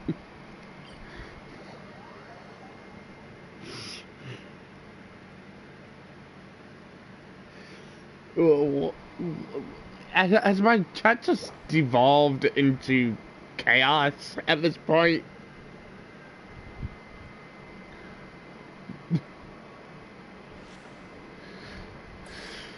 Grab that. Quickly assassinate him.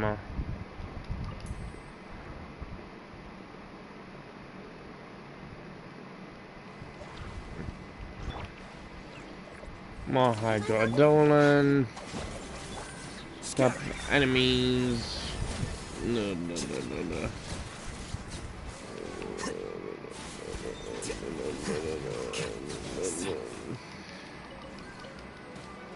Ouch. Now you see nothing.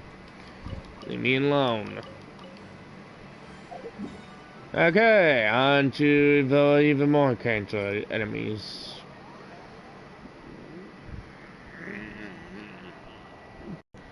Okay, all three of you are crazy. There, I said it. No. Done it. I hate this one. Alright. So we got him. Man.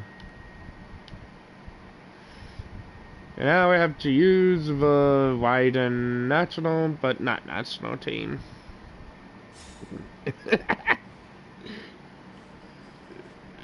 Hey, what you trying to say, Wolf, huh? What you trying to say?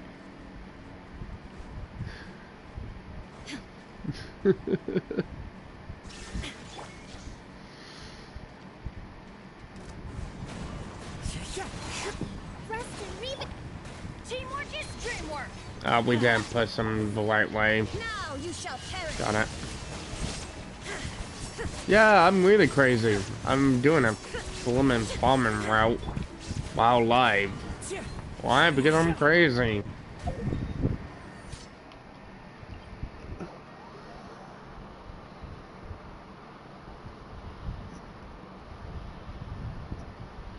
I know I'm crazy. No need to say it. I mean, I'm the one who's literally doing that farming route while you guys are having I don't know what is going on talk in stream chat.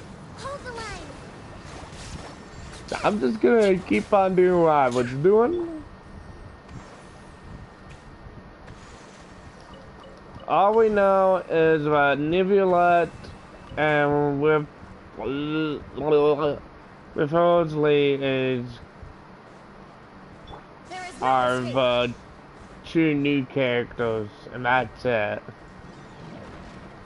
Please refrain from any leaks, as we all know what will happen. Point. All I'm gonna say is I hope they don't bring new enemies. Yeah, I still don't have a mecha route farm. But now I might look, they will.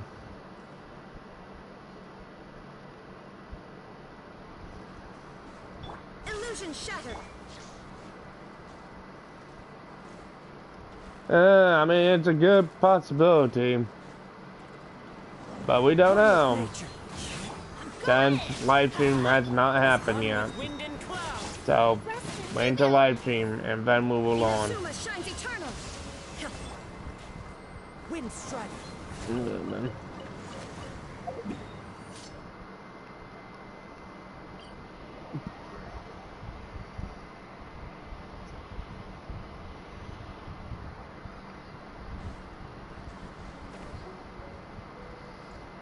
Yep, I agree with Todd. Just swap stuff for Primo gems. Don't swap me. I need my Primos.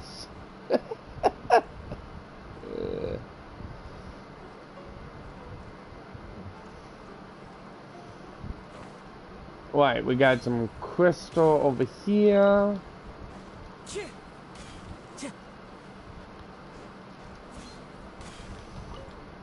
Boink. Climb. We plunge. And we plunge. Time to go. And we plunge. We plunge. We plunge. I missed. I officially hate my life.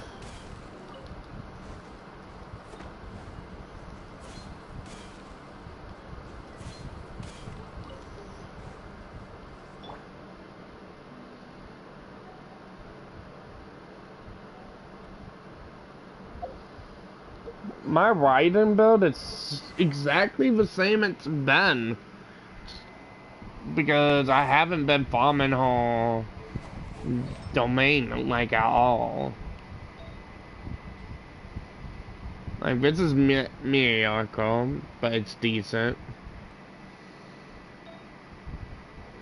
Oh, that's good. This is copium, but it is what it is. This is also copium, but it is what it is. And even more copium, but it is what it is. But yeah. But you also gotta keep in mind I'm pretty sure I was at full resolve when I altered, so. So that also plays a big part in it all.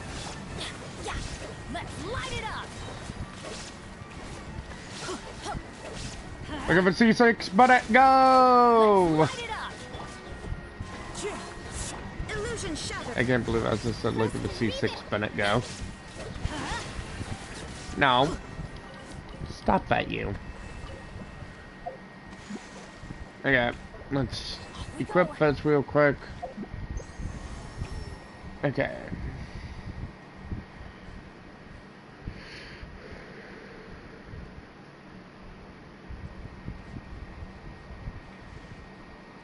We also gotta farm wood as well.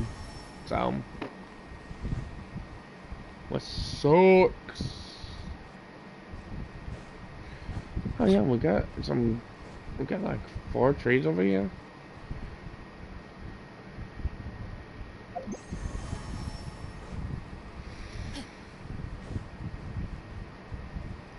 I'm lazy, okay? Leave me alone.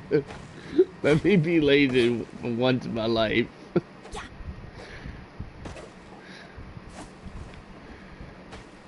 Man.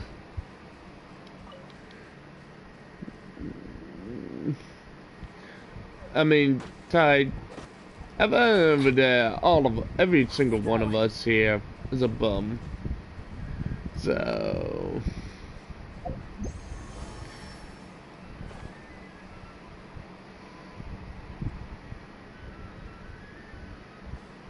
Ow. Well, but then, yeah, Missy's the bum there. Oh, yeah, that's right. Stuff has, like, no primo, so Missy can't even. Okay, that tree doesn't want to get hit. There is no escape. I have no idea what I'm talking about. Clearly, I'm going insane. It's clear. I'm going in. Let's light it up. Hold the line. I think I've been farming too much. Enemies. My wound. Can we not? Can we not do damage? Can we not? Thank you. Oh, wait a minute.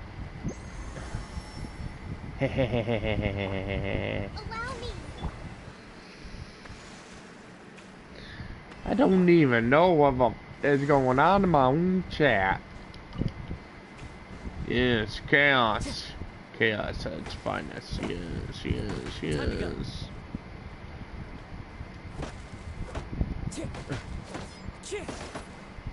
Okay, well, apparently you can't break those.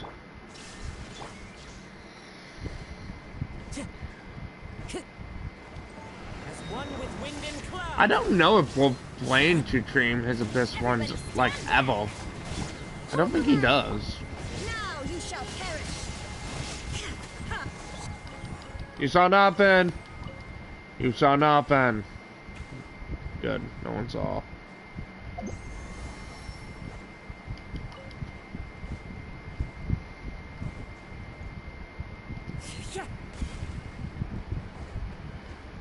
Time to go.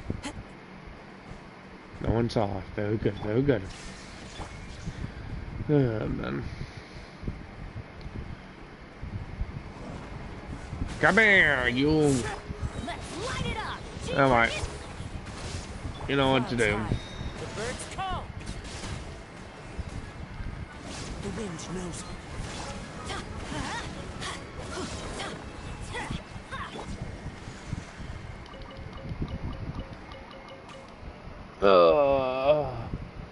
Did I miss any? No, I don't think so. Now we can run over here. Get some more wood.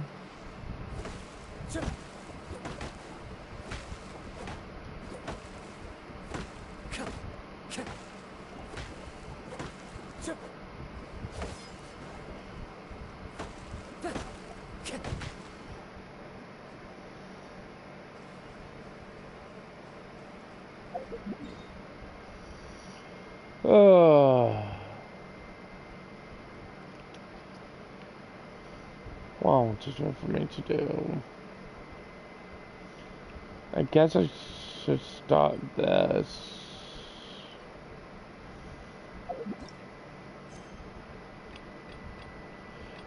We should probably do the whole... Oh, right. We should probably work on the story quest for the characters. So let's go ahead and finish Baiju's story quest off, since we're already here.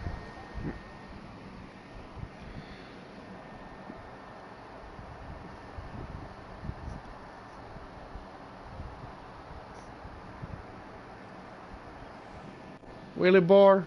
Really? You just had to headbutt blooming Kaz? Okay. Now this is where it's gonna be so useful. Yes.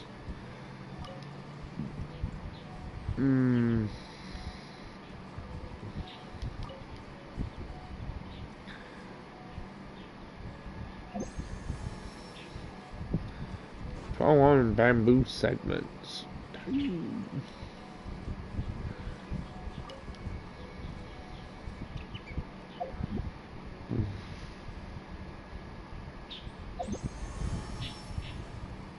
Okay. Let's head back to this. Alright. Let's make our way to...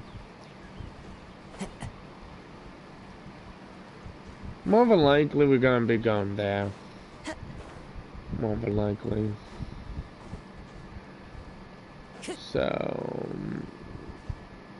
we'll return back to the house.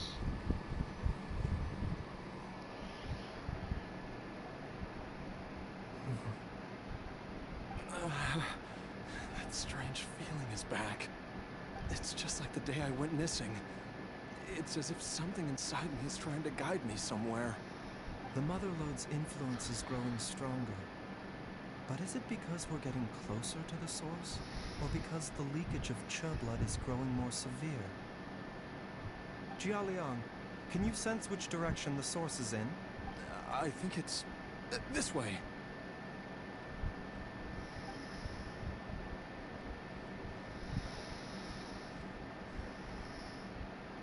Yes, I'm sure of it. Bruh.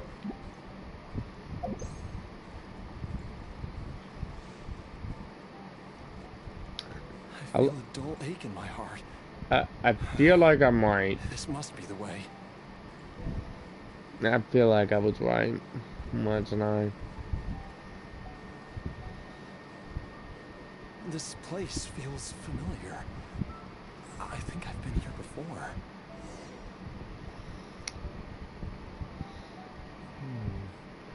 There is an inauspicious presence here. Even I can sense it. I think I remember this place. Jialiang, are you okay? Maybe you should rest here while we continue the search. No, I have to keep going. Jiangli is still waiting for me. Then let's hurry. Alright guys, let's go ahead and finish Baiju's quest. Do we really need Geo? Well, I mean, since we're not gonna be able to have my Baiju with me, might as well just bring in... might as well just bring in, like, Yao.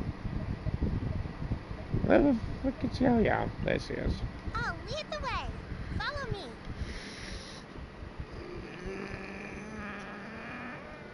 You got snot for what, Mizzy?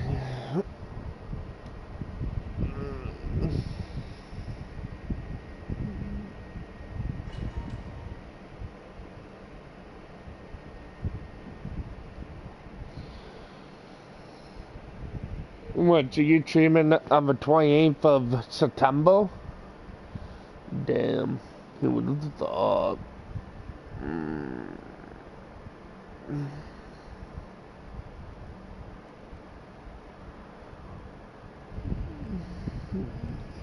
Oh.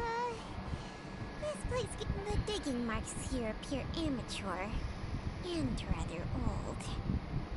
I suspect it is a thieves' tunnel. A thieves' tunnel? Paimon had... Judging by the tools they left behind, it's... But why did they abandon this place without even stopping to pack up their tools? I remember now. She took me here once and told... But she said that the method would cause me to... Easy, Jialiang. Come on, let's keep... Yeah. Oh boy, we know he's C3. Yeah, Jade Falls. Yep. Yep. C3 Baizu. So let's mess around with C3 Baizu, because we got nothing better to do. Alright.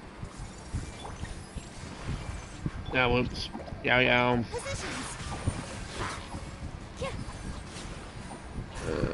What the? There's more healing source? Quietly now. Oh, I gotta remember. Oh, there's a sensor here. Those treasure hoarders sure made themselves at home.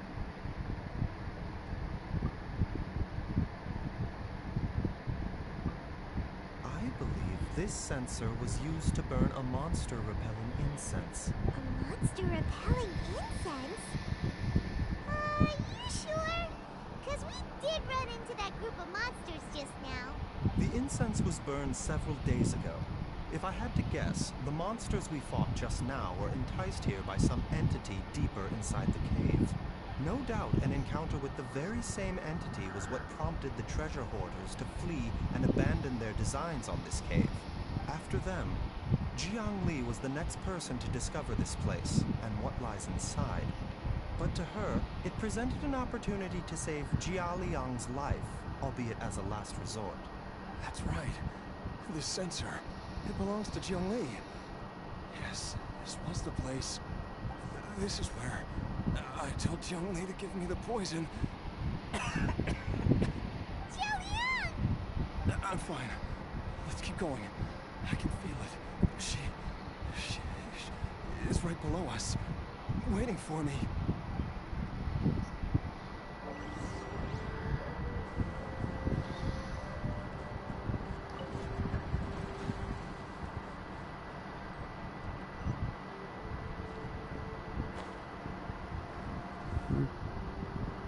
Okay, Nancy.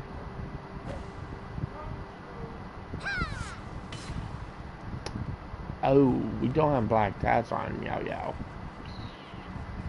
Oops. I can feel it. We're getting close. We're almost there. It's right up ahead. The place where we made a pact together to...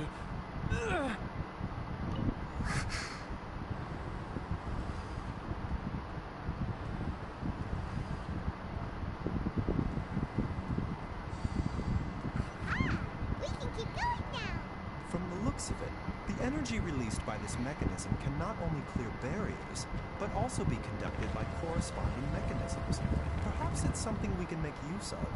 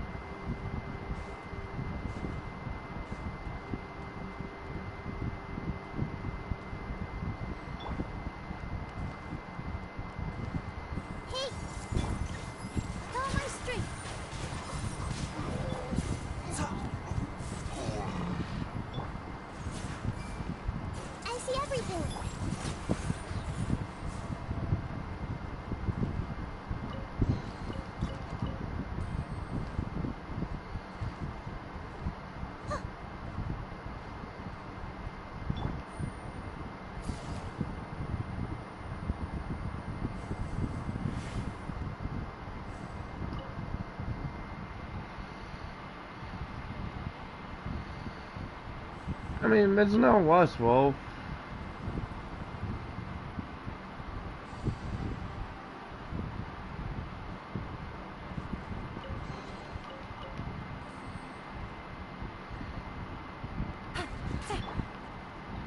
It's a Mitzi. I had all the weapons crafted since I want to say before Light Linny's and Yellow Banner went away. I crafted all of them as well.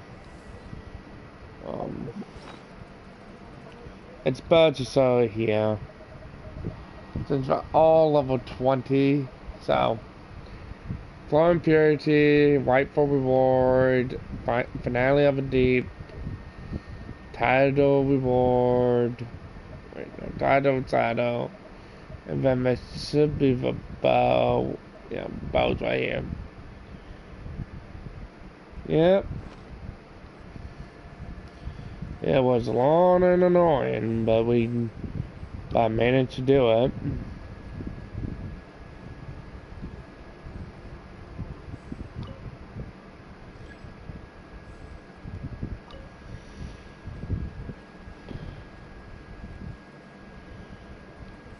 Oh. Huh? Paimon doesn't see any barrier-breaking mechanisms around here. There are tracks here, and it looks like they're connected to something. Shall we follow it and see where it takes us? It's gonna take us over here. The doctor will see you now. Yeah. No.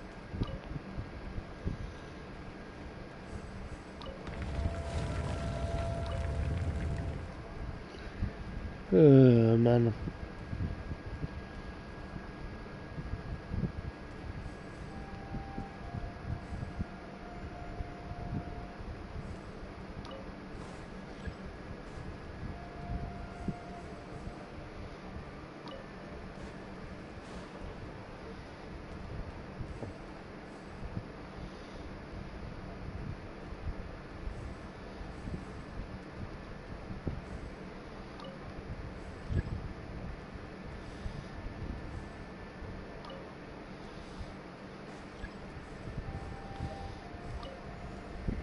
There's no way that's gonna leak, right? Oh no, it does. Just barely, though. Yep. What's in here? Nothing.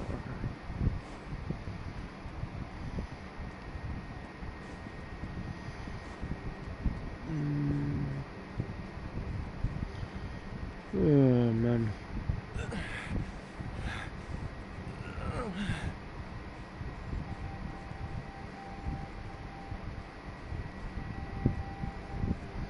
Oh my, I gotta need my heat up. Look out! There's a monster next to her! The god remains must have lured them here. Watch my back.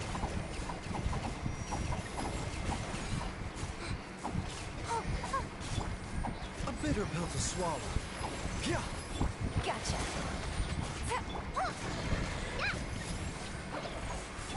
With all my strength. Oh well. Dr. Baiju, how serious is it? Is she... I can still feel a pulse, but her condition is quite grave. The god remains here are encroaching on her cognition, much as the poison in your system did to you. If we don't eliminate it soon, then even if we save her life, I fear that she may never wake up again. Then, what are we waiting for? Let's destroy the remains right away! It's not as simple as that. Don't you remember what Baiju said? The poison within Jiayang's body is inextricably linked to the god remains here. If the source is purged, the poison in the system will stop having any effect. And the poison within Jialiang's body is keeping his heart condition under control. So, if it stops working... Oh no. Are you saying... Indeed. If the god remains here are purged, then your life will come to an end. I wondered when this day might come. Wait! But we've all been working our butts off to save Jialiang's life! After all that, we can't just give up on him! Baizhu, you're a great doctor! Surely you've gotta know of some other way we can save him, right? You could continue to take the poison, which would buy you some time. As for Jiangli, maybe if we put our heads together we can think of something? It appears to me that she was striving to concoct your medicine for you, right up until the moment when she lost consciousness.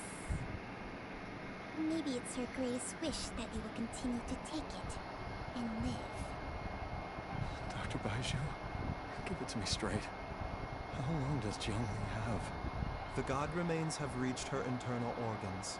Under ordinary circumstances, I would give her less than 3 days.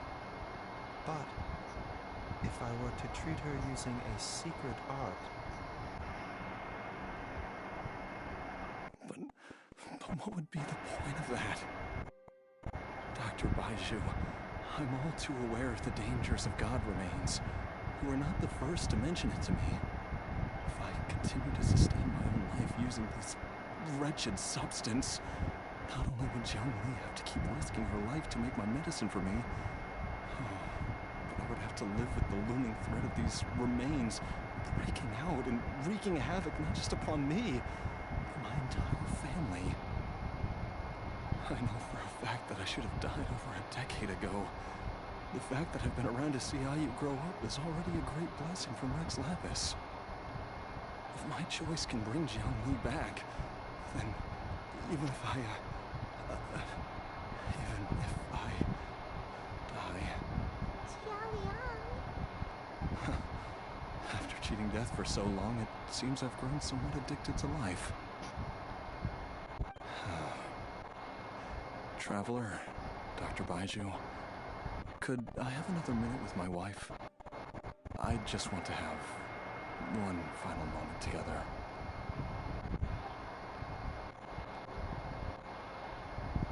Of course. Thank you, everyone. And I'm sorry that I won't be able to repay your kindness in this life.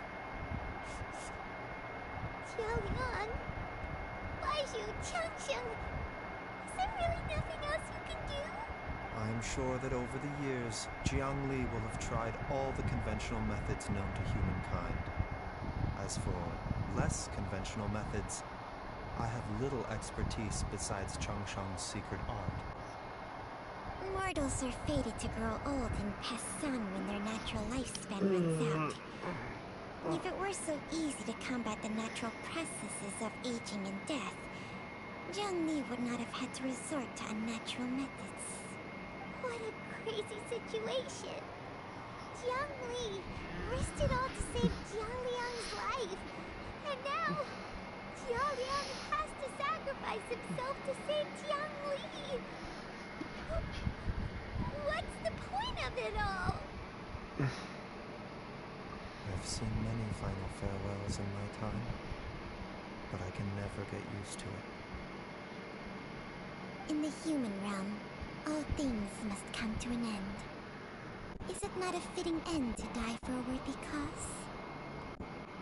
At least, that's what generations of masters before you have always believed. The path they chose was indeed a heroic one. But when I think of those who would willingly sacrifice themselves for others, I cannot help but think that theirs are the lives least deserving of death. When all this began, we agreed that once I was old enough to help you gather herbs, it would be time for me to go. If you could only see him now. He took me all the way to Liyue Harbor to see the doctor. And he even got the Adventurers Guild to search for you. So, I know that you'll both be okay without me.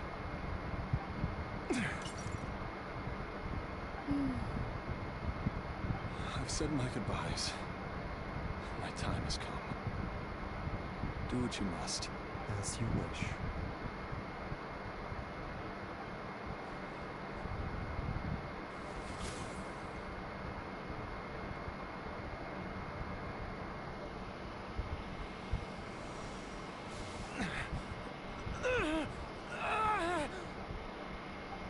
It will eat away at both your cognition and your memories. In the end, you'll become little more than a shadow of your true self. I'll take it. At the very least, it will allow me to stay with you and watch Aya grow up.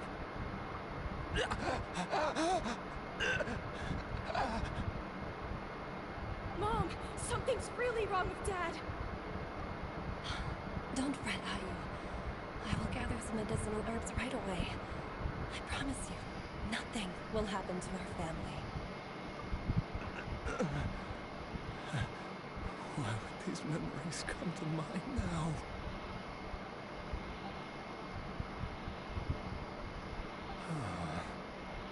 The longer we live, the tighter we cling to what we have.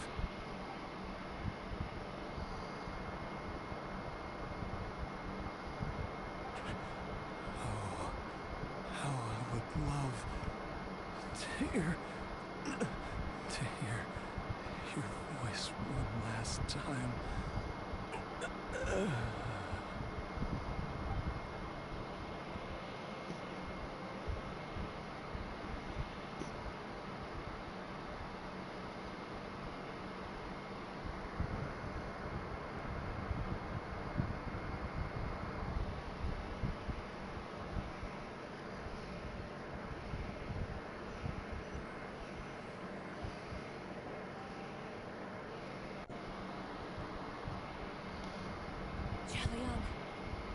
Jialiang! Jialiang! Jialiang! Dad, are you awake? Jiangli, are you? Didn't I... Huh? What are these? How does it feel to come back to life? Do you feel strange or different in any way? If so, could you describe it to me in detail? Dr. Baizhu, I thought that I was going to... Die? You did indeed. As things stand now, you're more akin to a zombie than a human. I'm a zombie? That's right. Before we set off, I asked Chi-Chi to prepare an elixir of immortality. With its help, you have been suspended in the space between life and death. Of course, this is but a crude imitation of an Adeptus art. I don't expect it to extend your life indefinitely. Whether it will keep you alive for a few days, a few months, or a few years, I'm as interested as you to find out. But, however long you have left, I believe it should be more than sufficient time for you to say your final goodbyes before departing the world in peace. I hope that Director Who finds this arrangement to be a satisfactory one. An elixir of immortality? How'd you cook that up? Ugh. Leave it to you to work on something like that behind my back. It's a work in progress that hardly lives up to its name, and it would have had no effect were it not for Jialiang's iron will. In the end, I am merely a doctor.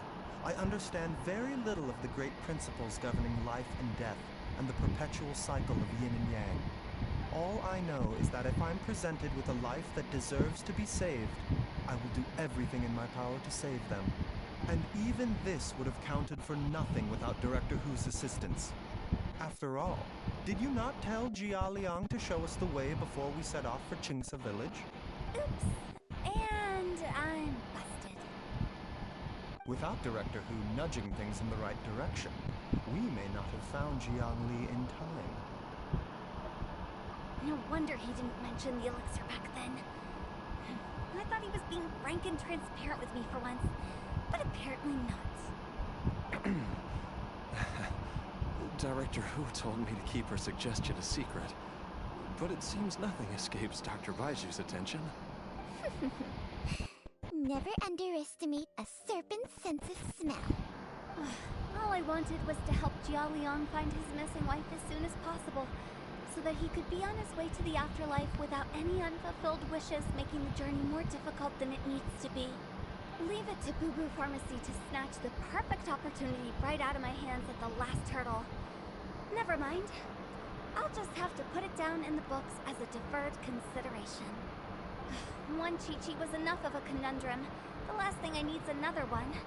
If I'd known this was coming, I'd have whisked him off to the Wangsheng funeral parlor the moment I found him. You stay away from my dad! When I grow up, I'm gonna become an even better doctor than Mom and Baizhu, and cure Dad for good! Oh, is that right? Well, you wouldn't be the first person who's tried to put Wangsheng funeral parlor out of business. If you're serious about it, you'll have your work cut out for you. Traveler, Paimon, I'll catch you all another time. Is she finally gone? All's well that ends well. If you ask Paimon, we should probably do something to celebrate this hard-earned family reunion. At times like this, a grand celebratory feast is in order. Can I pump Paimon to the moon? It feels like it was a whole lifetime ago when I last talked with Zhongli and Ayu around the dinner table. Yay! Paimon can't wait! Alright, first things first, off to the market for some fresh ingredients. Let's go! Wait up! I'll come too! Baizhu, thank you so much for everything you've done for us. Don't mention it, Jiangli. I was just doing my duty. Just your duty, huh? Baizhu, Changshang, would you mind if we took this conversation outside?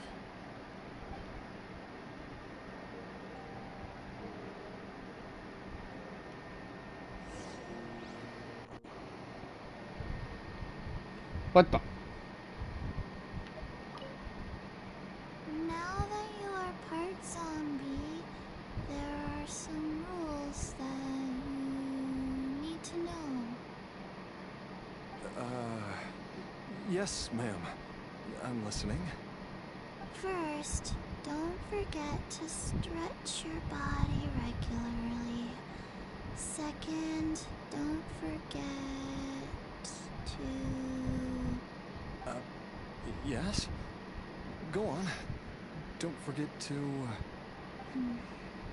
I forgot. Classic Chi-Chi.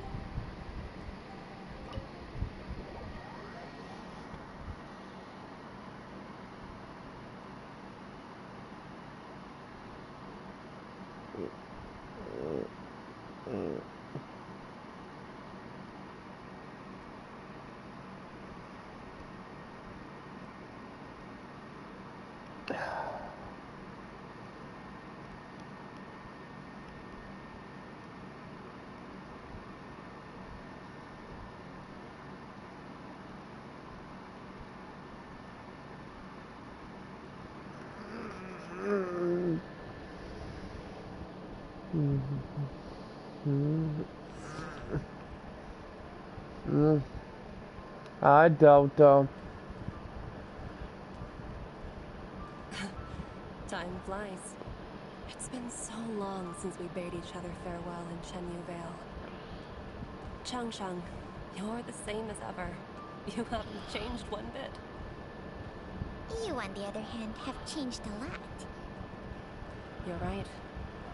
My younger self would have never imagined that things would one day turn out this way. Yep. Or that you'd turn out this way, Baizhu.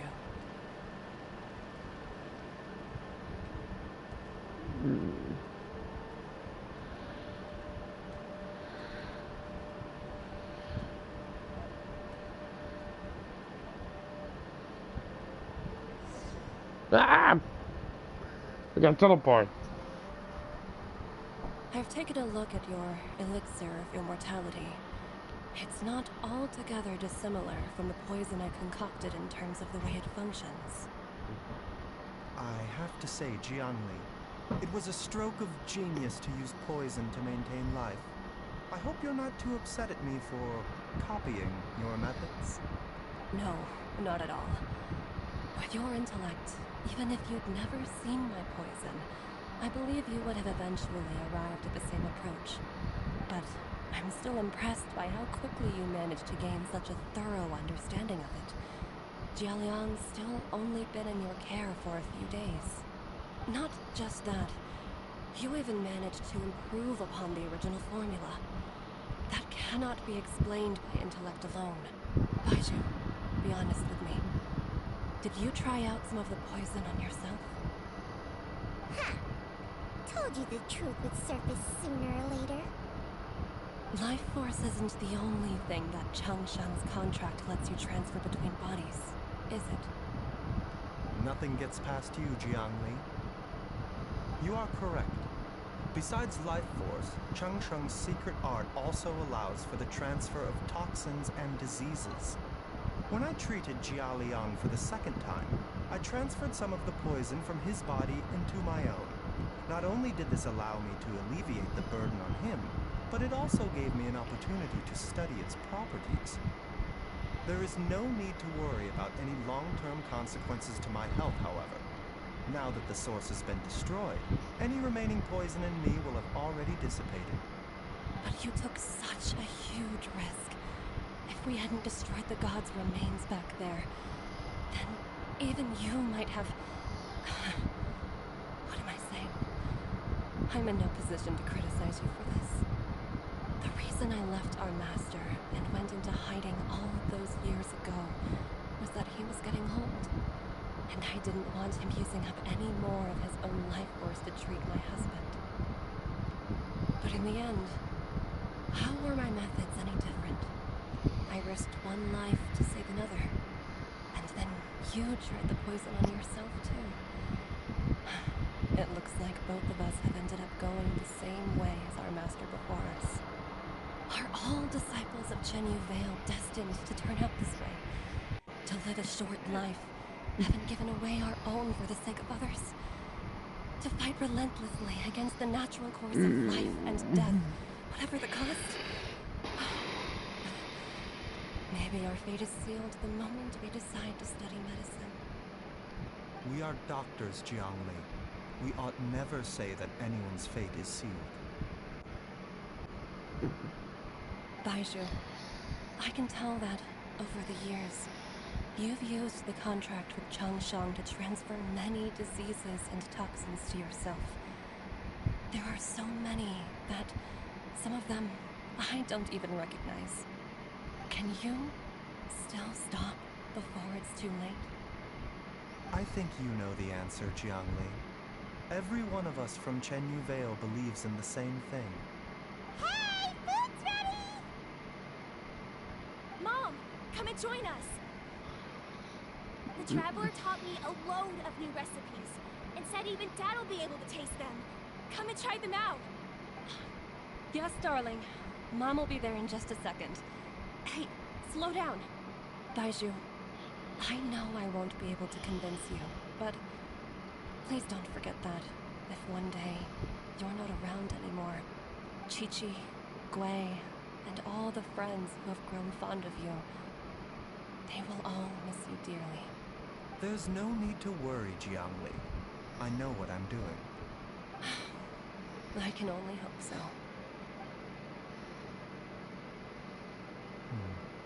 Baizhu, what did Jiangli mean by not around anymore? Are you gonna... Every single mortal I've ever contracted with, including Baizhu and Zhongli's master, has passed away at a young age. Wait, that doesn't make any sense. You said that the contract with you helps people live longer. It is a very long story. Oh. Long ago, when plagues ravaged the land, one doctor made a pledge to rid the world of pain and suffering. But even the most ingenious mortal medicine could not stay the tide of disease. And after working tirelessly for many years, even his dearest loved ones fell sick and bade their final farewell. Legends told of an herb lord in Chenyu Vale who could cure any illness known to mankind. The doctor sought the herb lord, but found only a white snake, its breathing weak and its power all but spent. Sign this contract and let our lives be joined. Then I will impart to you the secret art of healing. But be warned, this art will harm your own health. With means beyond human ken, the doctor could now reverse the process of death. And yet, the time still came to say goodbye. Only now, the one departing was the doctor, his life force spent. His final act in life was to pass on the contract to his final patient, his favorite disciple. The disciple chose to dedicate their life to saving the lives of others. And generation upon generation followed in these footsteps.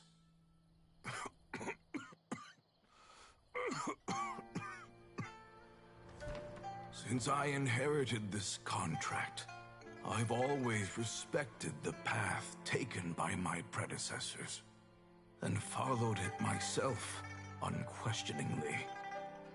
That is, until I tried to use the art to save my own disciple's beloved. She begged me not to use up my own life force. She said that this art is a poisoned chalice, an evil and unnatural practice. She did not wish to sacrifice one life for the sake of another, when both were lives she treasured. Only then did it occur to me. Did I not suffer when my master passed away, just as patients' families do at their loved one's deathbed? Are not the lives cut short by this contract just as worthy of saving as any patients? What is this contract to us? Medicine or poison?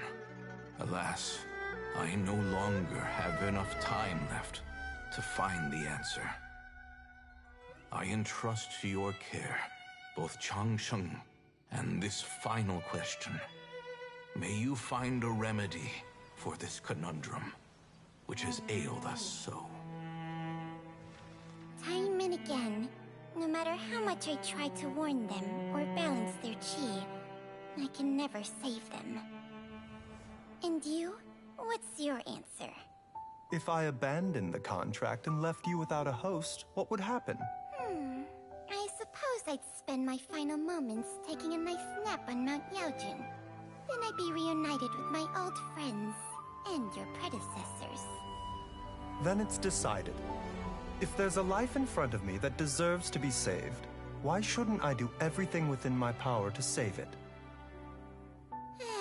Once again, it's the same answer. So be it. Close your eyes. Who knows how many more people will take on this contract? None. This contract will end with me. My contract has strict requirements on the host's natural temperament. All my hosts have been most pure of heart. But when one with an altruistic nature gains access to this art, they are more seduced than the average person by the miracle of overturning the laws of life and death. Though they know better than anyone else the fate that awaits them, when faced with the sorrows of humanity and the pain of losing their nearest and dearest, they cannot help but reach beyond human means.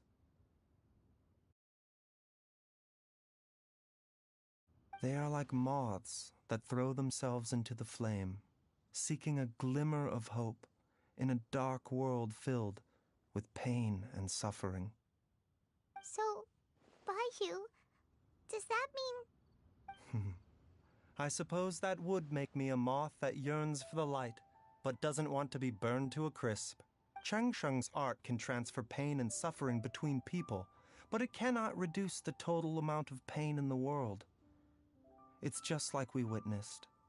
Either Jia Liang feared for Jiang Li's life, or Jiang Li grieved over Jia Liang's sacrifice. I have nothing but the utmost respect for my predecessors, who sacrificed their lives for their principles. But I do not wish to join their ranks, nor do I wish to pass on this contract to anyone else in the future. Huh?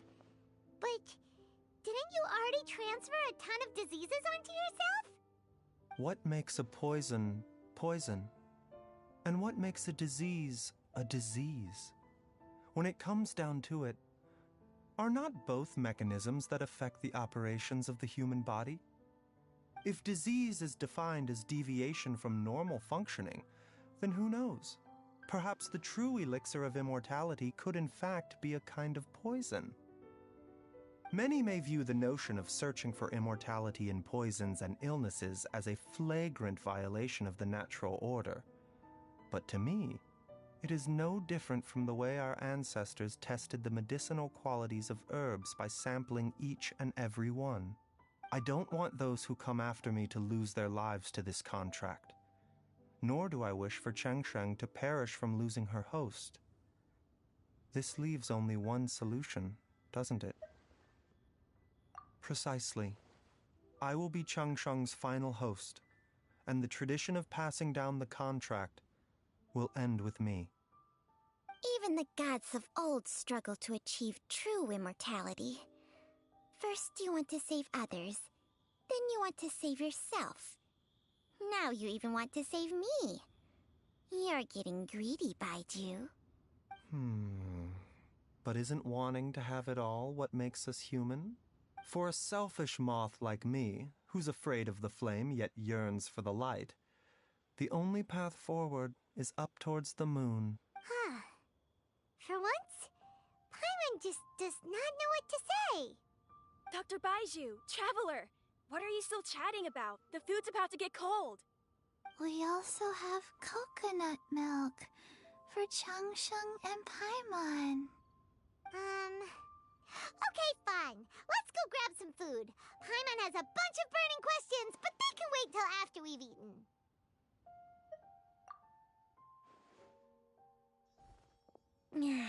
I do envy Paimon sometimes. Eating her fill is enough to satisfy her body and mind. True. And yet, although we call them simple pleasures, are such things as these not precisely why we mortals cling desperately to the life we have?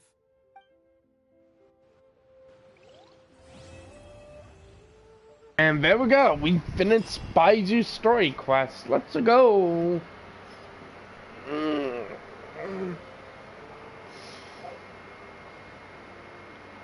So, does that bring us up to almost 66 now? Yeah, up to 66 versus now.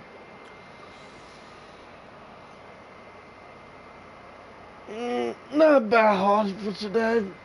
Hope you guys enjoyed the live stream for today. Sorry about with long live stream. This won't take long. But until next time, guys, take care and see you guys later. Bye bye.